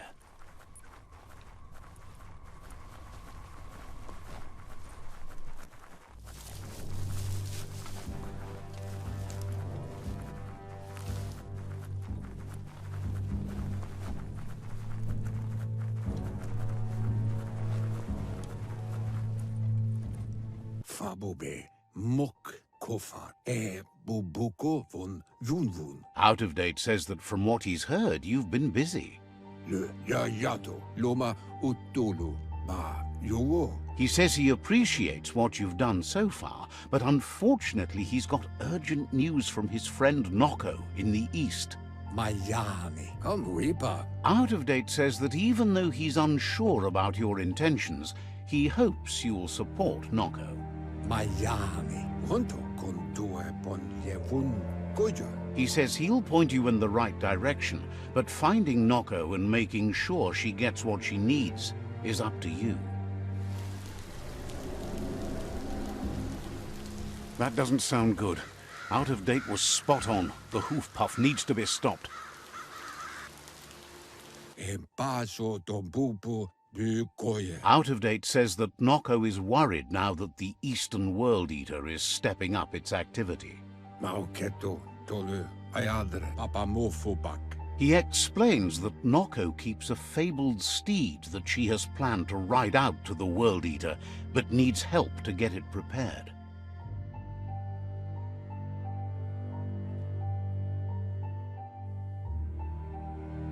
Ba no yuan. Out of Date suggests that you should head east as fast as possible and see what you can do to help. Evunko to buvum. He's happy to help.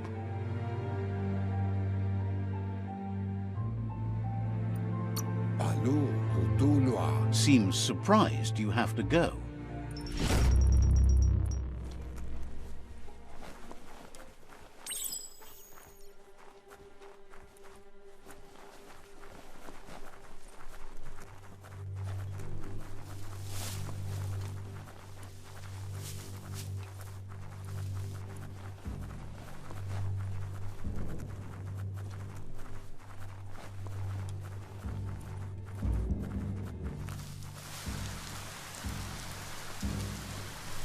Let's see.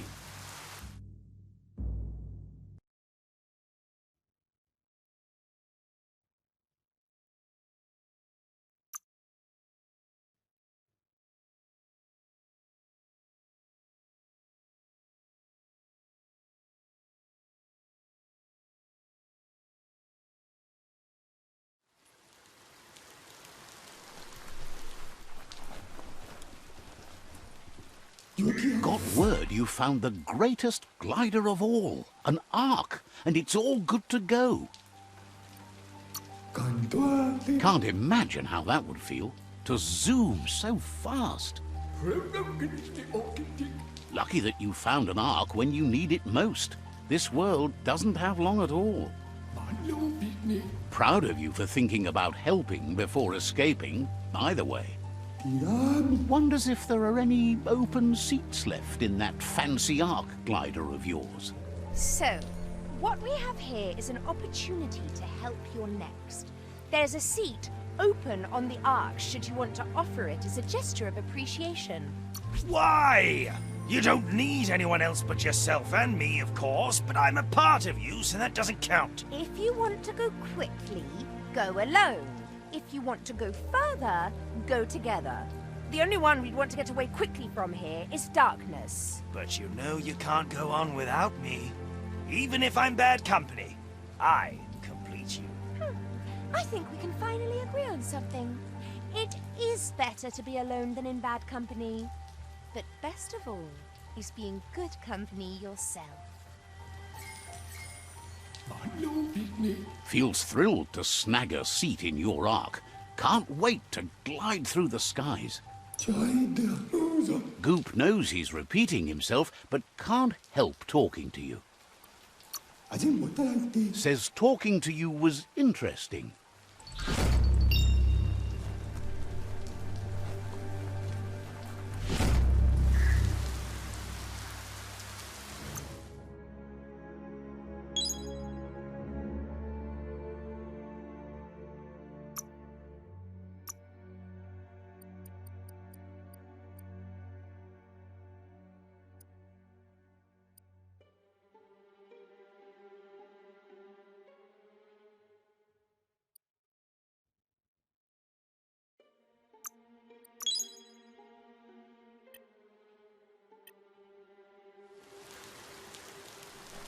Let's see.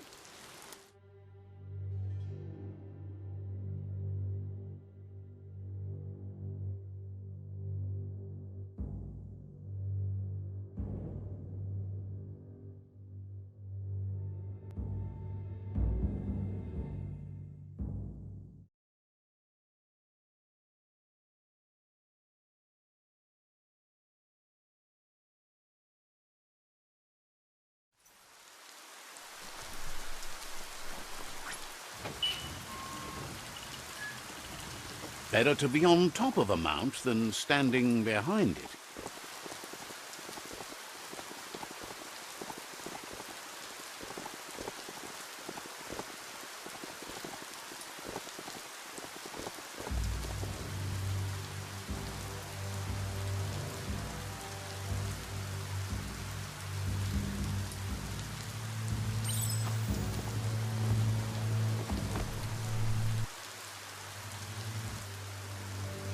Sometimes your mind creates an illusion where it's possible to go back in time to relive a moment in your life.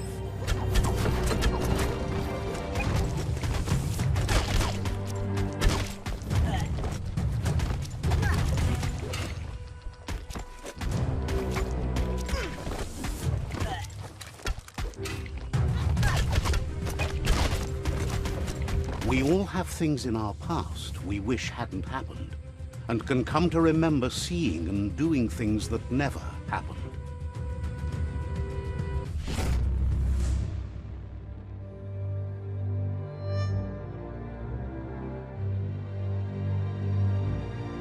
However, there's no doubt that what you remember makes your future different.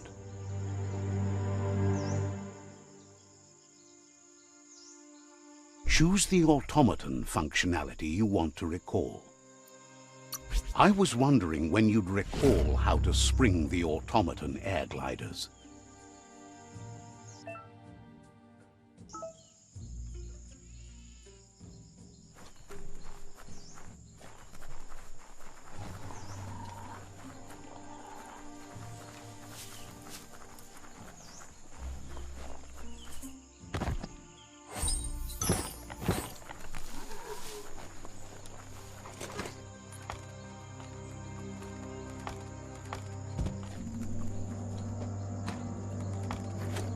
Upsy daisy.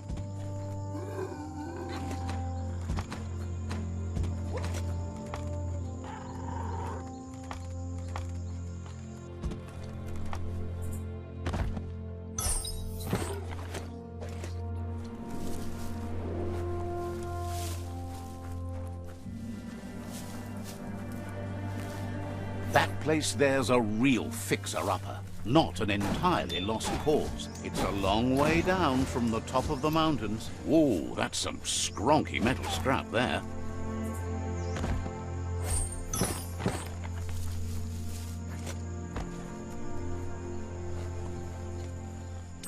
You need to swivel the globus's bearings to get the atlas mapper to work.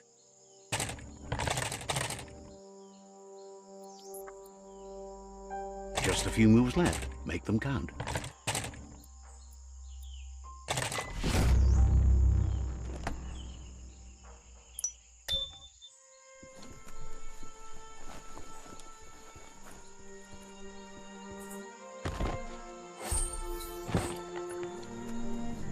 That's just nasty. Biohazards make you puke.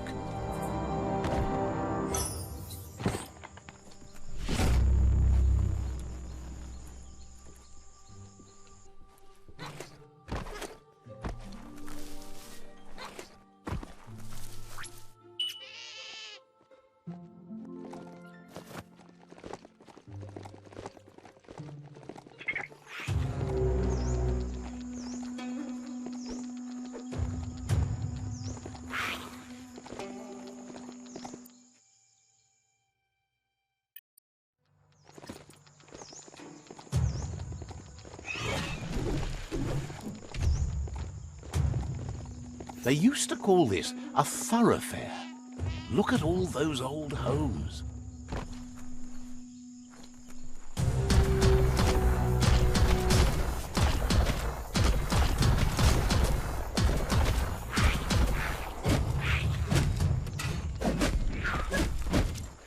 Wow!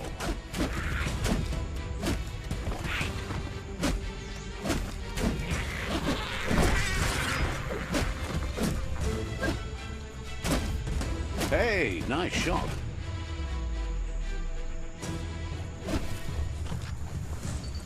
Just check that skronk out. The story will go on as long as there is someone there to listen. That's interesting.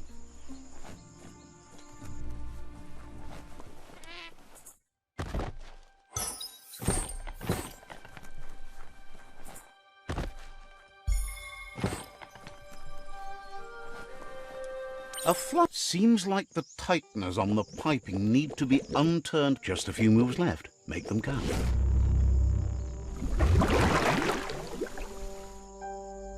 That's the kind of trouble you really want to wash away.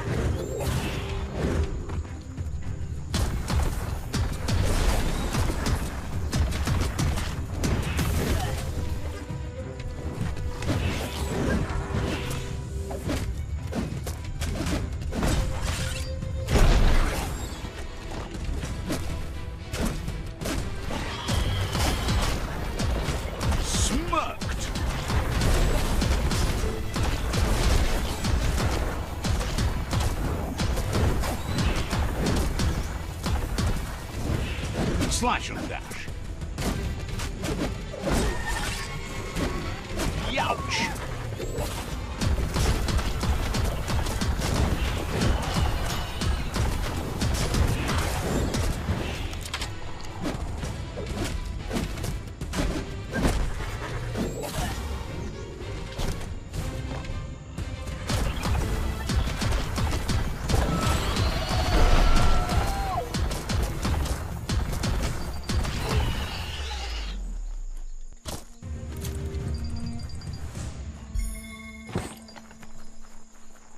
Good ridey beast. No hurty.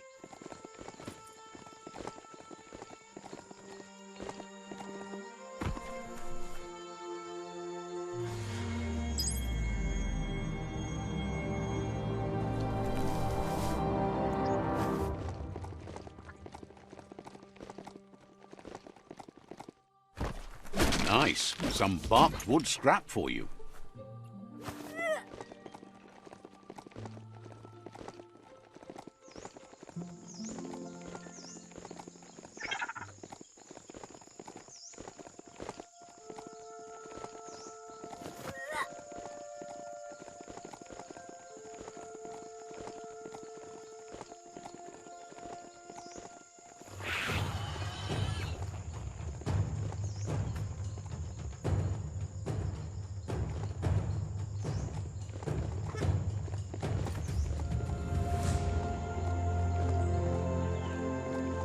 Ah, the Gnote pen. Noko never leaves this place. She's always put the living things first.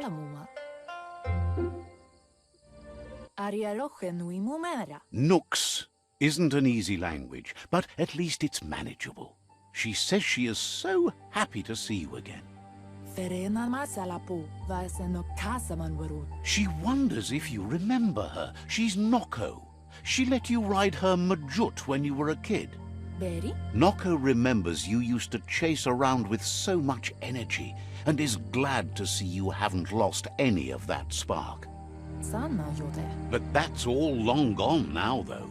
Memories show us where we've been, not where we're going.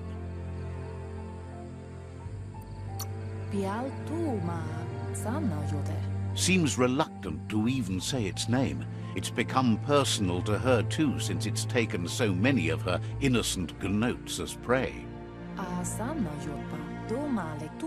Noko remembers those days too, but she never lets herself wallow in them, no matter how tempting that can be. She sees you're back to buck with LUPIN. Can't see how there's any way to avoid that now. Not for long, at least. She says the horrors of your younger days were enough to ruin anyone, but not you. You've got all that cheer about you still. Noko says history is like the trail you've been on. You can walk back down it any time you like, until it's worn smooth. But then you are stronger than her. She can't help wanting LUPIN to pay for what he did to her Gnotes, despite the fact it's against her nature. Come toward the light. Slow down. Why would you rush in? When you see what you want, why wait? Well, what about being careful? Pah! Poppycock! Full speed ahead!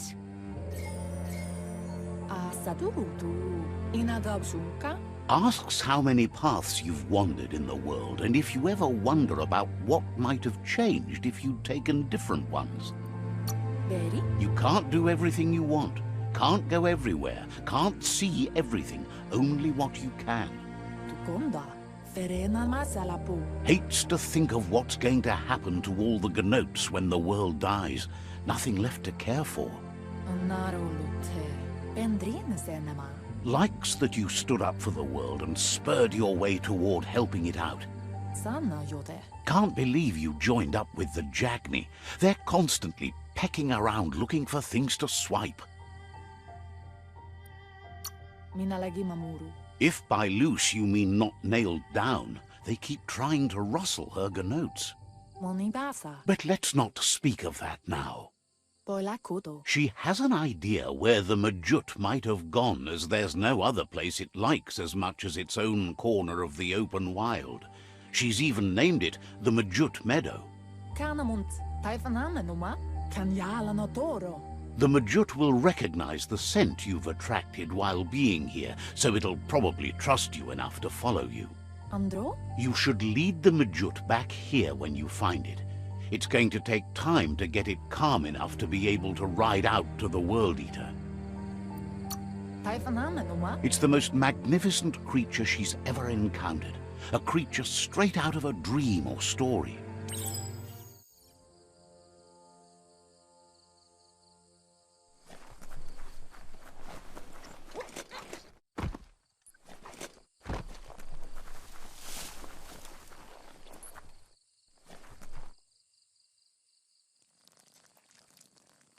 Let's see. A fall in the mountains could be fatal.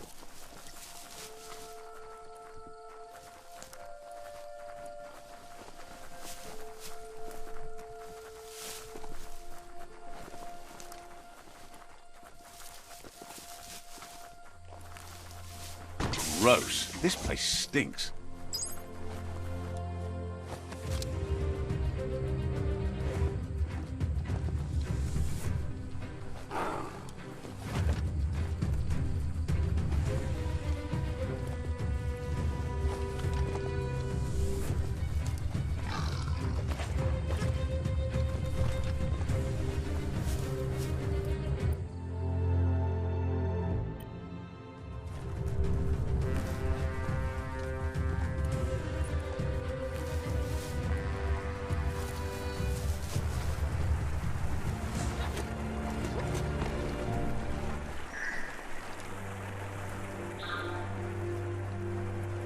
You found the Majut Meadow.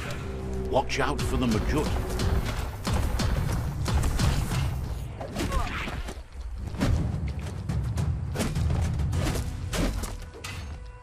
Flash the slash.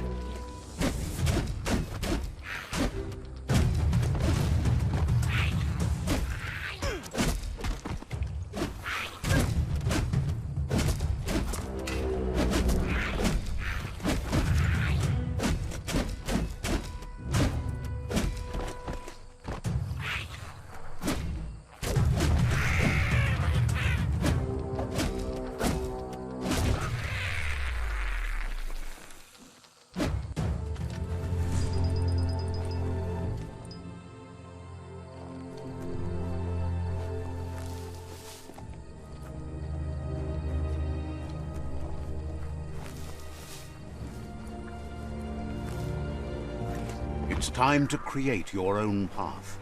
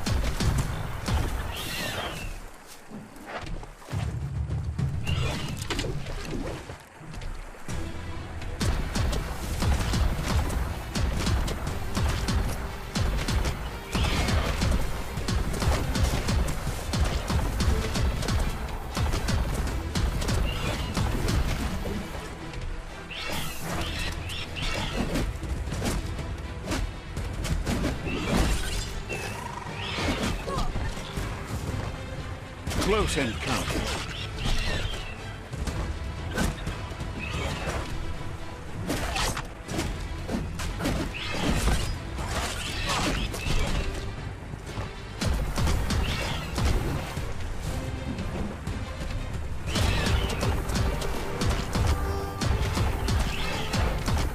Took care of it.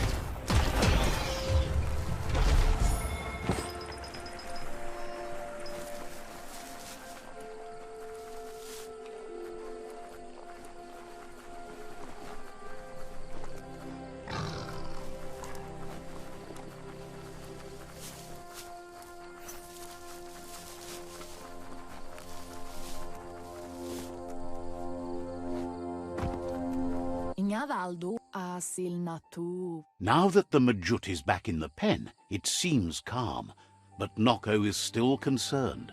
Monidasa. She says the Majut is still anxious, but fortunately she knows just the thing it needs to calm down. Orasa durut. Vaiseno kasaman varut. The Majut once found and ate a bonbon gummy by mistake, and that the chewing really calmed it down. Orasa durut. Pial tuma. She says that you should find some bonbon gummies for the Majut by the crossway. At least, that's where she found some last time. Amu. Polakodo. Beri. It's easy to describe. A crossway is where roads meet in a knot and merge. This one is in Sector 7J, if you're familiar with Out-of-Date's map.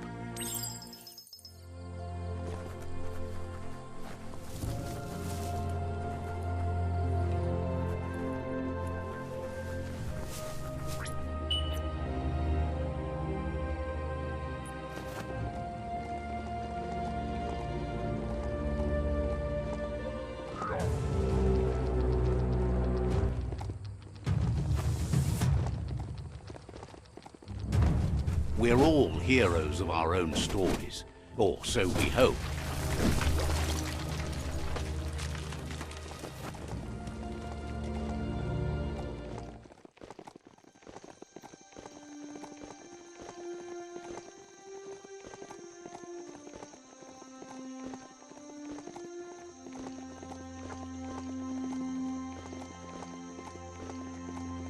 A crossway. This means you have a choice to make. Which way?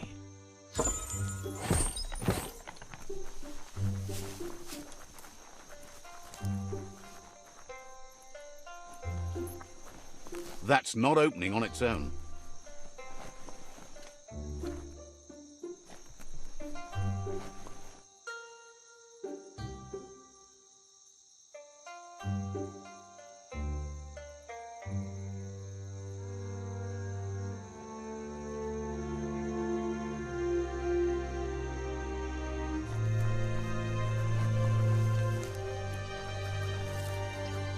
Wheel the control box handles to buzz. Just a few moves left. Make them count. Wired up and ready to go. Looks cute. Should protect your legs.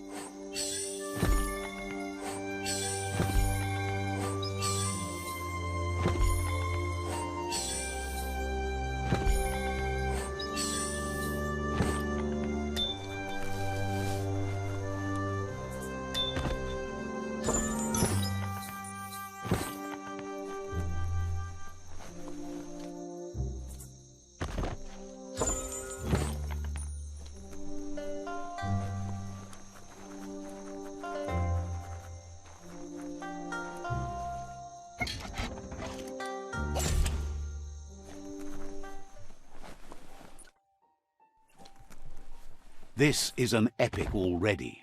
How it ends is up to you.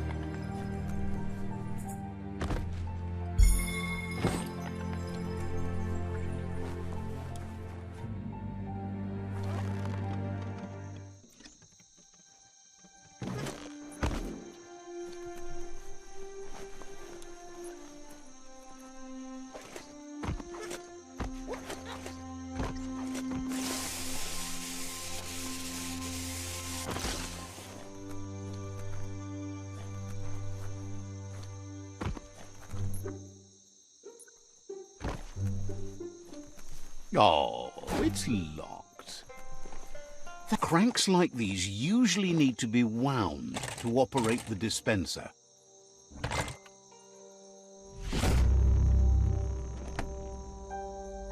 What you see is what you get, once it's out of the blind box, that is. You flick the switches in order to green-light the current and activate the electrons in the panel. Just a few moves left. Make them count.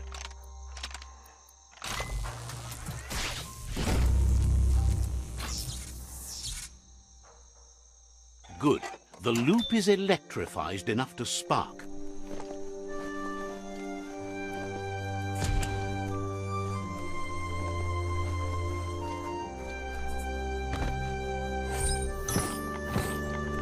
For some, the night brings terror.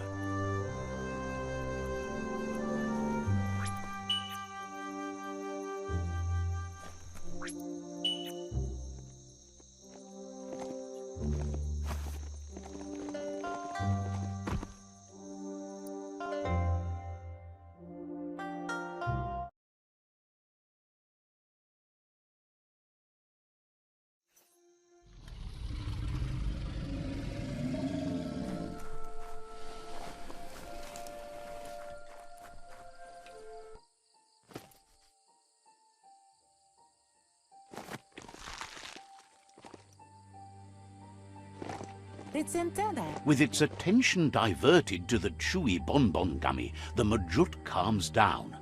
But Noko is still concerned. She's relieved the Majut has calmed down, but you'll need a heavier sit-tight to ride it than the one she's got. The only sit-tight she can think of that would be heavy enough is one she's spotted mounted on an old-world mecha-Majut. If she remembers correctly, she spotted it at the Smilo Shopperia while scavenging for treats for the Gnotes. That's not so far away.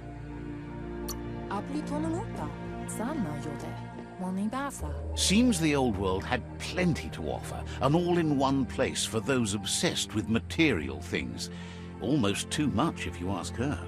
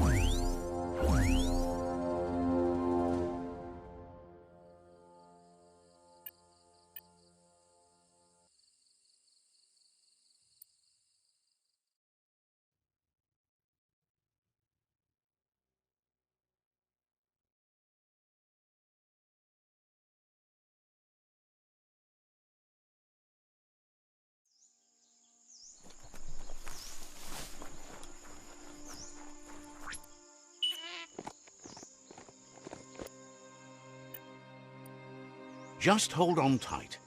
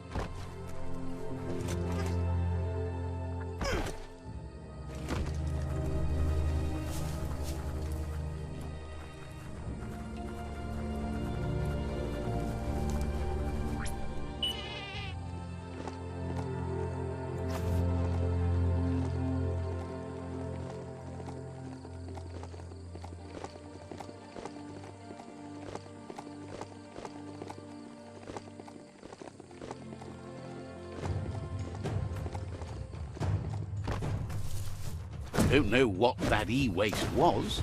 The Smilo shopperia. Guess shopping here put a smile on your face.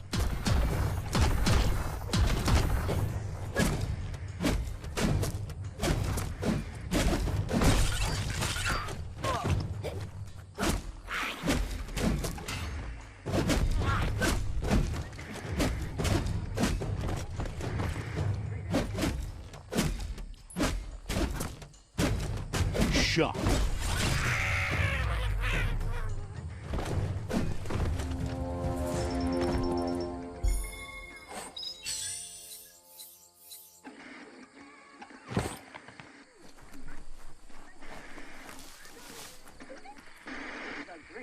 Fate is funny that way. Need a key.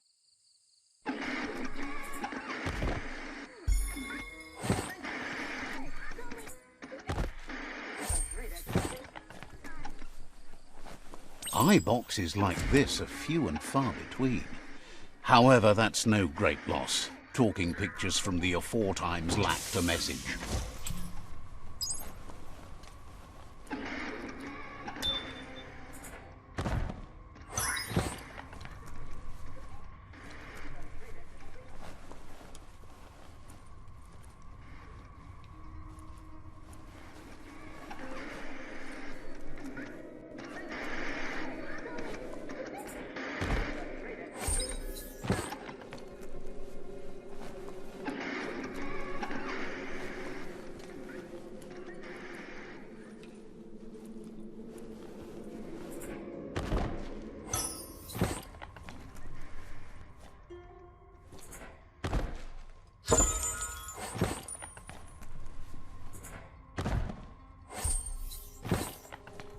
You need to line up the switches so they match. Just a few moves left. Make them count.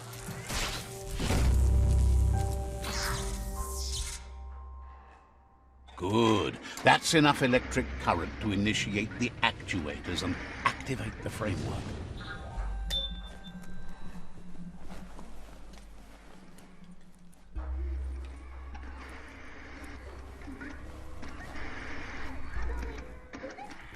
Now hold, you need to loosen the bolts without rattling the mechamojet. Just a few moves left. Make them count.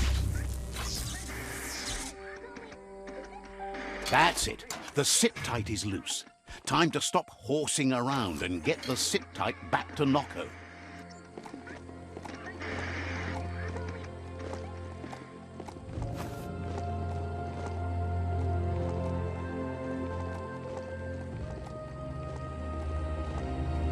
Let's hope the beast keeps listening to you.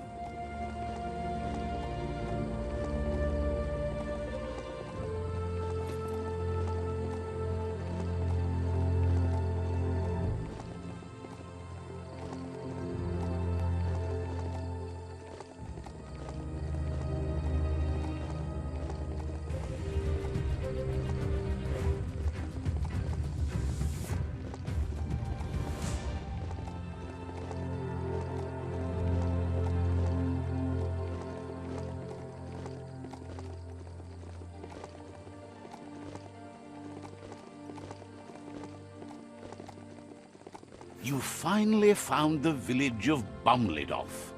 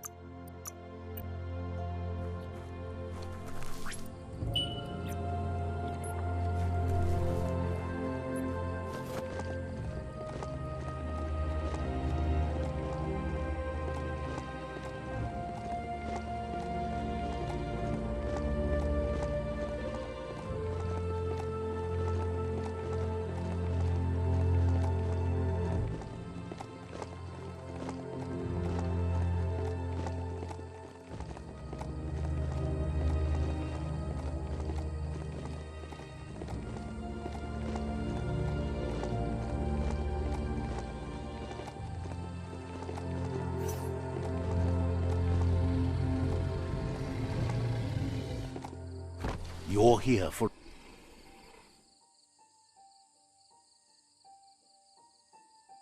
Pial tu ma domale tu.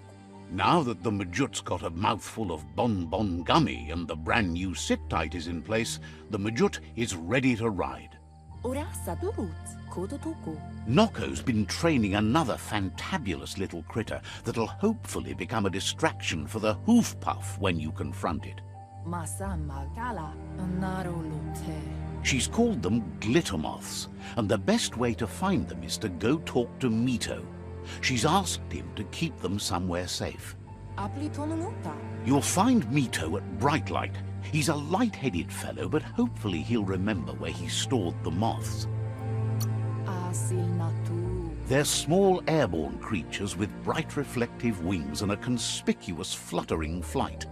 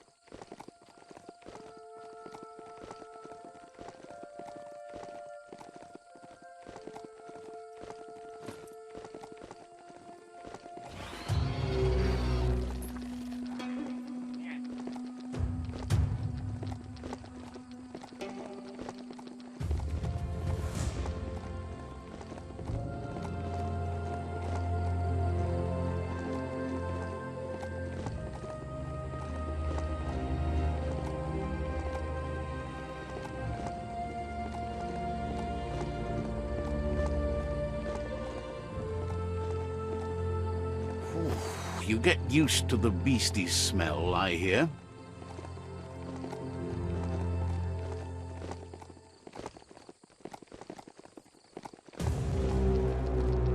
This place is called Brightlight. Mito lives close by.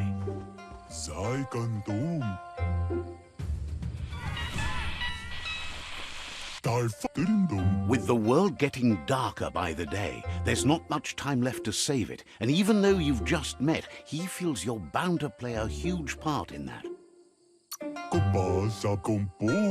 Says there's so much darkness to deal with. Rather than curse it, he makes lamps to fight it. You've found your way through the darkness. You shine like the sun in the sky, but will you use that power to warm the world or burn it? Hopes you see how much good you can do with power like that, and how easy it is to let it drive you mad. No matter where your path takes you, though, it's important to remember where you came from. The past brightlights the present. Wonders if you know how much of an effect you've had upon the world. Your presence changes things like light changes darkness. Did you realize that when choosing where to shine? Figures that doesn't matter. You can't help but shine either way. Wishes you could see your way toward using your fire to light the way in the world, rather than burn it down. Whatever happens to the world, you shone as bright as you could. That matters more than you know. Thinks it's funny you worked with the Jagni. They tried to rob him once, but he scorched away any that got too close. Thinks that's smart of them, and he's happy to use it against them. Says he can see by the twinkle in your eyes that you're not here to talk about your allies. He assumes you are here to be enlightened. He can't blame you, as everything just feels dark and hopeless these days. There's something about you, like you're knit together. Your fate's connected. What you've said, he feels too. So, why not call him Me Too? He senses you're like the dayfly, living every day like it's your last, afraid that when night comes, it might be proved right. Claims you both walk in different types of darkness, but you guide yourself by the same light. Mito says he's not only into those who shine bright, he likes things that glitter too. He reckons you haven't seen a glitter moth, and says it's about time you did. Even though they're nesting near gone grass, they never run out of glow. Finding yourself a glitter moth would give you that glimmer of hope you need to continue all the way to the end. Figures you should do it if you want to become as enlightened as him.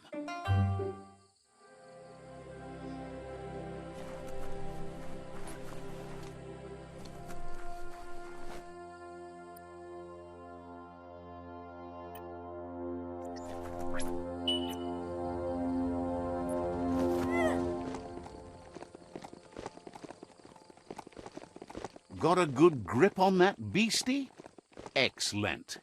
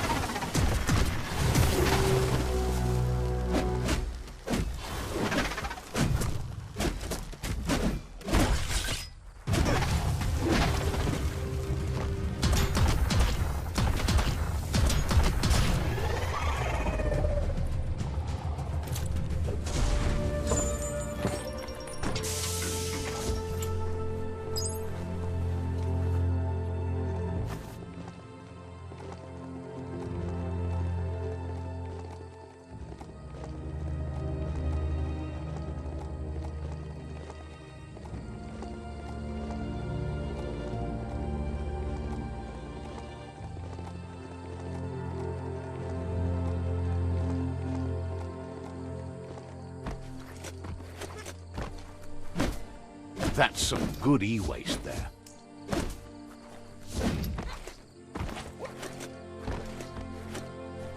Oh, e-waste, hard to find.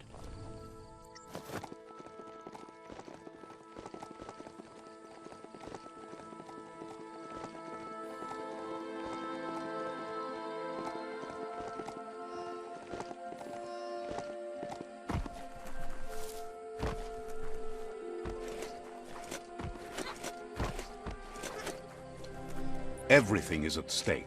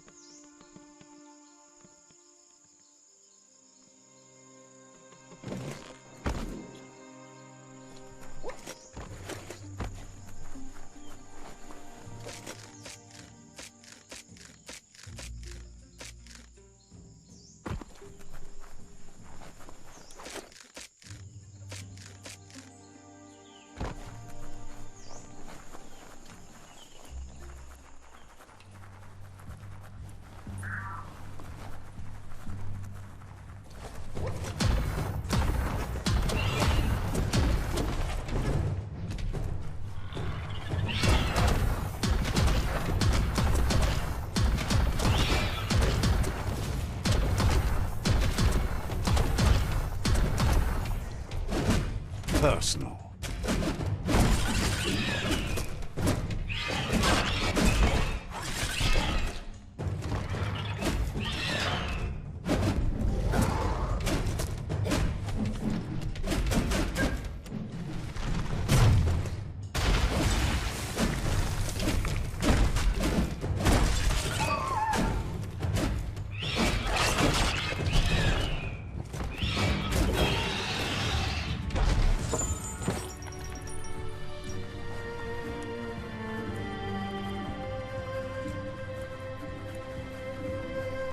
Glittermoth Cave is right here.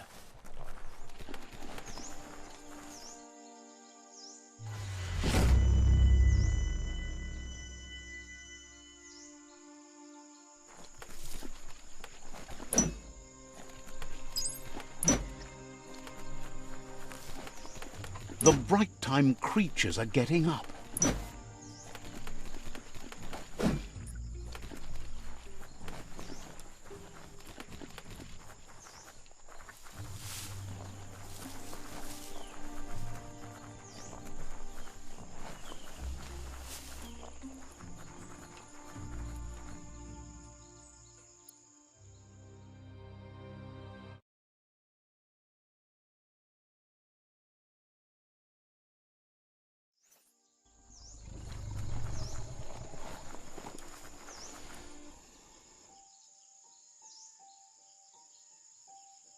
Asil natu. That's enough glittermoths to make her plan work. Kala. She wants you to stop worrying about the paths you've ridden and focus on the inevitable road ahead, the one that leads to confrontation with the World Eater.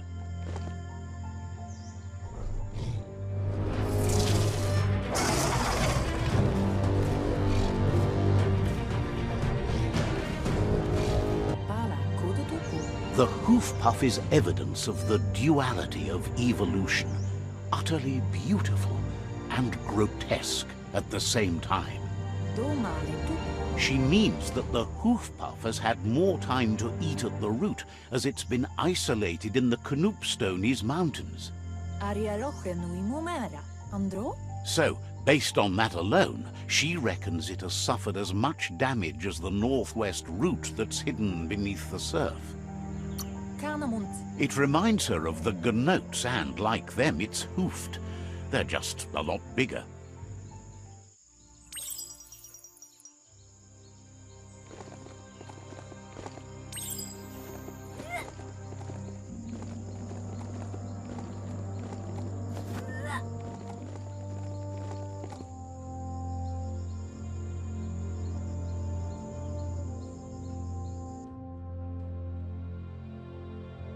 Could this thing steer itself?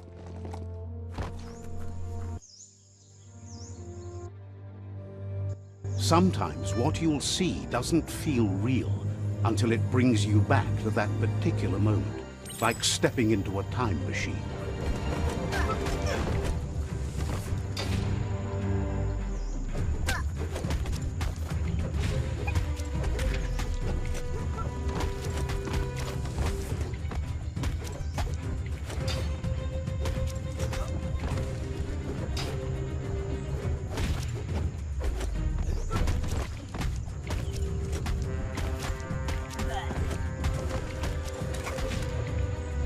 It's hard to shake these memories and their accompanying feelings.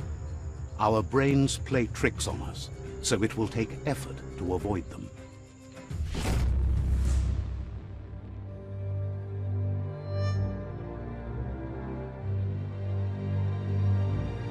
However, there's no doubt that what you remember makes your future different.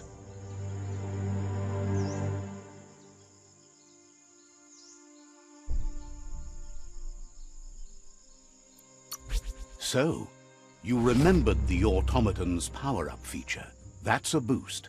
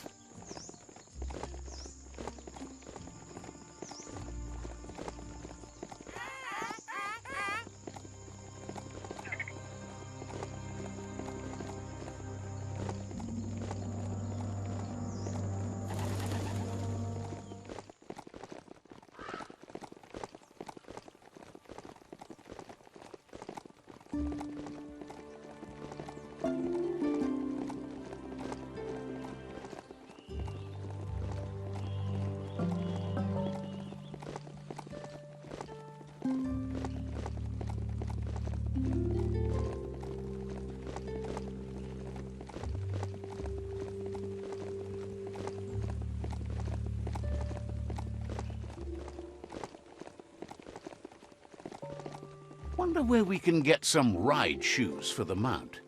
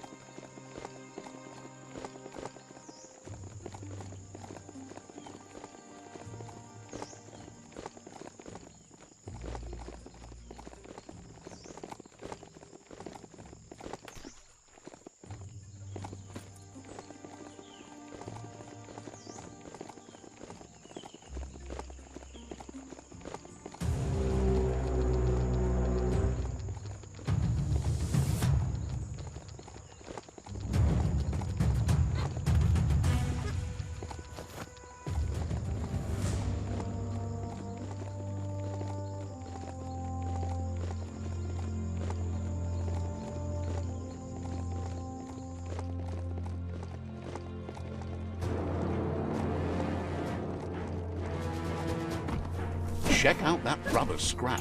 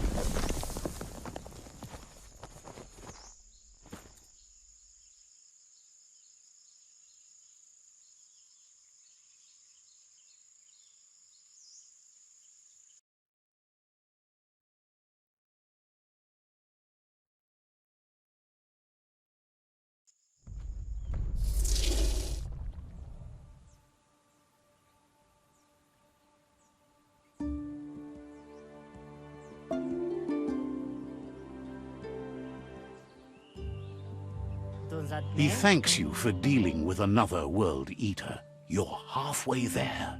Ale, na oko oni spolognost. He's got word Out of Date spotted LUPIN and has a feeling your time has come.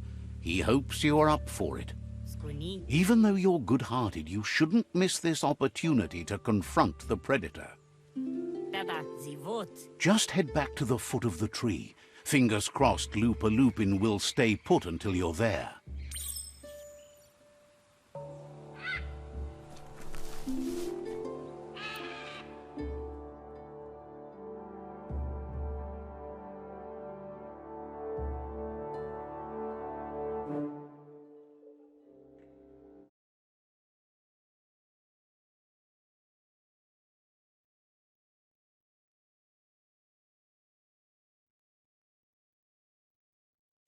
The air is dry here.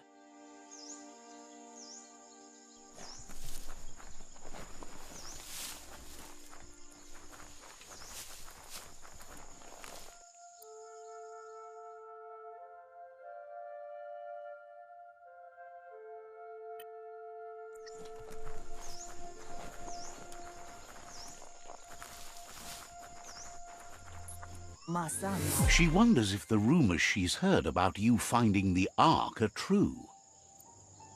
Andro? Sana yode. Thinks that's impossible, of course, but she also knows you regularly make the impossible happen. It's intended. The Ark seems like the only way to escape this world now that it's officially doomed. Aria roche nui mumera. Loves that you did your best to help the world rather than hurt it. You could have used much more of that, even before you returned. Ala. Any idea who might be joining you on your Arky journeys? So, what we have here is an opportunity to help your next. There's a seat open on the Ark should you want to offer it as a gesture of appreciation. Why? You don't need anyone else but yourself and me, of course, but I'm a part of you, so that doesn't count. If you want to go quickly, go alone. If you want to go further, go together. The only one we'd want to get away quickly from here is darkness. But you know you can't go on without me. Even if I'm bad company, I complete you. I think we can finally agree on something. It is better to be alone than in bad company. But best of all is being good company yourself. Tukonda. Feels deeply honored that you'd want her to come with you. An Ark is no ganote, but she can't pass this up. She's coming aboard. Drobalo. Noko knows she's known for saying things over again. Vaiseno kasaman verut. Says you should take care.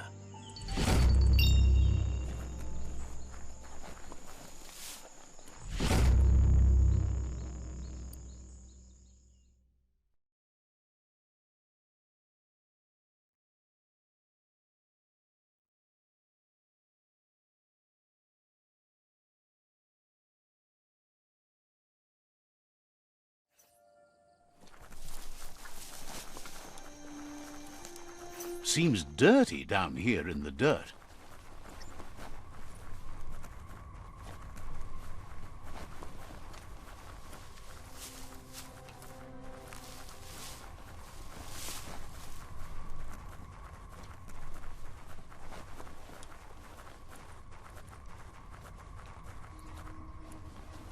Bobo Toboko. Out of Date says the time has come for you to reconcile with your past.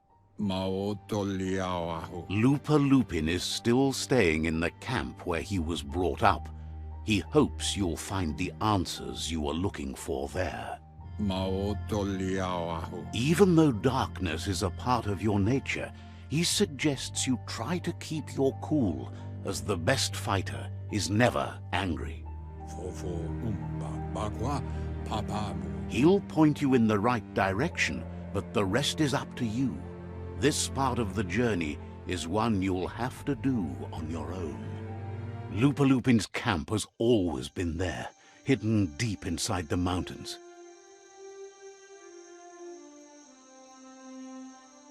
Chintwata moti huasa le yayato. Out of Date hopes you'll find your way and the answers you were looking for once you're there. Loto Lupayo. He knows he said it before, but the time has come to put an end to the Lupin's reign of terror.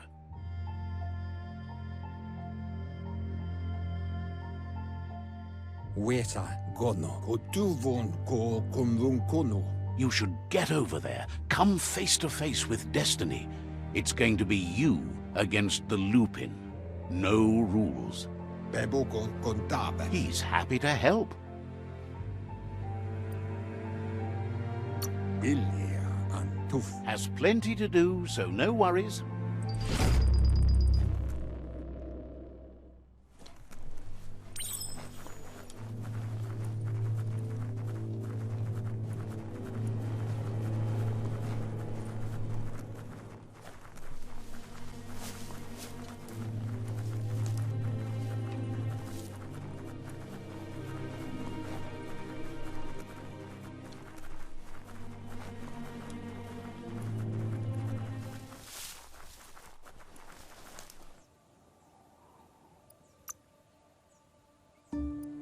Getting jacked.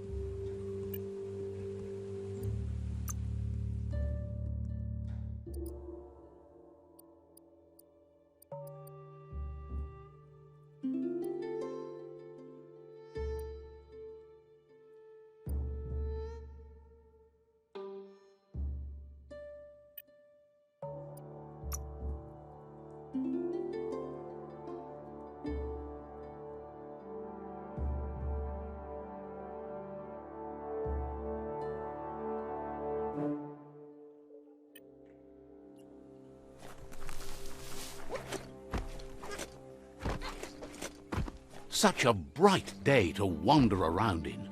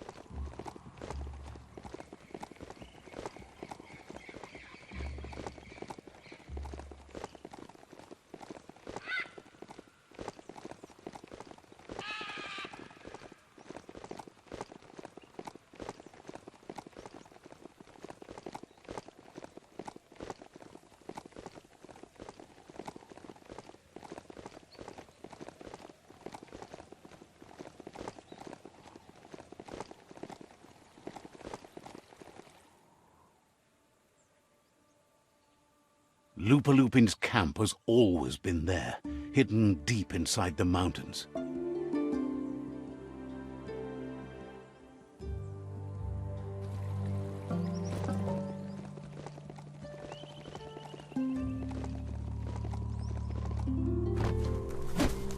Oh, there's some plasti-plas up ahead.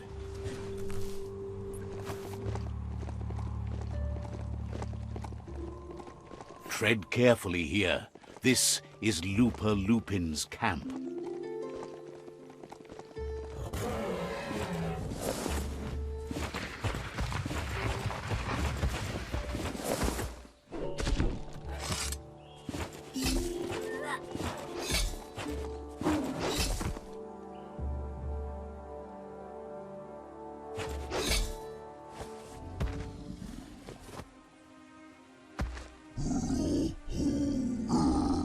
Lupin says he's been looking forward to this moment.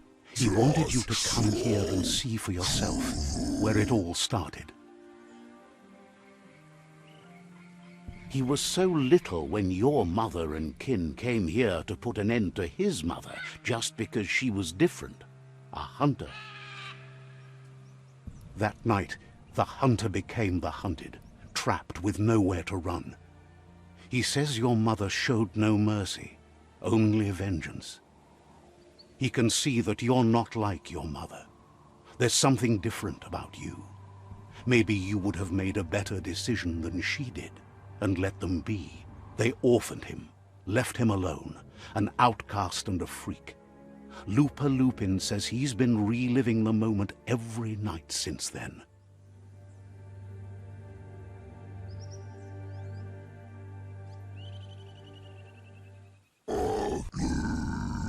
He says your mother and her disciples started something that couldn't be undone.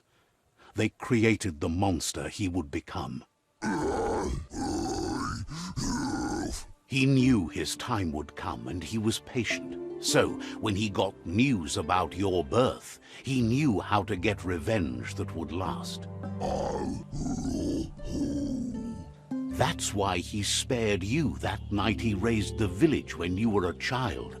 He wanted you to suffer for life, like he had. He marked you for life, so he'd recognize you when you met again, and you'd eventually remember where you came from. Just so. His hunger grew insatiable over the years to come. He tried, but being vegetarian wasn't in his nature, and he couldn't go hungry. But he's never taken a life for the sake of appetite. It's always been about survival, and that our true self is being who we are. Just so. A deep look into nature will make you understand everything better, and that natural selection eliminates, and the strongest survive. Fate is for those too weak to determine their own destiny, and now the time has come for you to accept yours.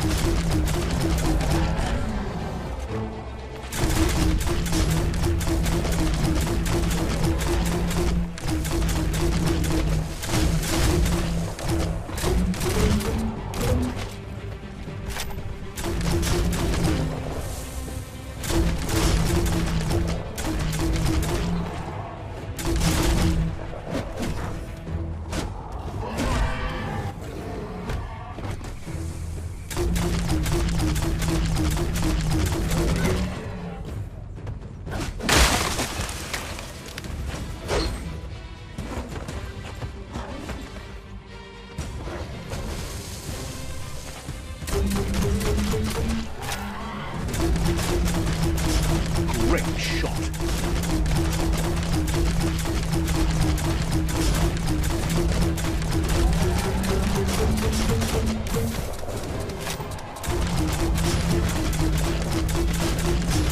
Rick.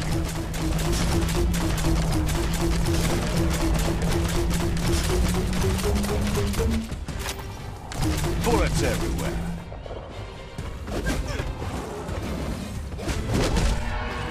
Wow.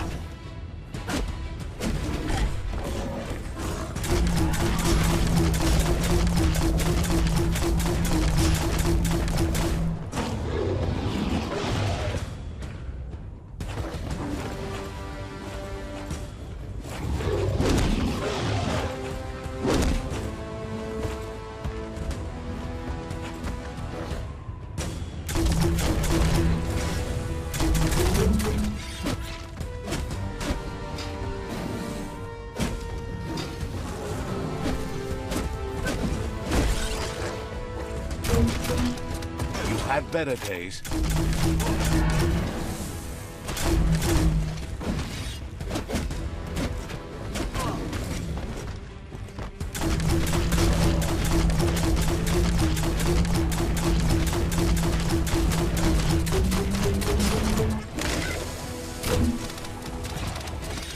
Bang, bang.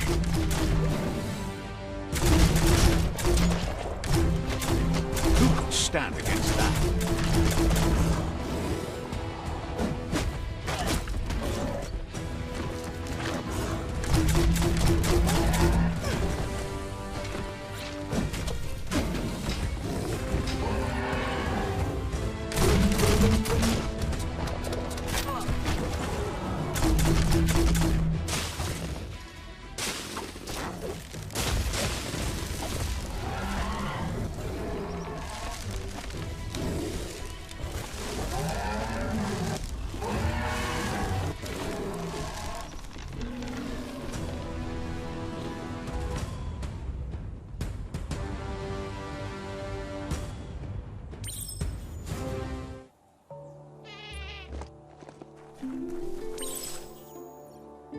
The end is coming to the world, and everything else.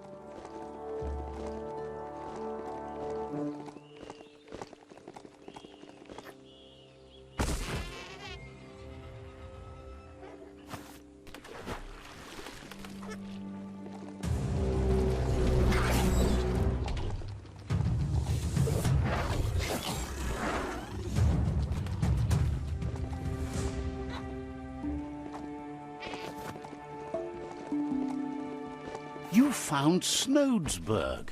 Such a neat village. Let's see.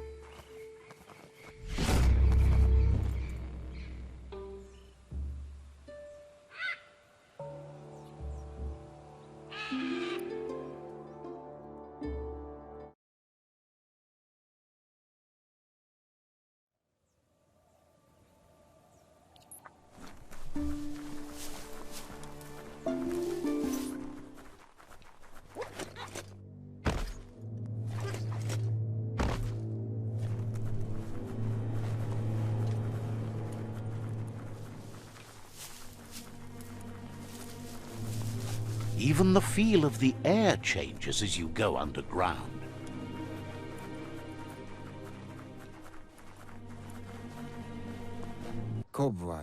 Out of Date says the word about what you've done so far is spreading. The tribes haven't lost hope yet. He appreciates what you've done so far, but unfortunately he's had urgent news from his friend Wiz in the northwest. He's unsure about your intentions, but hopes you'll support Wiz. He says he'll point you in the right direction, but finding Wiz and making sure he gets what he needs is up to you. That doesn't sound good. Out of Date's hunch is real. The MURK puff is up next.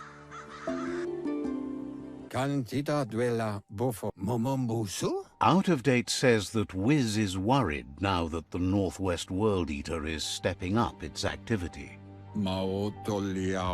He explains that Wiz is working on an undersurf vessel in order to get to the World Eater, but needs help to get it done.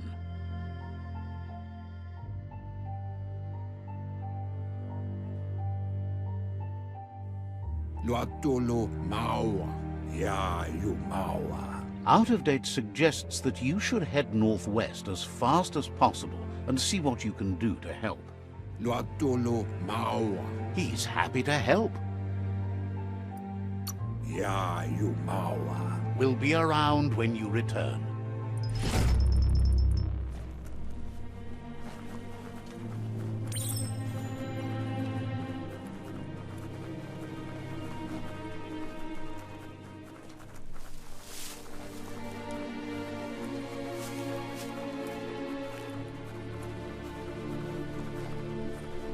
The top of the world is so low down here.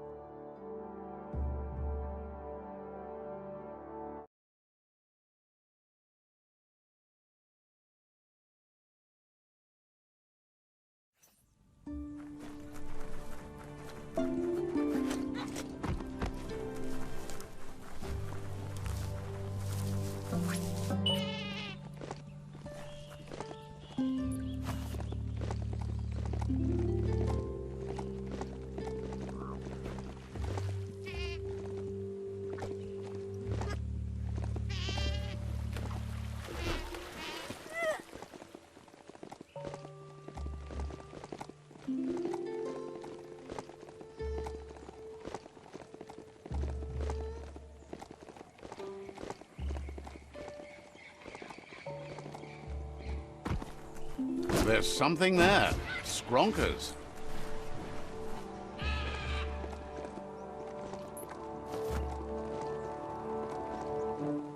You've discovered Fanaki leaves, the densest jungle in the land. Better get hacking.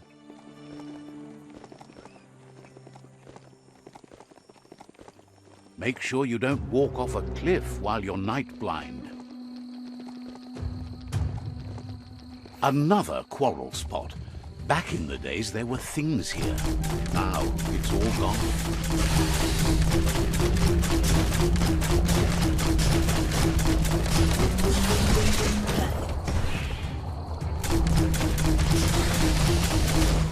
Ooh, ooh. Oh, wow.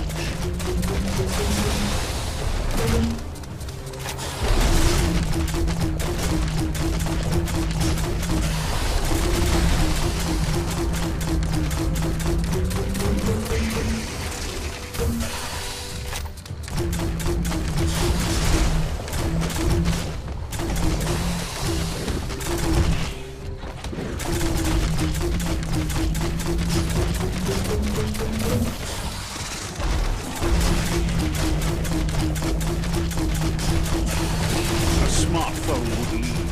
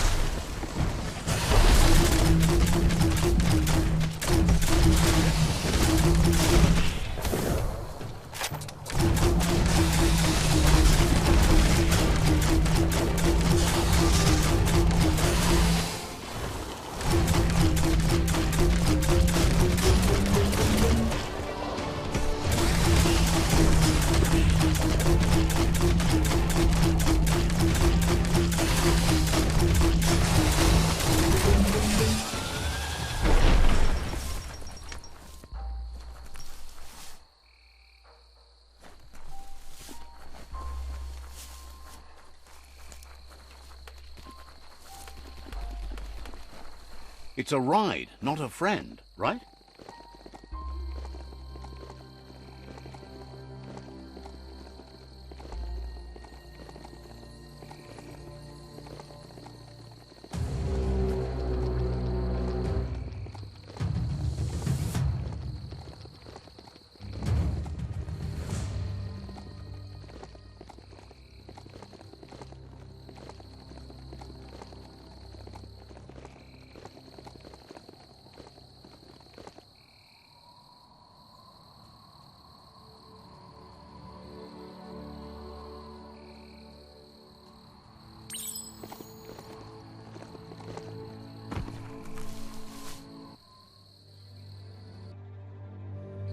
If you close your eyes hard enough to reality, your mind opens to let memories in. That's one way to remember what's forgotten.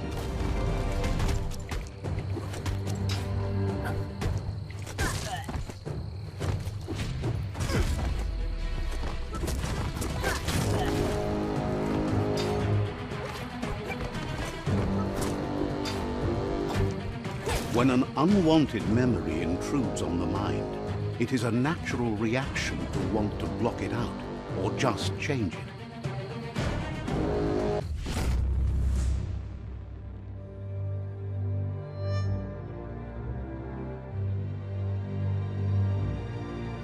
However, there's no doubt that what you remember makes your future different.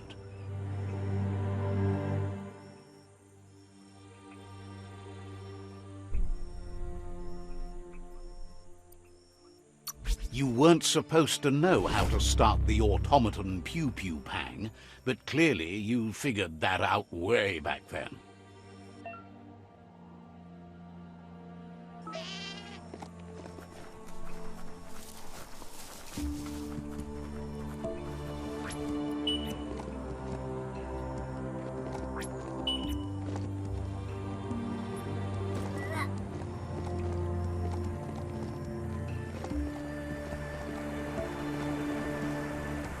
Don't trip it, just keep moving.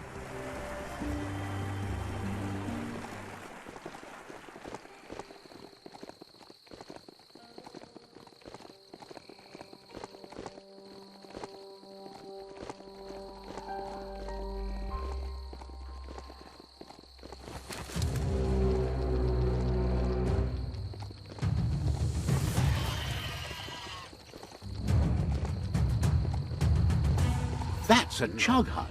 Probably no chug-chugs in it, but you never know.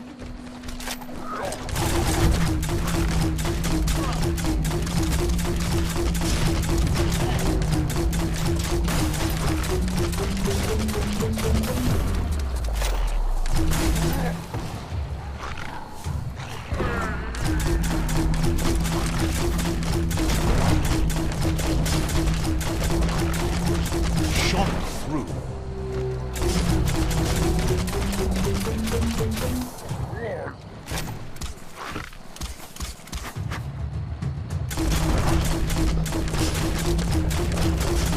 Well placed.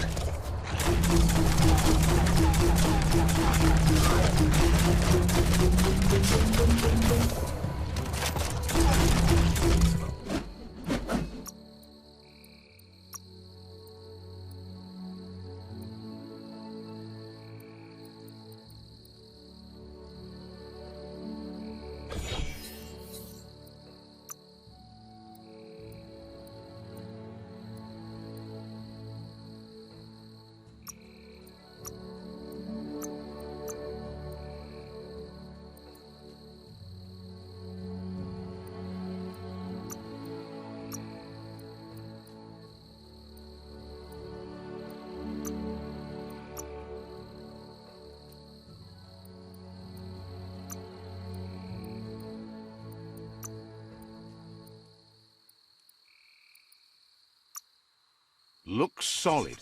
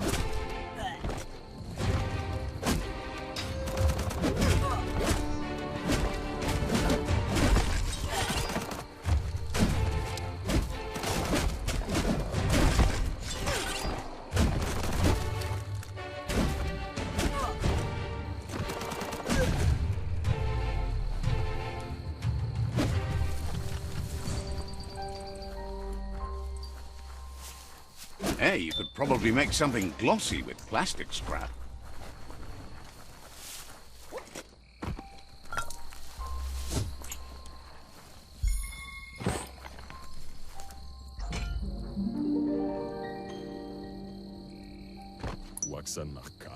This one seems to be in good spirits, despite being left here for dead. Has heard that you have a sense of compassion and trusts it's in your nature to help those in need.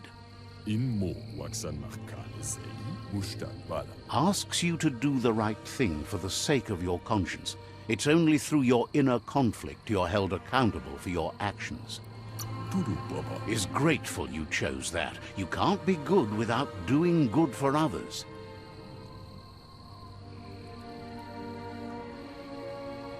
Run, Dark, run! It's not a race. You only say that because you're losing. Doesn't mean I'm wrong. No, there are lots of other reasons you're wrong.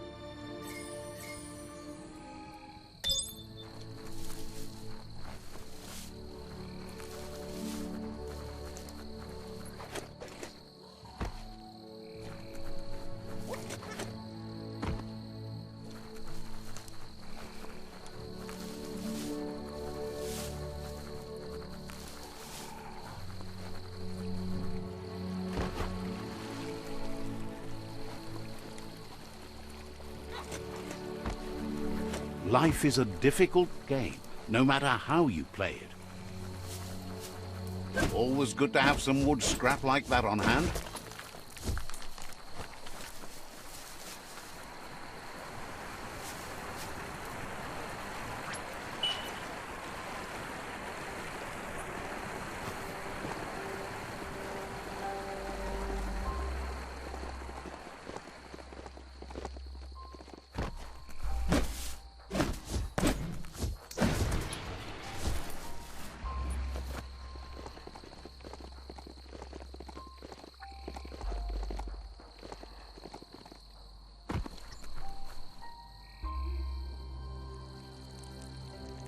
Let's see.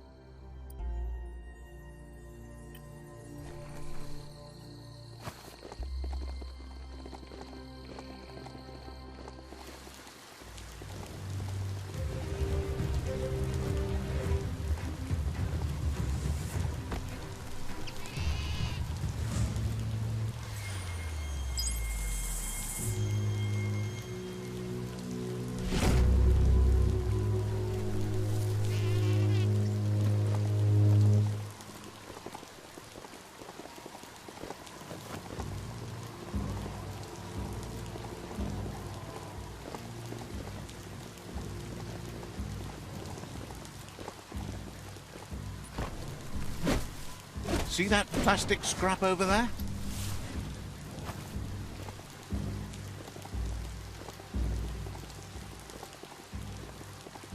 The Surge Surf Factory. Keep your eye out for Wiz while you're here. Let's see.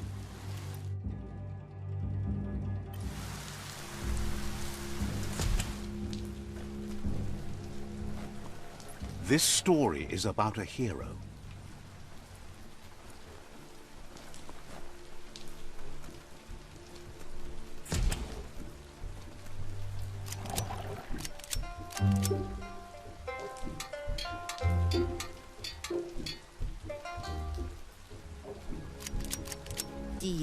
Wuz isn't easy on the tongue, but I think he says he's happy to see a friendly face. Not too many of those around these days. Says it's good to see you again. He's Wiz.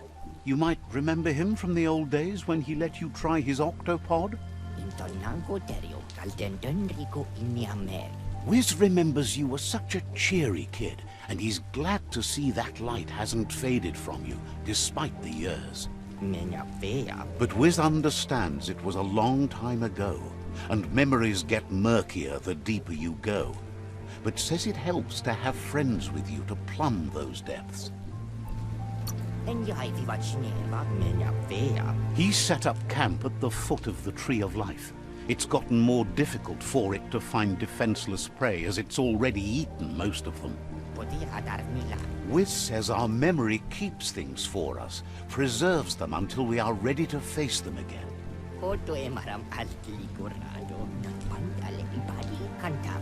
He knows you've returned to face LUPIN, and that confrontation is as inevitable as the tides.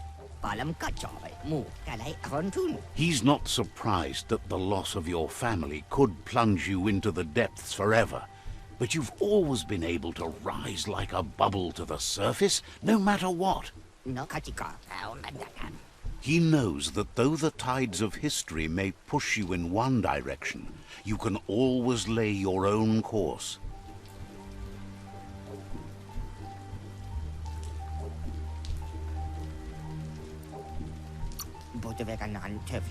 Ultimately, it's your choice. You were the one to be wronged and have lived with the consequences. He believes in consequence as it's a direct result of action. There's a bright day coming! Hey, that's going to get you burned! The only one getting burned around here is you. That stings. Oh, do you want some first aid for that?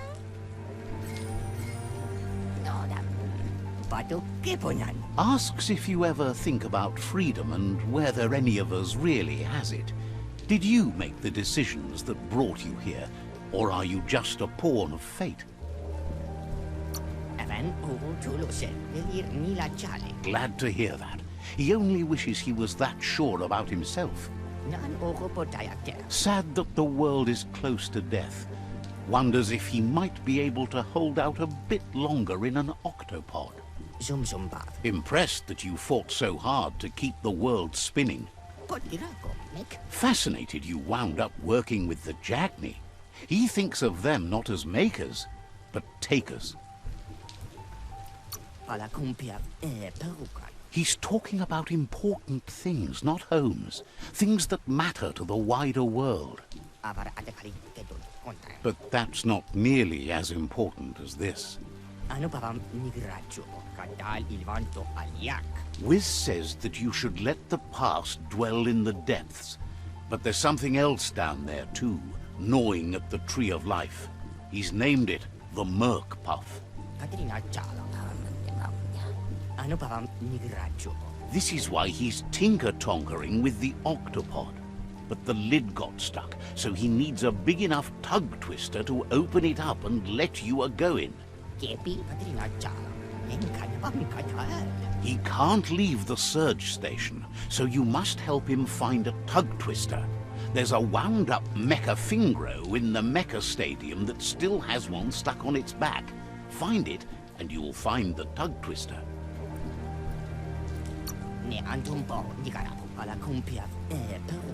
It's definitely made to lend a helping hand and do the heavy lifting.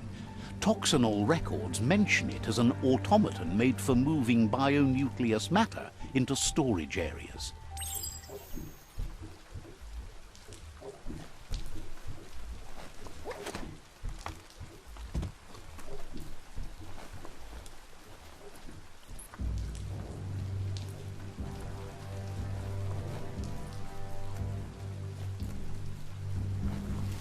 Let's see.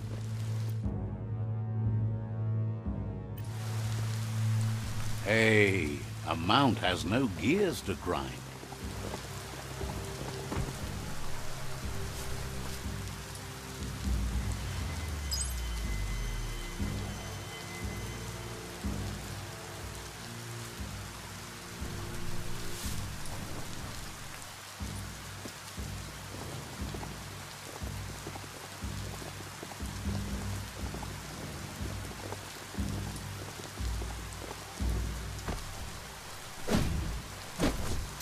Nice. Some barked wood scrap for you.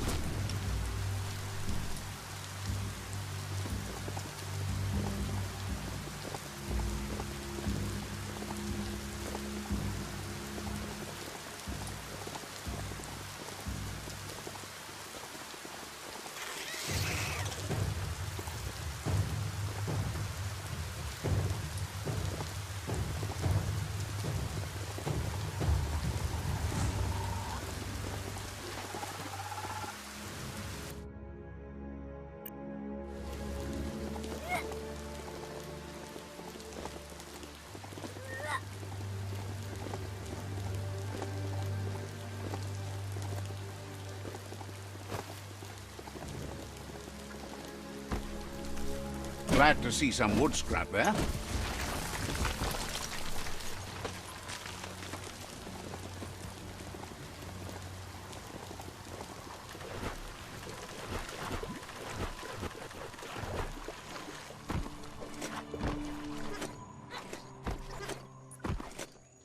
An old home.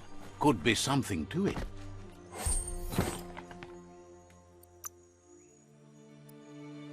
Feeling buff.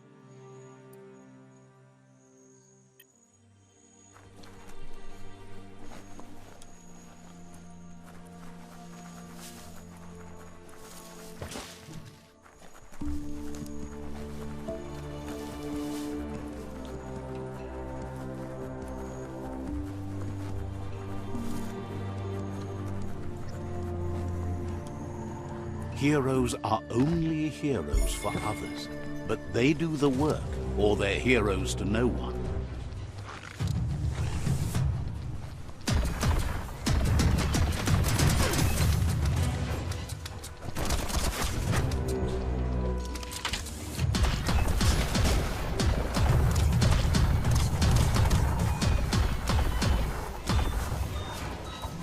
That's the hut.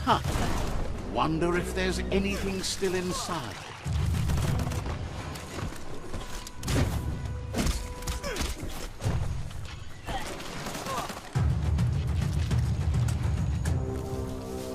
Look at that metal strap over there. Hold on to that.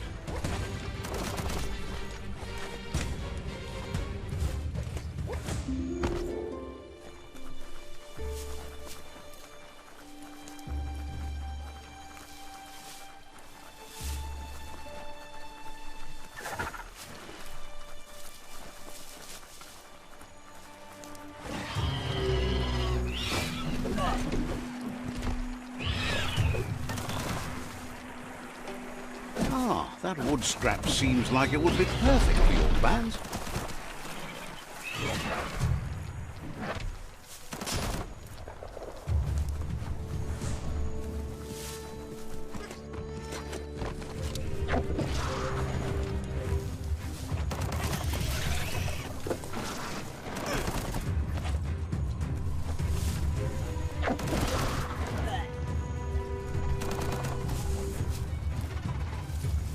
Found a bric-brac that's not absolutely flat.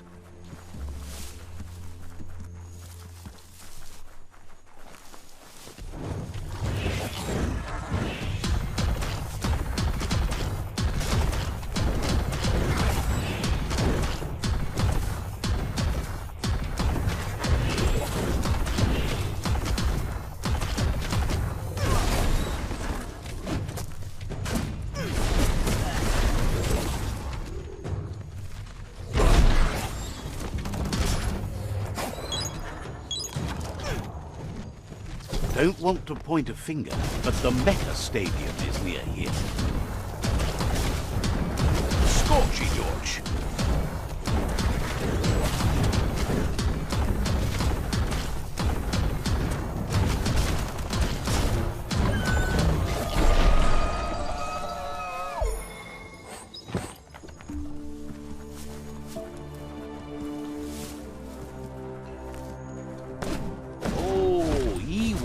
Hard to find.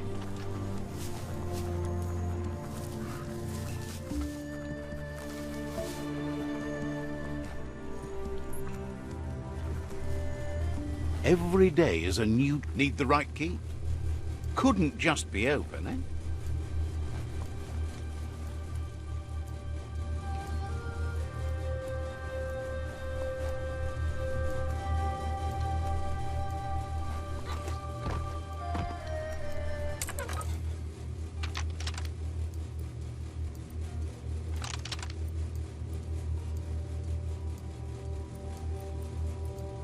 Just a few moves left. Make them count.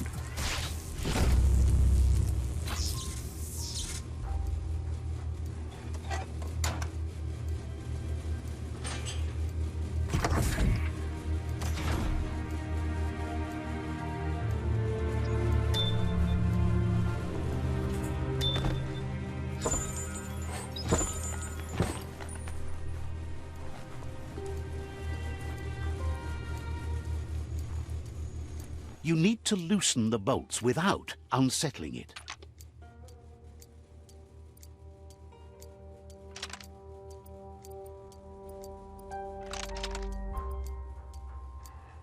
Just a few moves left. Make them count.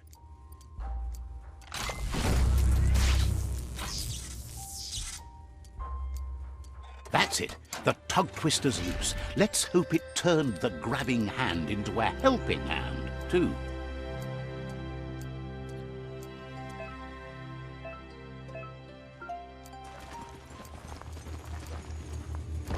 That's just nasty. Bio has... You need to line up the switches so they match.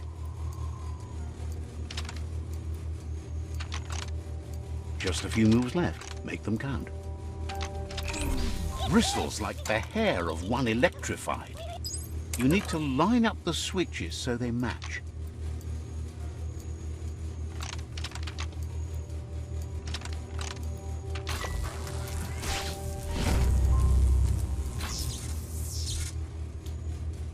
Good. That's enough electric current to initiate the actuators and activate the framework.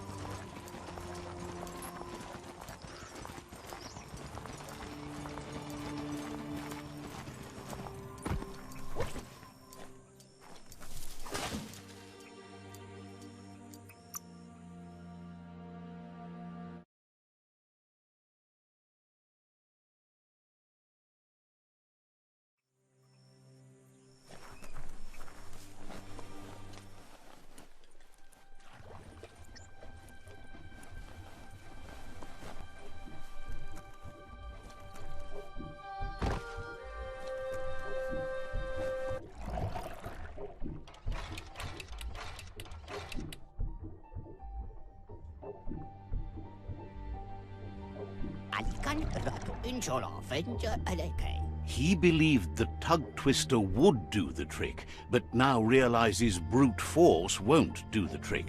You need something slick. He agrees that it's an option if you want to break stuff, but in this case you want to keep things intact, so it won't leak once you get undersurf. He says the lid should open if you sprinkle grease it. Problem is, he's all out. He knows his old friend Choo-Choo always keeps his grease sprinklers well filled. He should have an extra that you can borrow. He stresses that you should come back as soon as you've retrieved the grease sprinkler. The MURK puff is crunching bark by the minute. Wiz heard he's currently stranded at the end of the line, so it should be easier to track him down now compared to when he's running rails.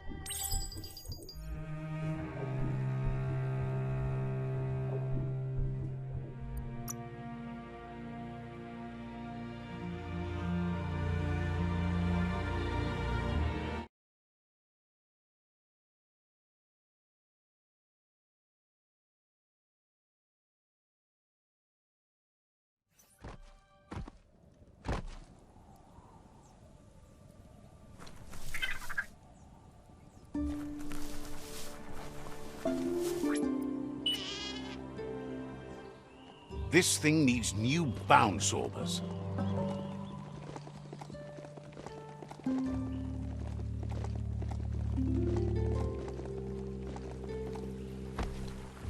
Someone could probably make good use of that plastic scrap over there.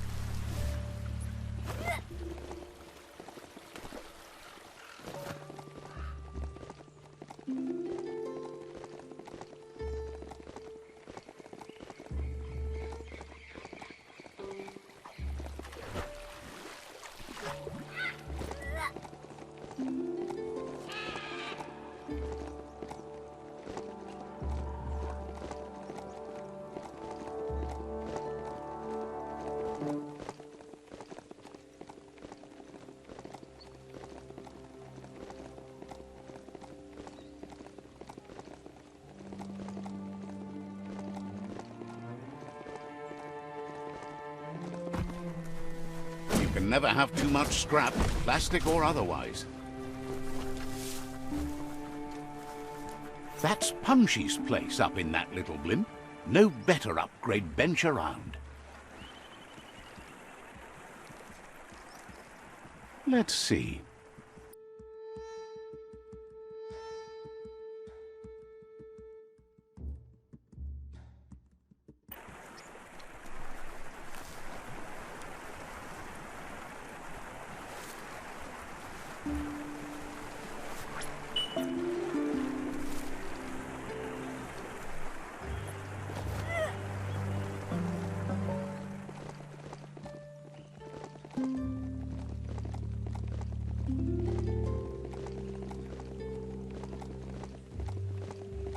You've reached the end of the line. Bet you can find Choo-Choo here. Don't flinch away from this. It's your moment. You need to focus.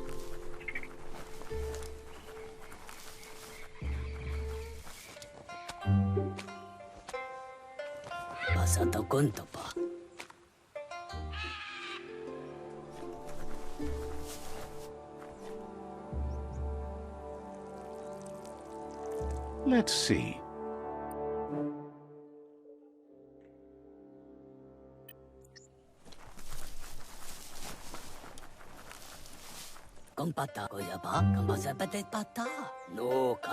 Choo-Choo knew you would make it to him one day.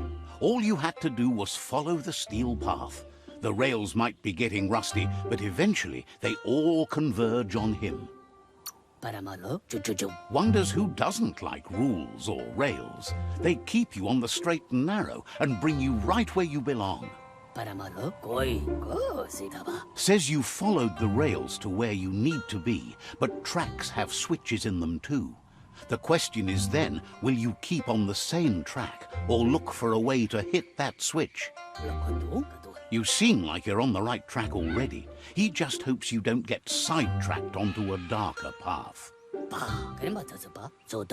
Whichever way you go, he wants you to know that the rails never steer you wrong. Stick to them, and they always bring you right to where you're meant to be. Wants to know if you've ever regretted taking one track in life instead of another. If you could go back, would you switch tracks or keep chugging along the one you're on? Thinks everyone has. No one's perfect every time. Feels like the world's on a runaway chug straight over a cliff. Can't thank you enough for hitting the brakes and working to turn the world chug around. Thinks you shouldn't work with the Jagni. They once tried to bolt one of their masks to his face.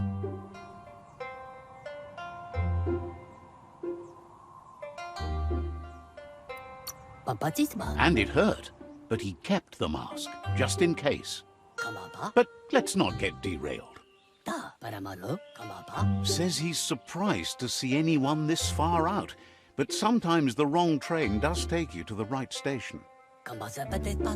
As you can see, he didn't plan to make a stop here, but now that he had to, he's really happy to see you. He says his name is Choo-Choo.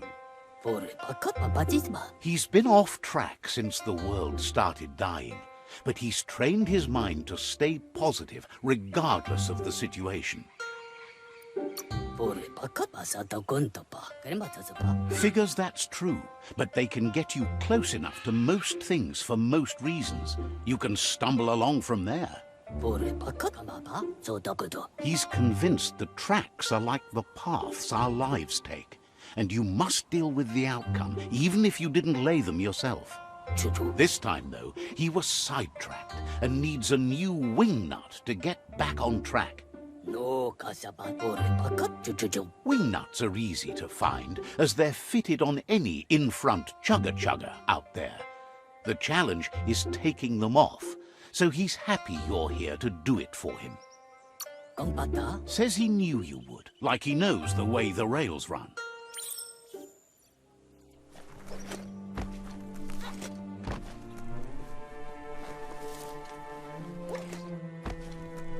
Wheel the control box handles to buzz the wire.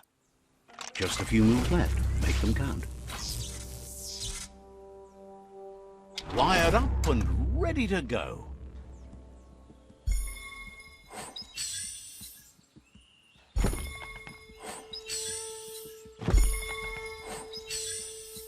Heads up.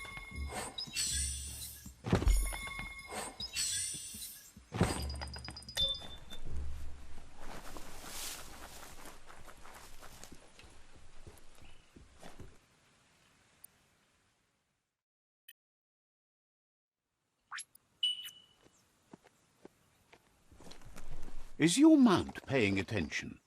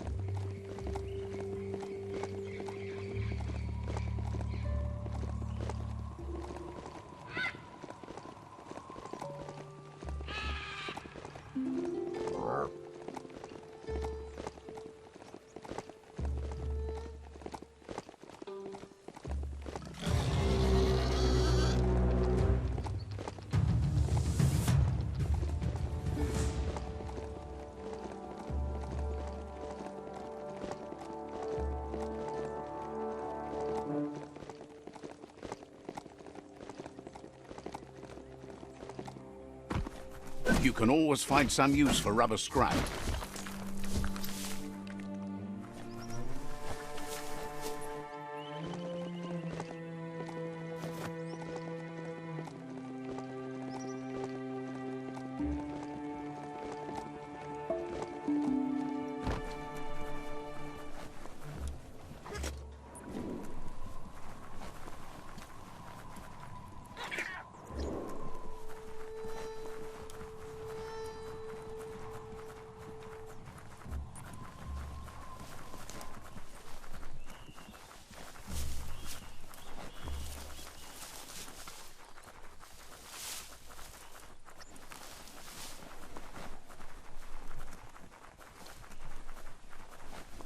The Wingnut Chug Tunnel. It goes on forever.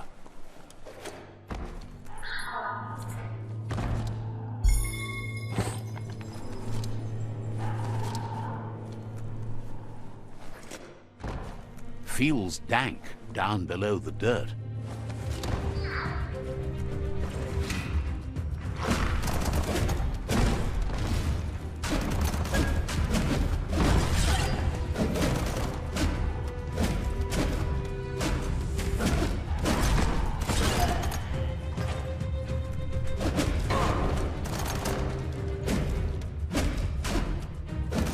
Sharp steel.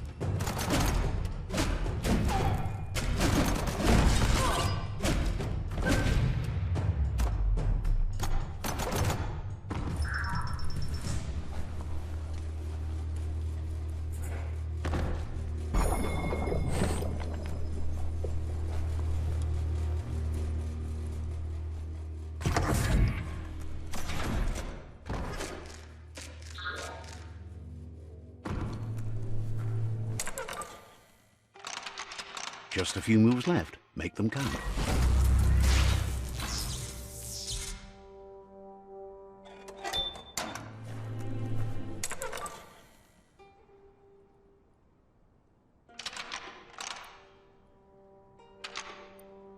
Just a few moves left. Make them count.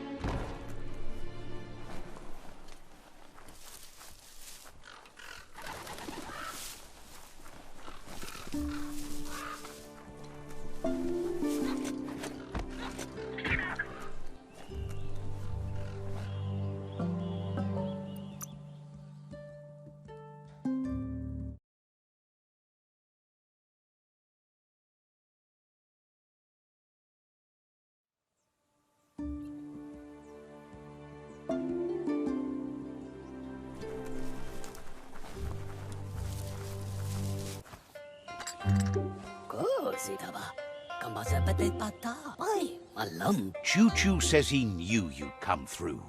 If someone makes a stop at your station, it's for a good reason. But he understands no one gets their tracks greased for free. He'd be happy to part with his spare grease sprinkler, as he believes it's a great fit for any of your business that needs to be unstuck. He keeps it safe in a box on the handcart, in case of emergency.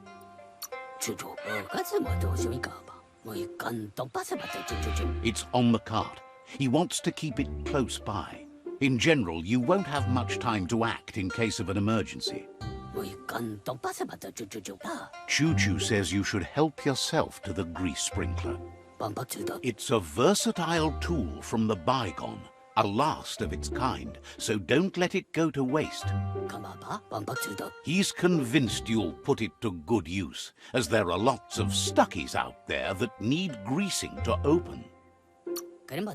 Seems glad you think so. You're on the right rail. Choo-Choo says he can't wait to get out of this place. Says you should take it easy.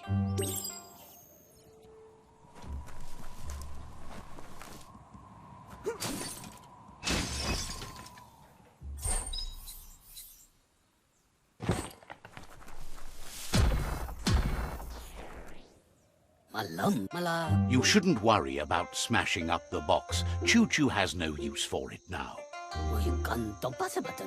Choo-Choo says he feels strongly about helping his next, just like you did for him. He's convinced there was a bigger reason you met. Sometimes the wrong train will take you to the right place. He believes you've got what it takes to make a difference. He's witnessed it himself. Figures everyone chooses their own path. The longer you ride the rails, though, the easier it is to travel with friends. Choo-Choo's thrilled you found the Ark. Just imagine how much faster than a chug that thing must be. And no rails needed. Needs no rails, no roads, nothing but air. With the world ending and all the chugs going with it, it's fun to think about what kinds of yards the Ark could take you to instead. Says he's happy to see the Ark in your hands. Knows you'll go great places with it and do some good. Wonders who you might call aboard the Ark with you. So, what we have here is an opportunity to help your next. There's a seat open on the Ark should you want to offer it as a gesture of appreciation.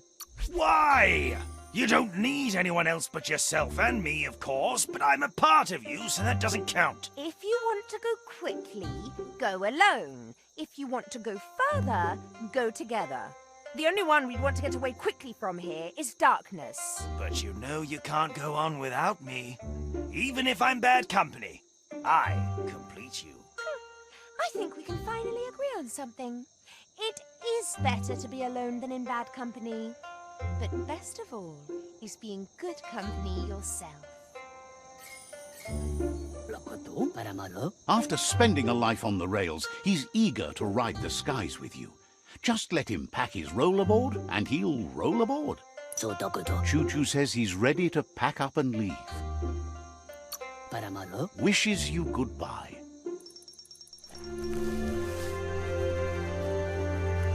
Let's see.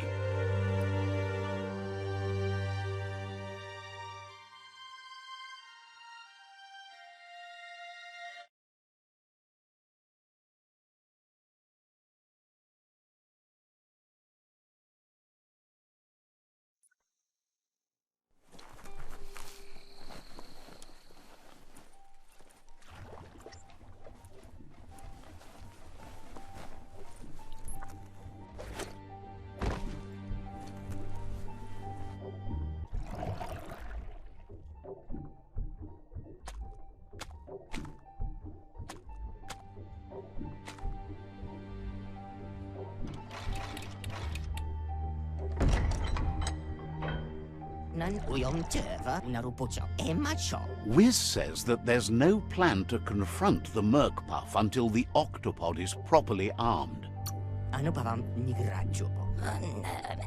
He knows you'll need something that packs enough boom to put a dent in that shell, or better yet, head. Pyro sticks will do the trick. He says his old friend Boom makes all things that go bang.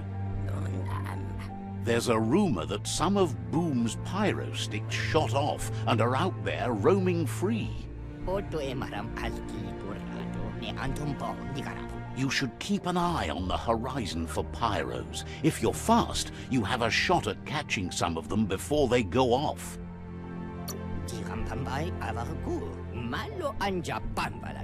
Boom has named the place Puff Duff Bluff. It sounds silly, but it's an accurate description considering most of the pyros are duds, seeing as they're as old as the old world.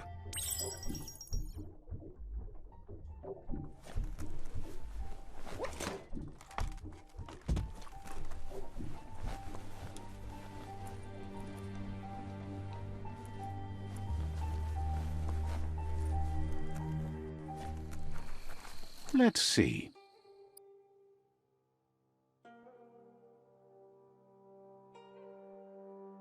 What a wonderful place to hide.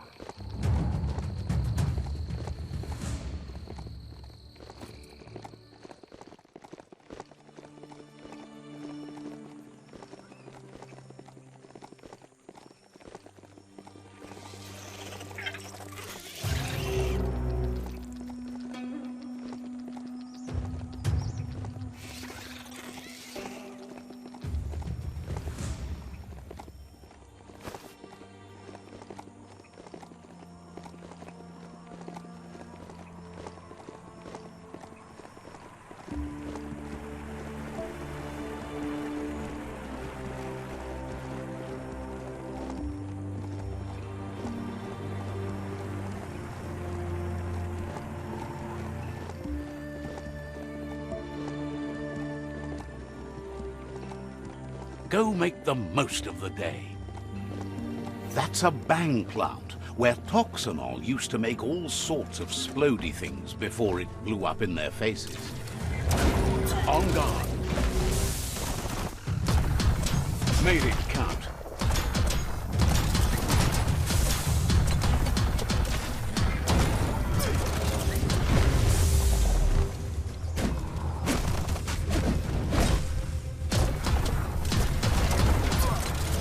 You're hurt bad.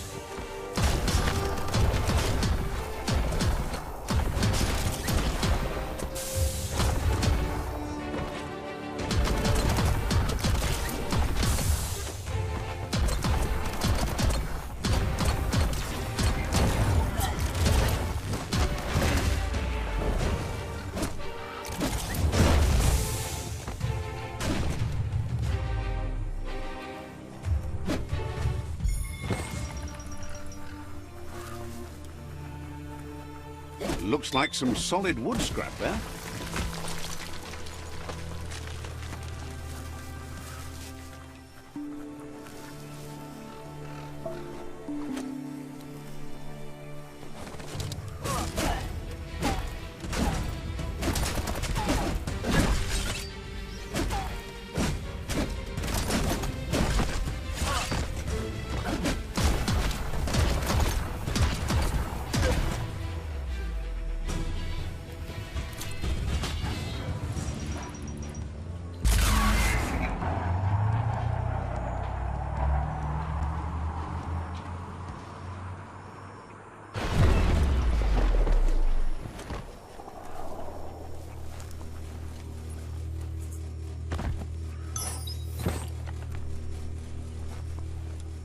That looks like an unbanged pyro stick on the loose. Better catch it before it goes off. Take this seriously, or it'll take you down.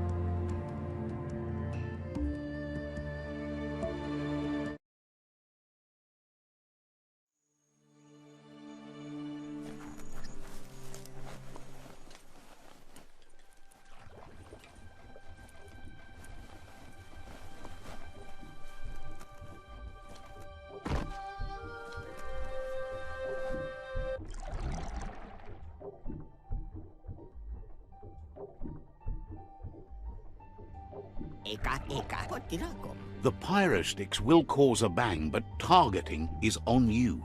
At least now you have a chance to hurt the MURK puff where it counts.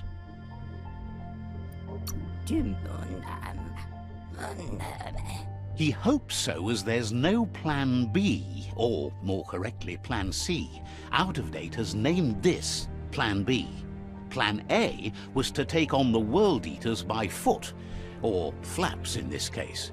Turns out swimming down there was a bad idea. Wiz has been working on another cannon, but instead of pyro sticks, it squirts guppos, scaly distractions for anyone with an appetite disorder, and irresistible for the MURK puff in particular. Seems the best way to find guppos is go talk to Gil. He has a natural sonar and knows where the guppos sub the surf.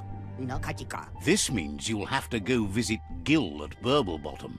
Find Gil and he'll be able to tell you where to find the guppos.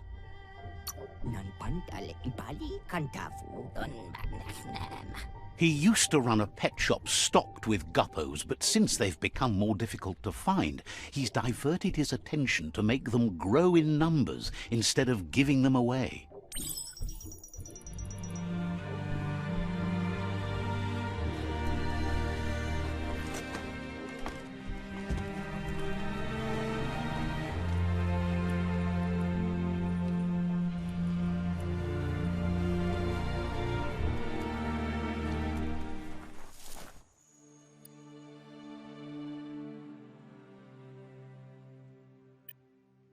Time for another day to begin.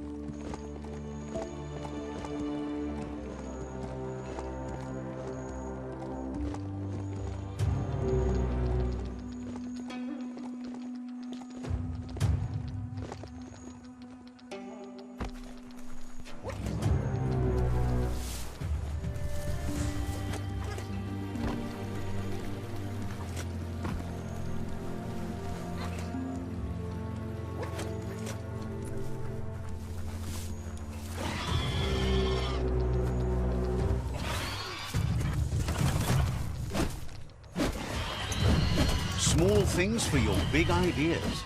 See that rubber scrap? That'll add a bit of bounce for you.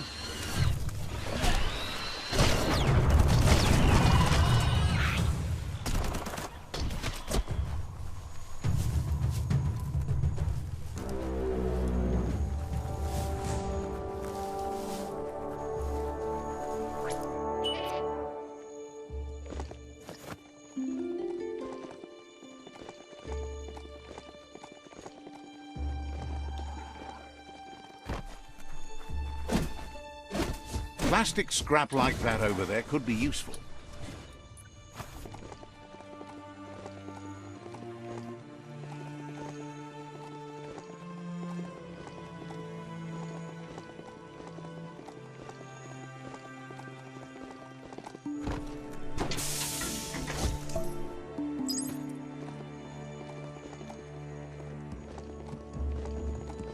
That there is a fume foundry, where toxanol processed go juice. This thing has a mind of its own.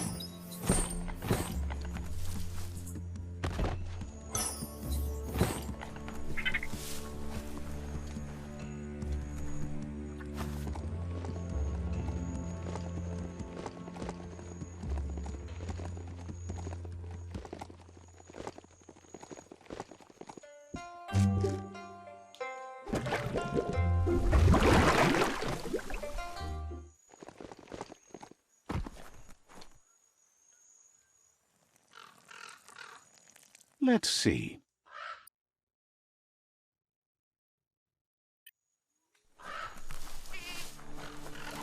This is Burblebottom, residence of Gil. Happy to finally get to meet you. He's seen a lot of things wash up on his miniature shore, but nothing as exciting as you.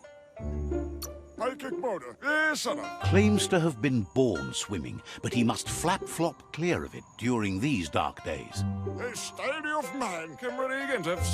It must have been upstream only to get to this point in your histo-future. But which way are you going now? With the flow or against? It's crazy hard to flipper against the surf, but you can't save the world if you let it sweep you away. Either way, it's a shame the surf has gotten so nasty. Thinks life is like trying to ride a wave. You need to pick the right one, but you don't really know which one that is until you're on top of it. Better to ride a wave than let the perfect one pass you by. Seems to him that there's always another wave coming along. Figures he's ridden his last wave, though, what with the world coming to an end. Can't thank you enough for fighting against the goo. Can't stomach how you hang with the Jagni. They keep so much stuff for themselves that they could share with the world. More than they could ever use until the end of the world, whether you save it or not.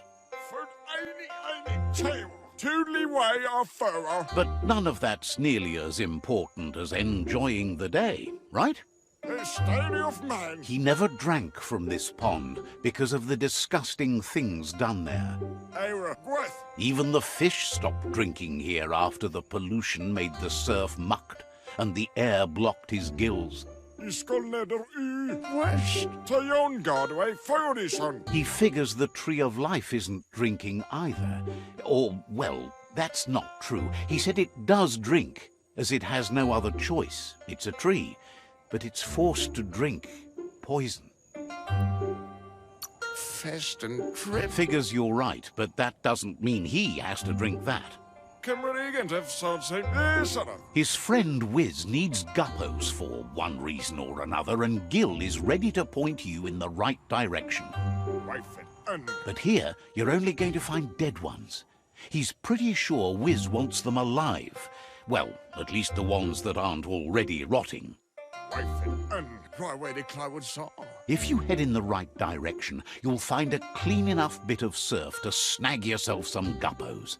Then you can get them to Wiz for whatever he has in mind. Figures he's always been a friend to Wiz, and now he can be one to you, too.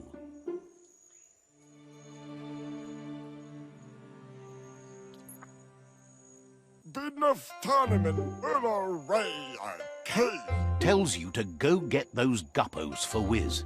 They won't find him on their own.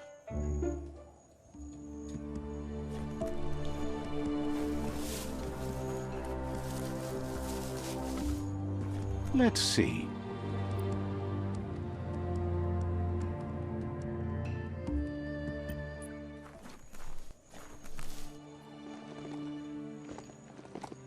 No time to graze, let's go.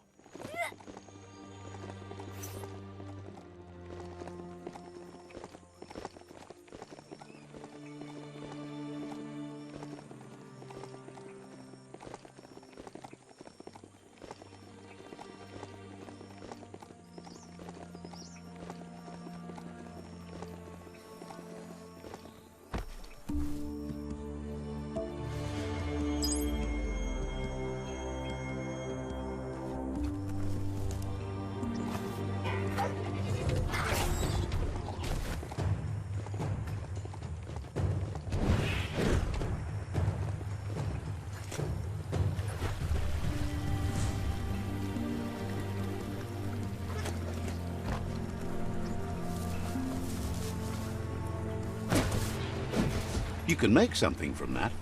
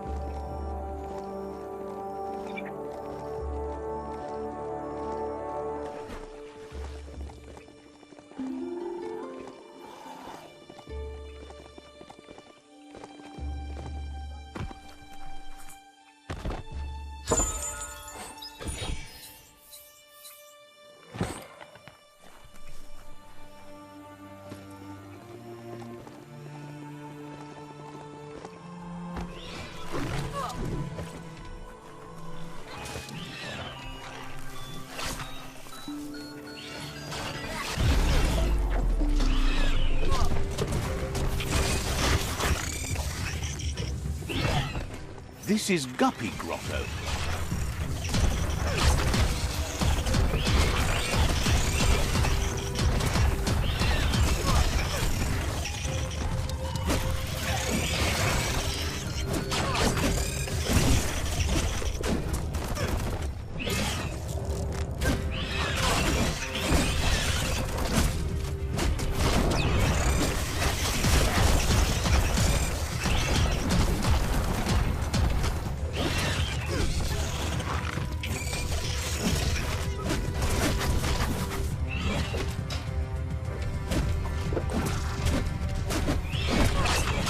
Down to half your health.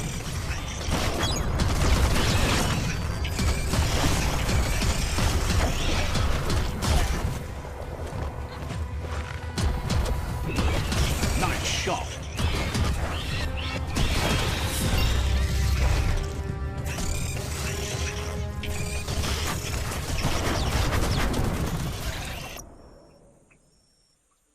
Nothing gets to you.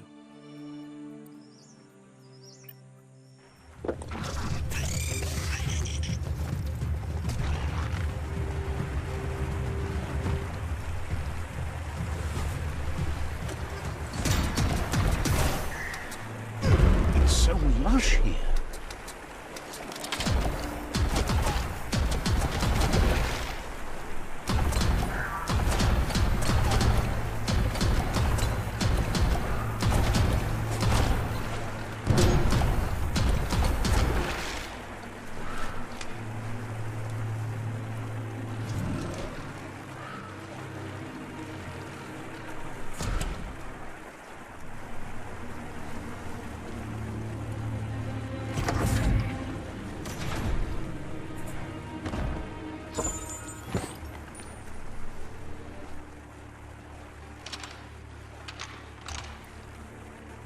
Just a few moves left. Make them count.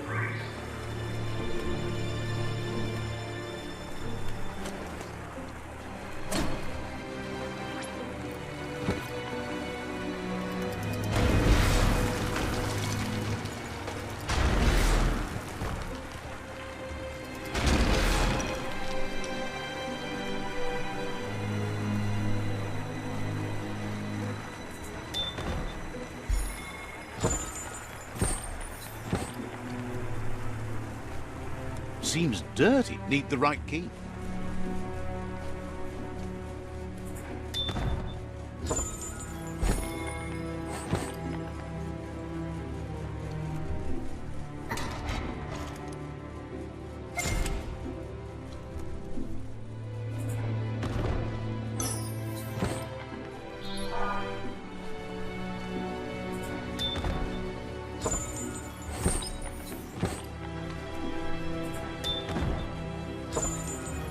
Don't see that in the shops. That's not too bad.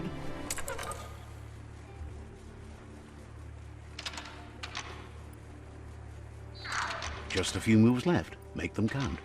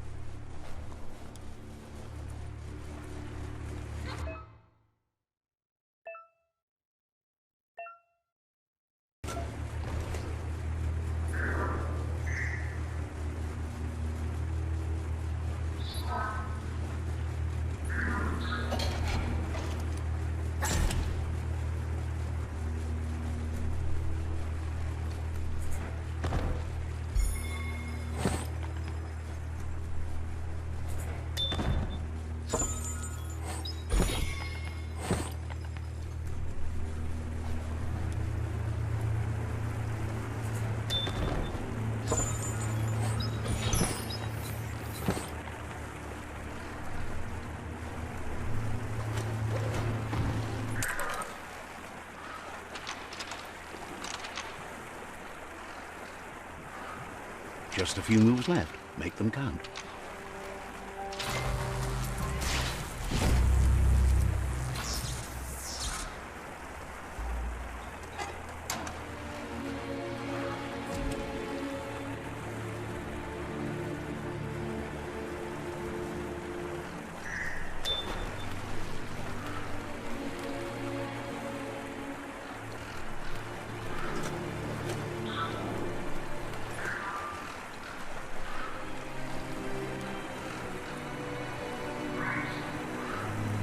Have you ever seen so much green?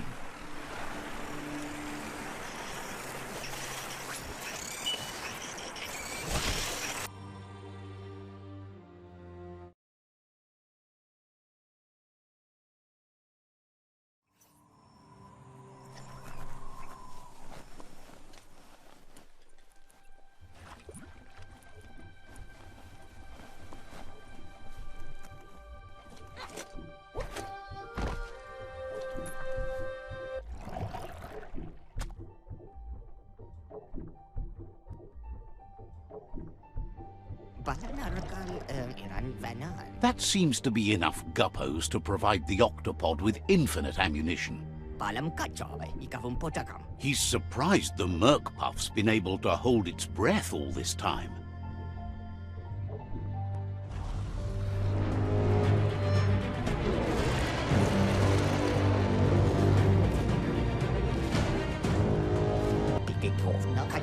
It's just another proof of the evolutionary change caused by Toxanol's contamination.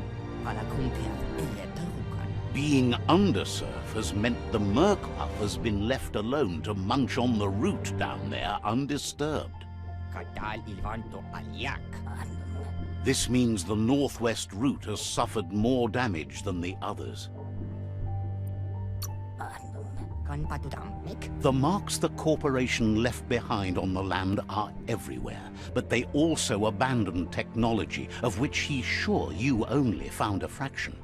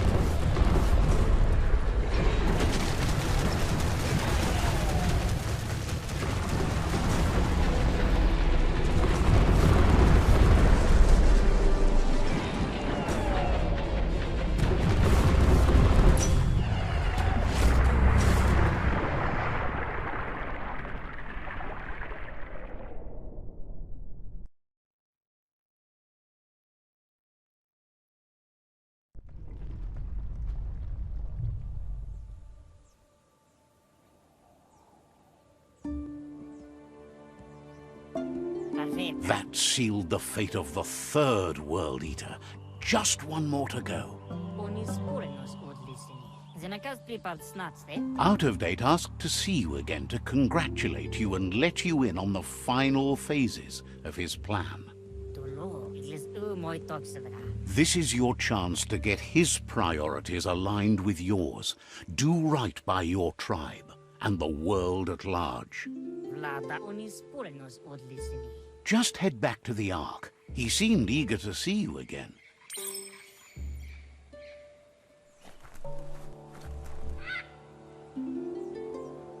Vakantalo ulatu. He's learned you discovered and activated the last of the Arks. How exciting. Nan. Old doesn't always mean bad, especially when talking about tech from the before times. We've lost far more than we've relearned. Irovante vakar. Dampati nero. It's heartbreaking that so much will be lost when this world ends, but the Ark can take you to new places for fresh starts. You fought well for the world. You can be proud of that, no matter what. Velir nila chale alikan rado. Questions if you could possibly have any open spaces left for fellow travelers on that Ark of yours.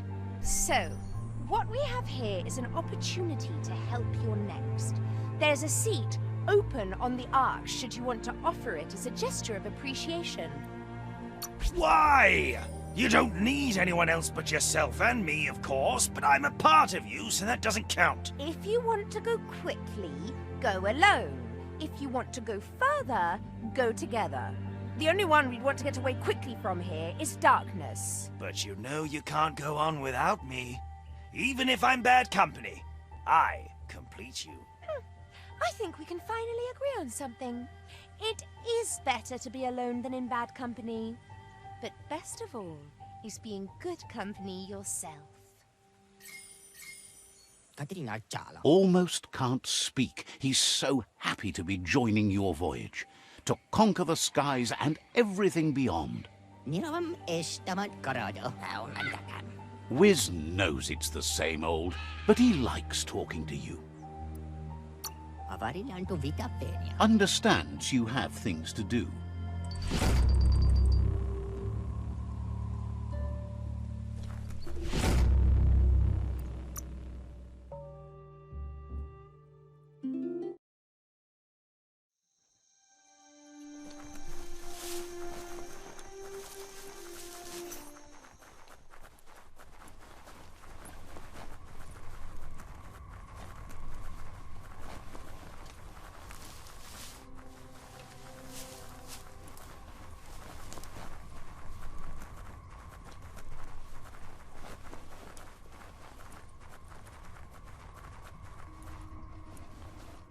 Bubu tubuko kim hobe bekuko hifar muk. Out of Date says there'll be consequences of the war, but there are more pressing matters at hand. Ewe bobuye. The last World Eater has been left undisturbed with the tree while you focused on the war.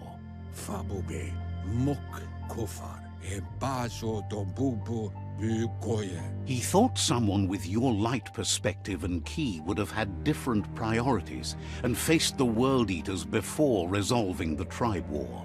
E baso do bubu bukoye. Regardless, Out of Date is grateful the tribe war is over. Kobra yake. Out of Date understands the road has been rough, but you already know what's left to end this journey, and it'll be tough. Evunkutu buvum chintwata moti huasa. You're the only one that's strong enough to face the last World Eater. Maotoliawahu. The future depends on someone with a light perspective to give the world a chance to survive. Tuluya. Utu lula. Only time will tell what the future holds, and if it will bring a lasting peace for those that make it to the end. Kuchai. Hifar befarbe. Out of Date reminds you it's time to confront the last World Eater.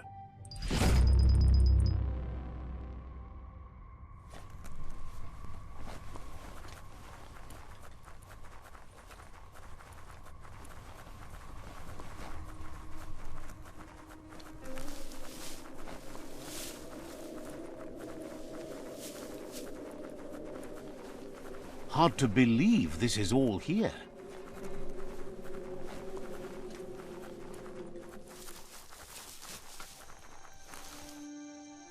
Let's see.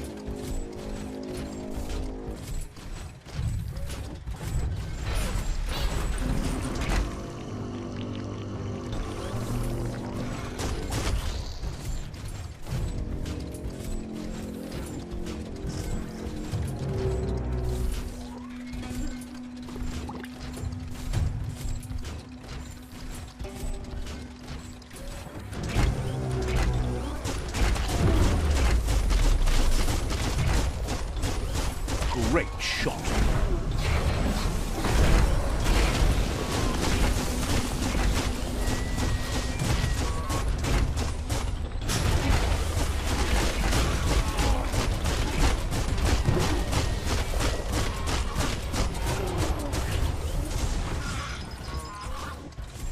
Bang Shelter 7C should have been stated right there in Toxanol lettering. Oh no! Rain!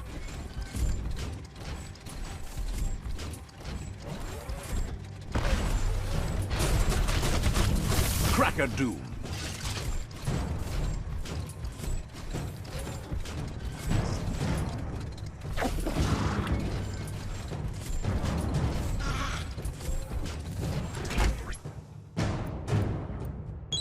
Back to sneaking around.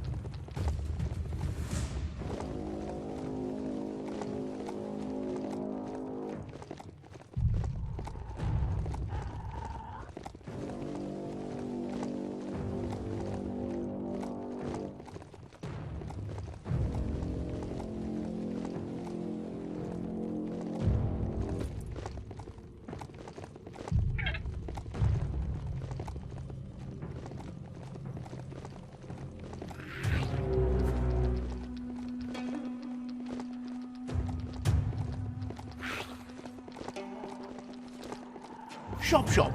That's one just over there. Go for it.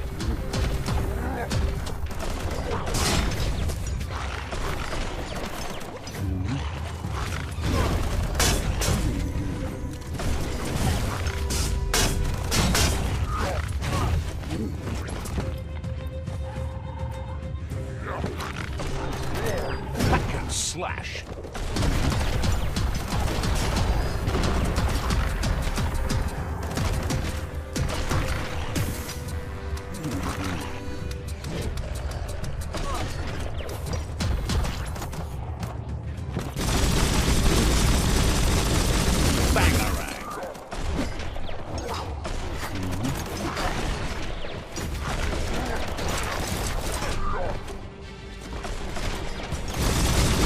Hot mess.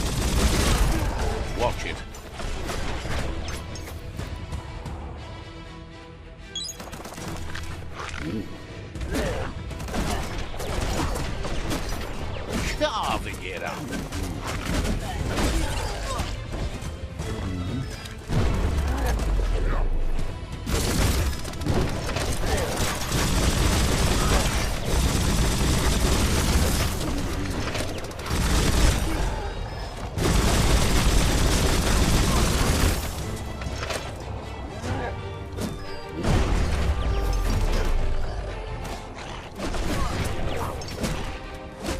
Close encounter.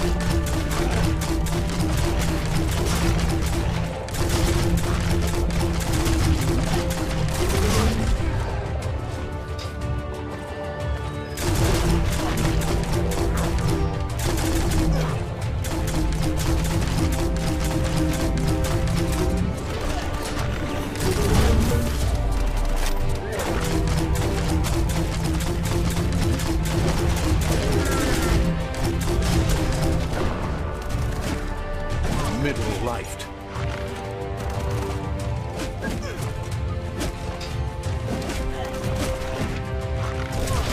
Hey, nice shot.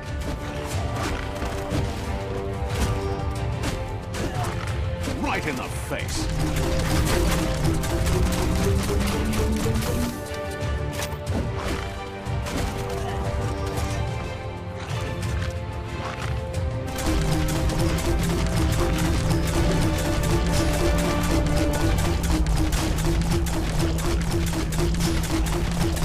Took care.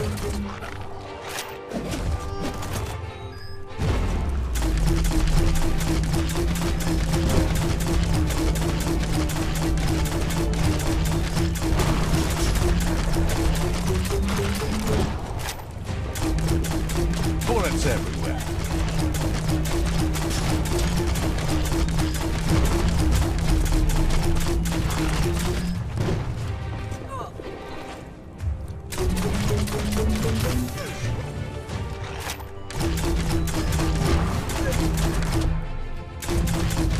Got more than a flesh wound.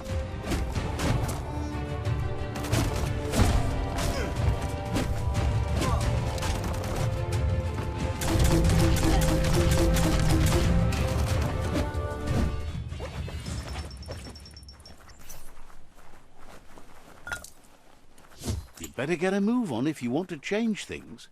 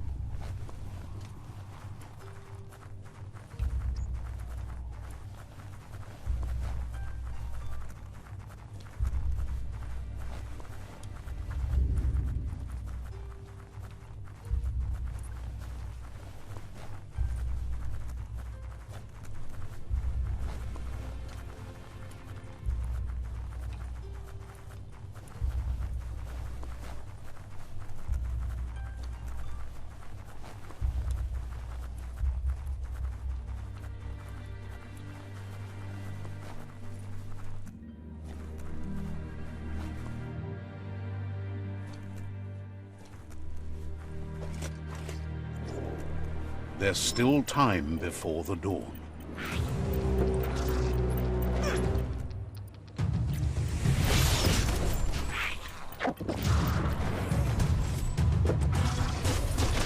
Smoked! Not much left of that one.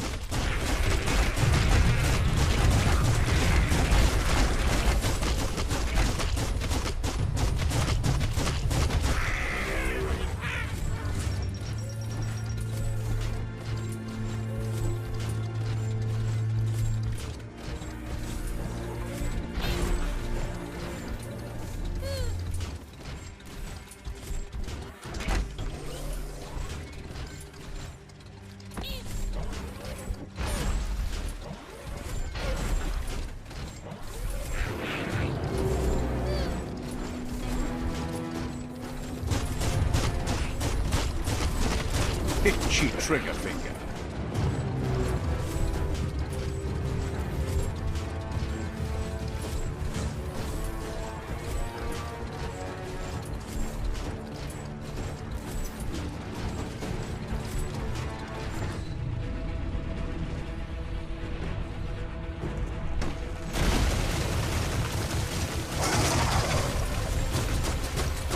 That's a jumbo puff with an appetite.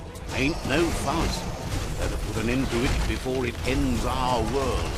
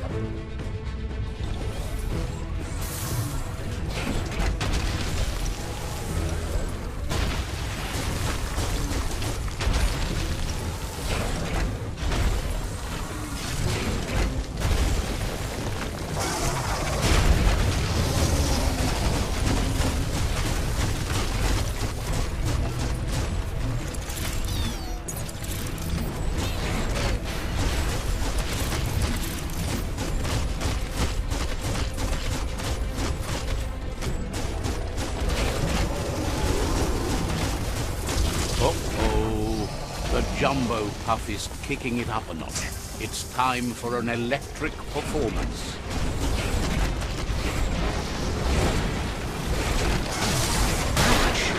A couple of more hits and it's a fried circuit board.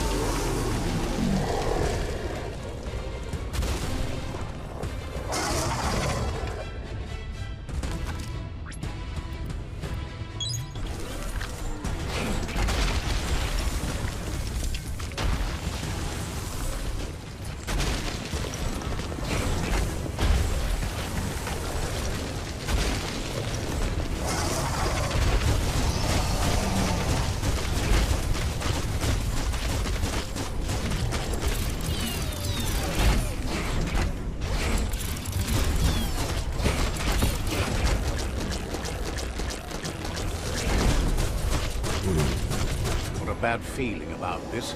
It goes all the way down to the stomach.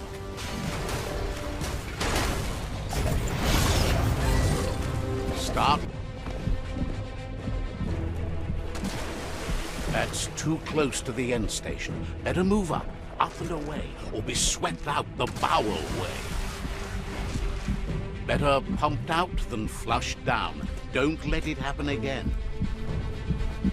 Wow. What a super-sized world! That the torus is pumping at half a beat.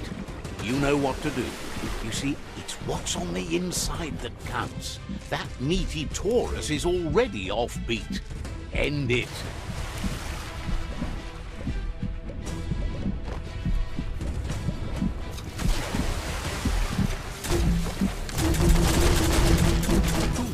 guessed it would go down with a throw-up. Can it really get any better than that?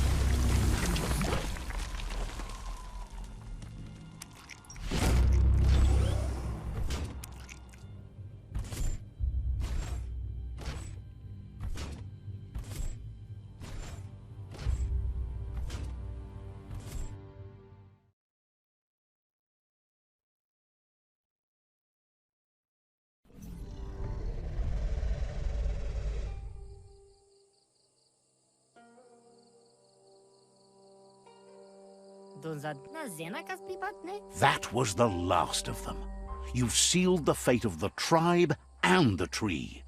It's time for the end game. You have your destiny. Follow it all the way back to Out of Date. He never told anyone about what's next, but he's sure it involves you. Just continue to stay true to yourself and respect others whatever happens. You've become their pride, the guiding light of the tribe. It's time to return to the tree one last time.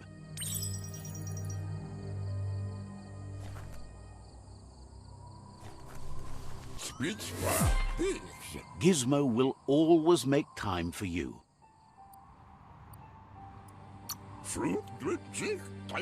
Understands you have things to do.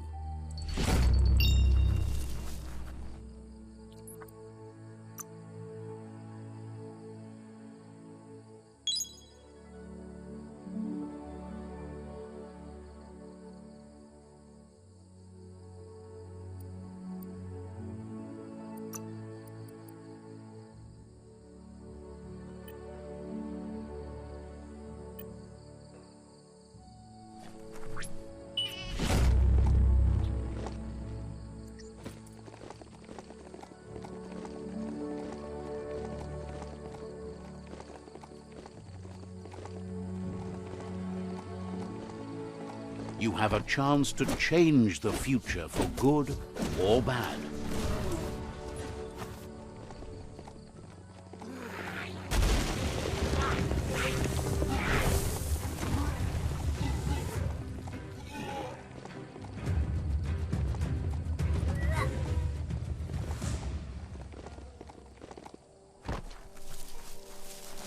Looks like some solid wood scrap there.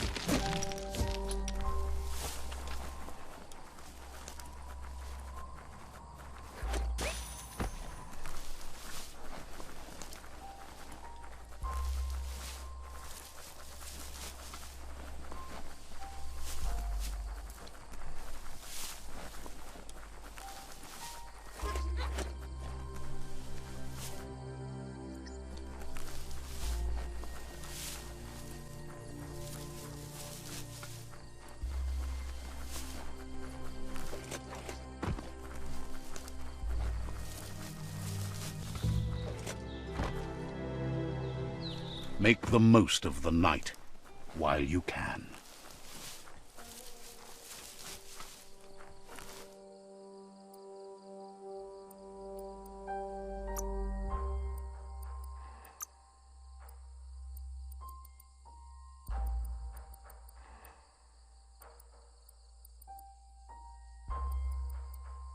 Cat.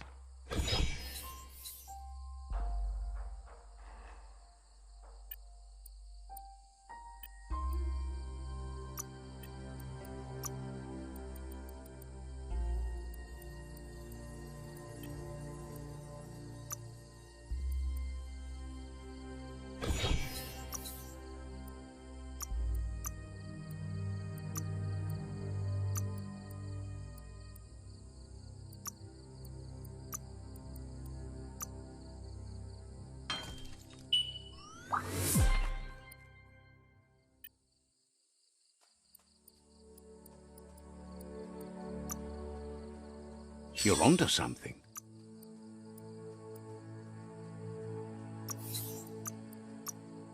At least someone wears pants.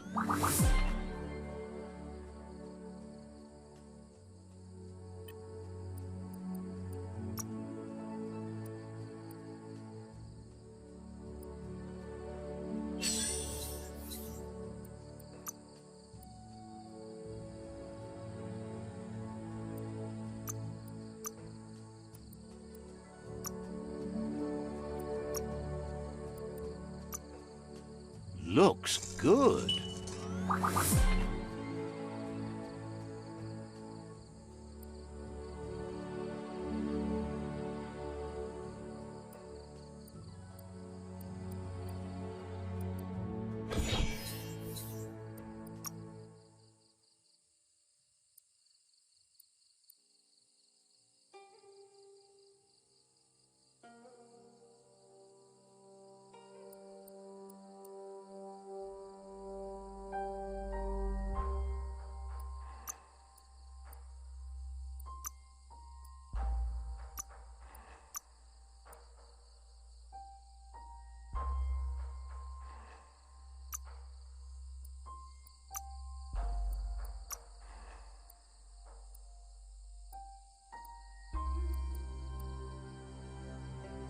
Not many will survive a bullet from this beauty.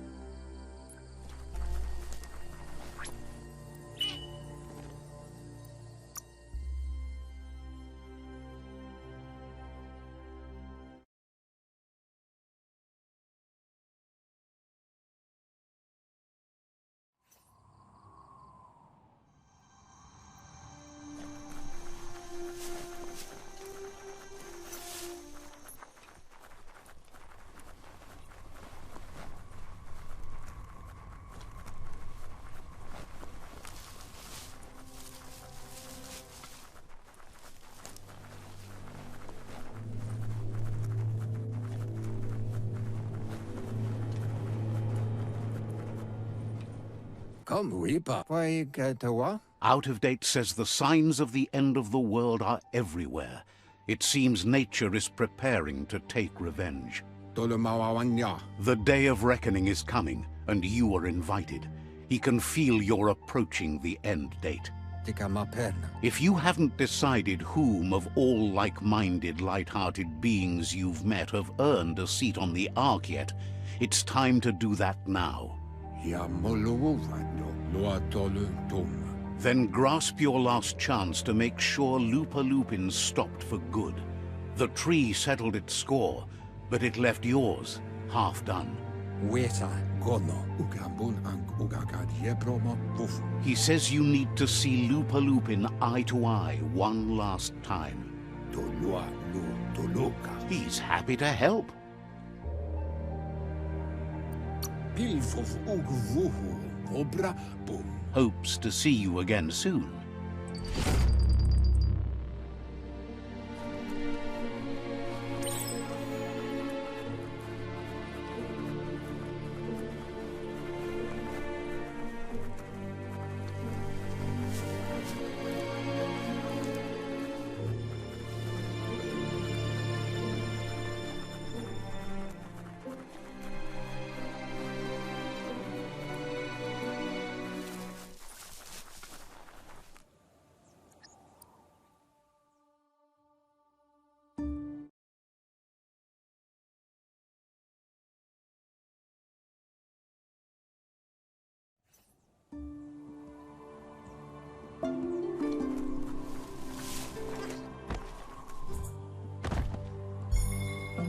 At least you got something for your trouble.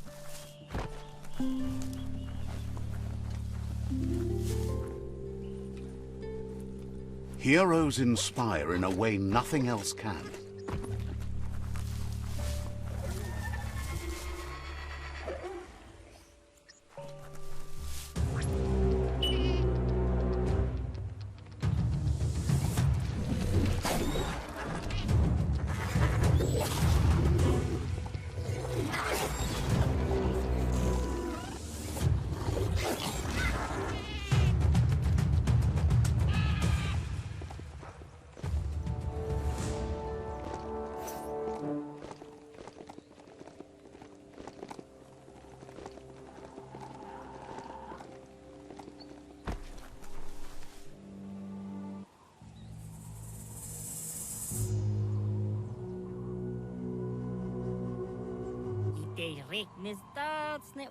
The Sifu is seeking revenge too.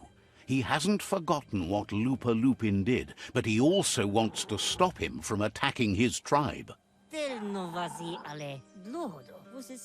Now that the world as we know it seems to end, he wants to make sure the LUPIN ends with it. He hopes you agree, even if it goes against your light-hearted nature. There's no room for predators in the world the Jagni tribe is building. But he knows this is your fight. You should handle it. LUPIN's own fear was his shackles, not the roots of the tree. It just changed him.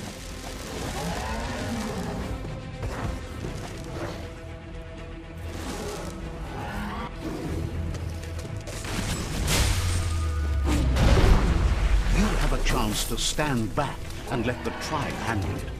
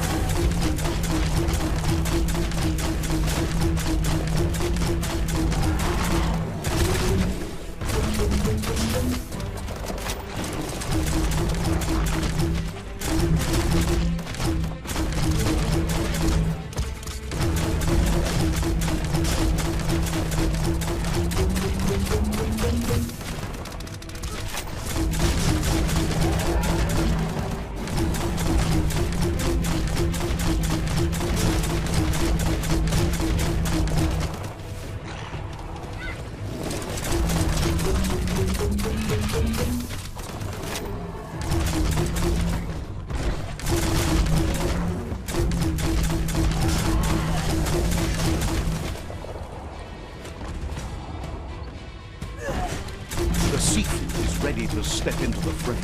Are the odds about to change in your favor?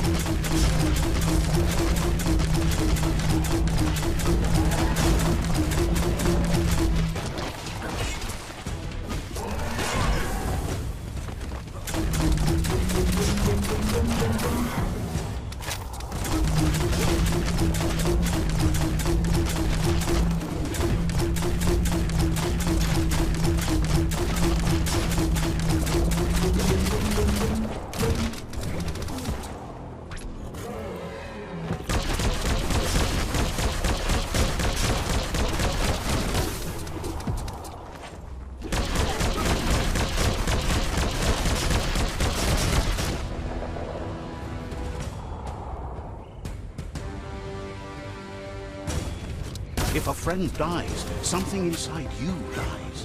You can save the Sifu by making yourself a part of it. You're up.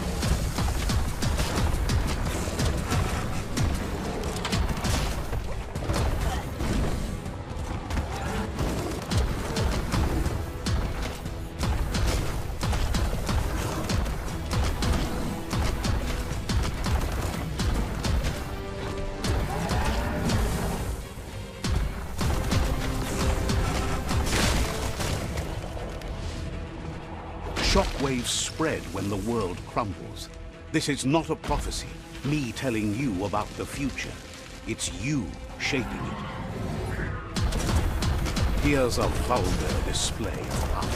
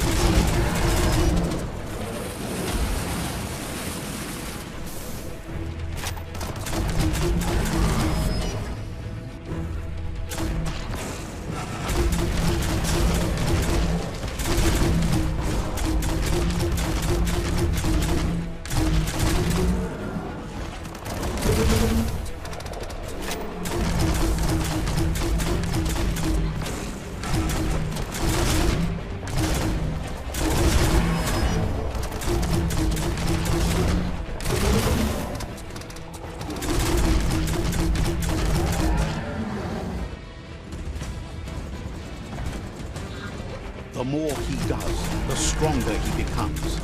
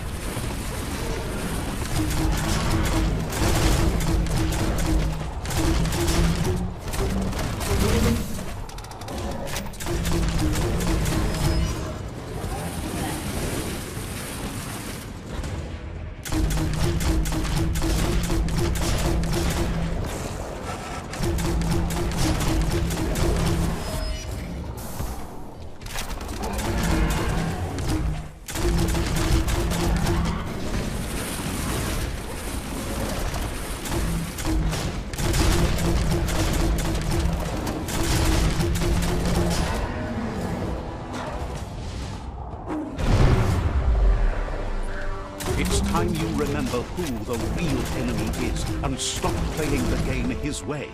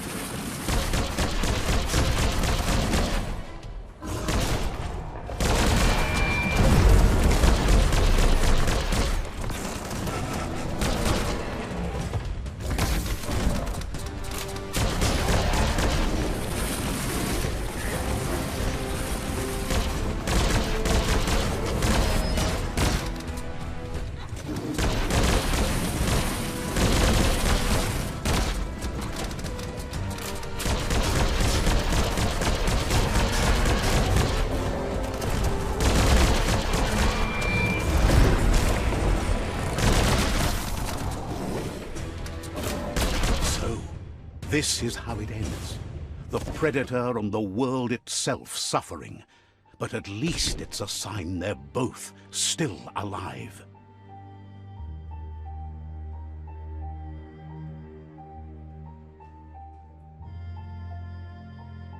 So, what we have here is a clear matter of life and death, and only you can make a difference.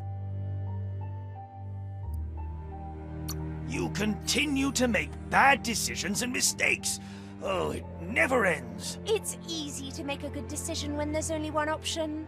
The only mistake here is you. My mistake is letting you speak.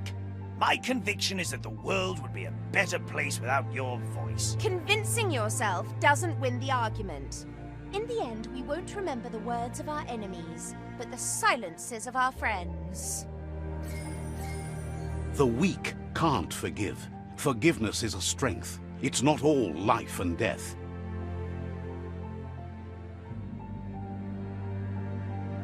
It's no better time than now to accept a helping hand.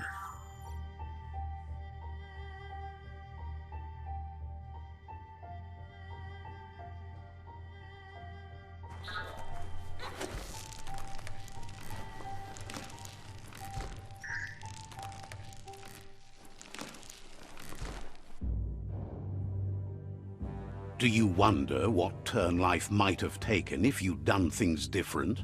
A left when you went right? A yes when you said no? You saw a world drenched in its own cruelty and didn't sway from your path. And so, a great cataclysm draws close. Life doesn't care about heroes and happy endings. Bad things can lead to good. A seed of life, the beginning of something new. You balanced the dark within a world imbalanced in its light nature and made a difference in a place that needed change. You allied with the Jagni tribe and became omnipresent and, most importantly, feared. However, light and dark does simply represent the polarities of life. One can't exist without the other. This is how it begins. The world's headed towards rebirth of a primal paradise as evolution paves way. We're at the mercy of nature. So, trust your conscience to show you the way, and everything else will follow.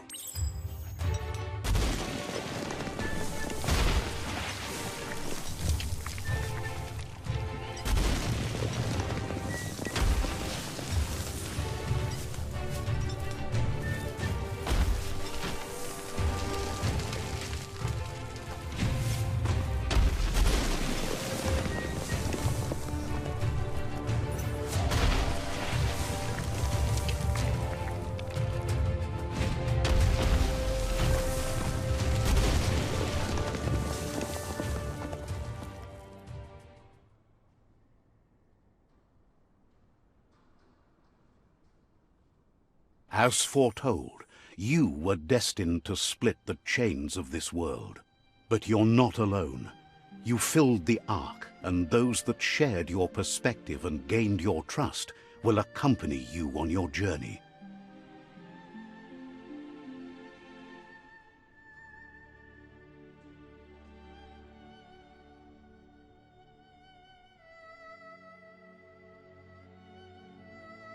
Is there a world out there that's better suited for those imbalanced in their light nature than this one?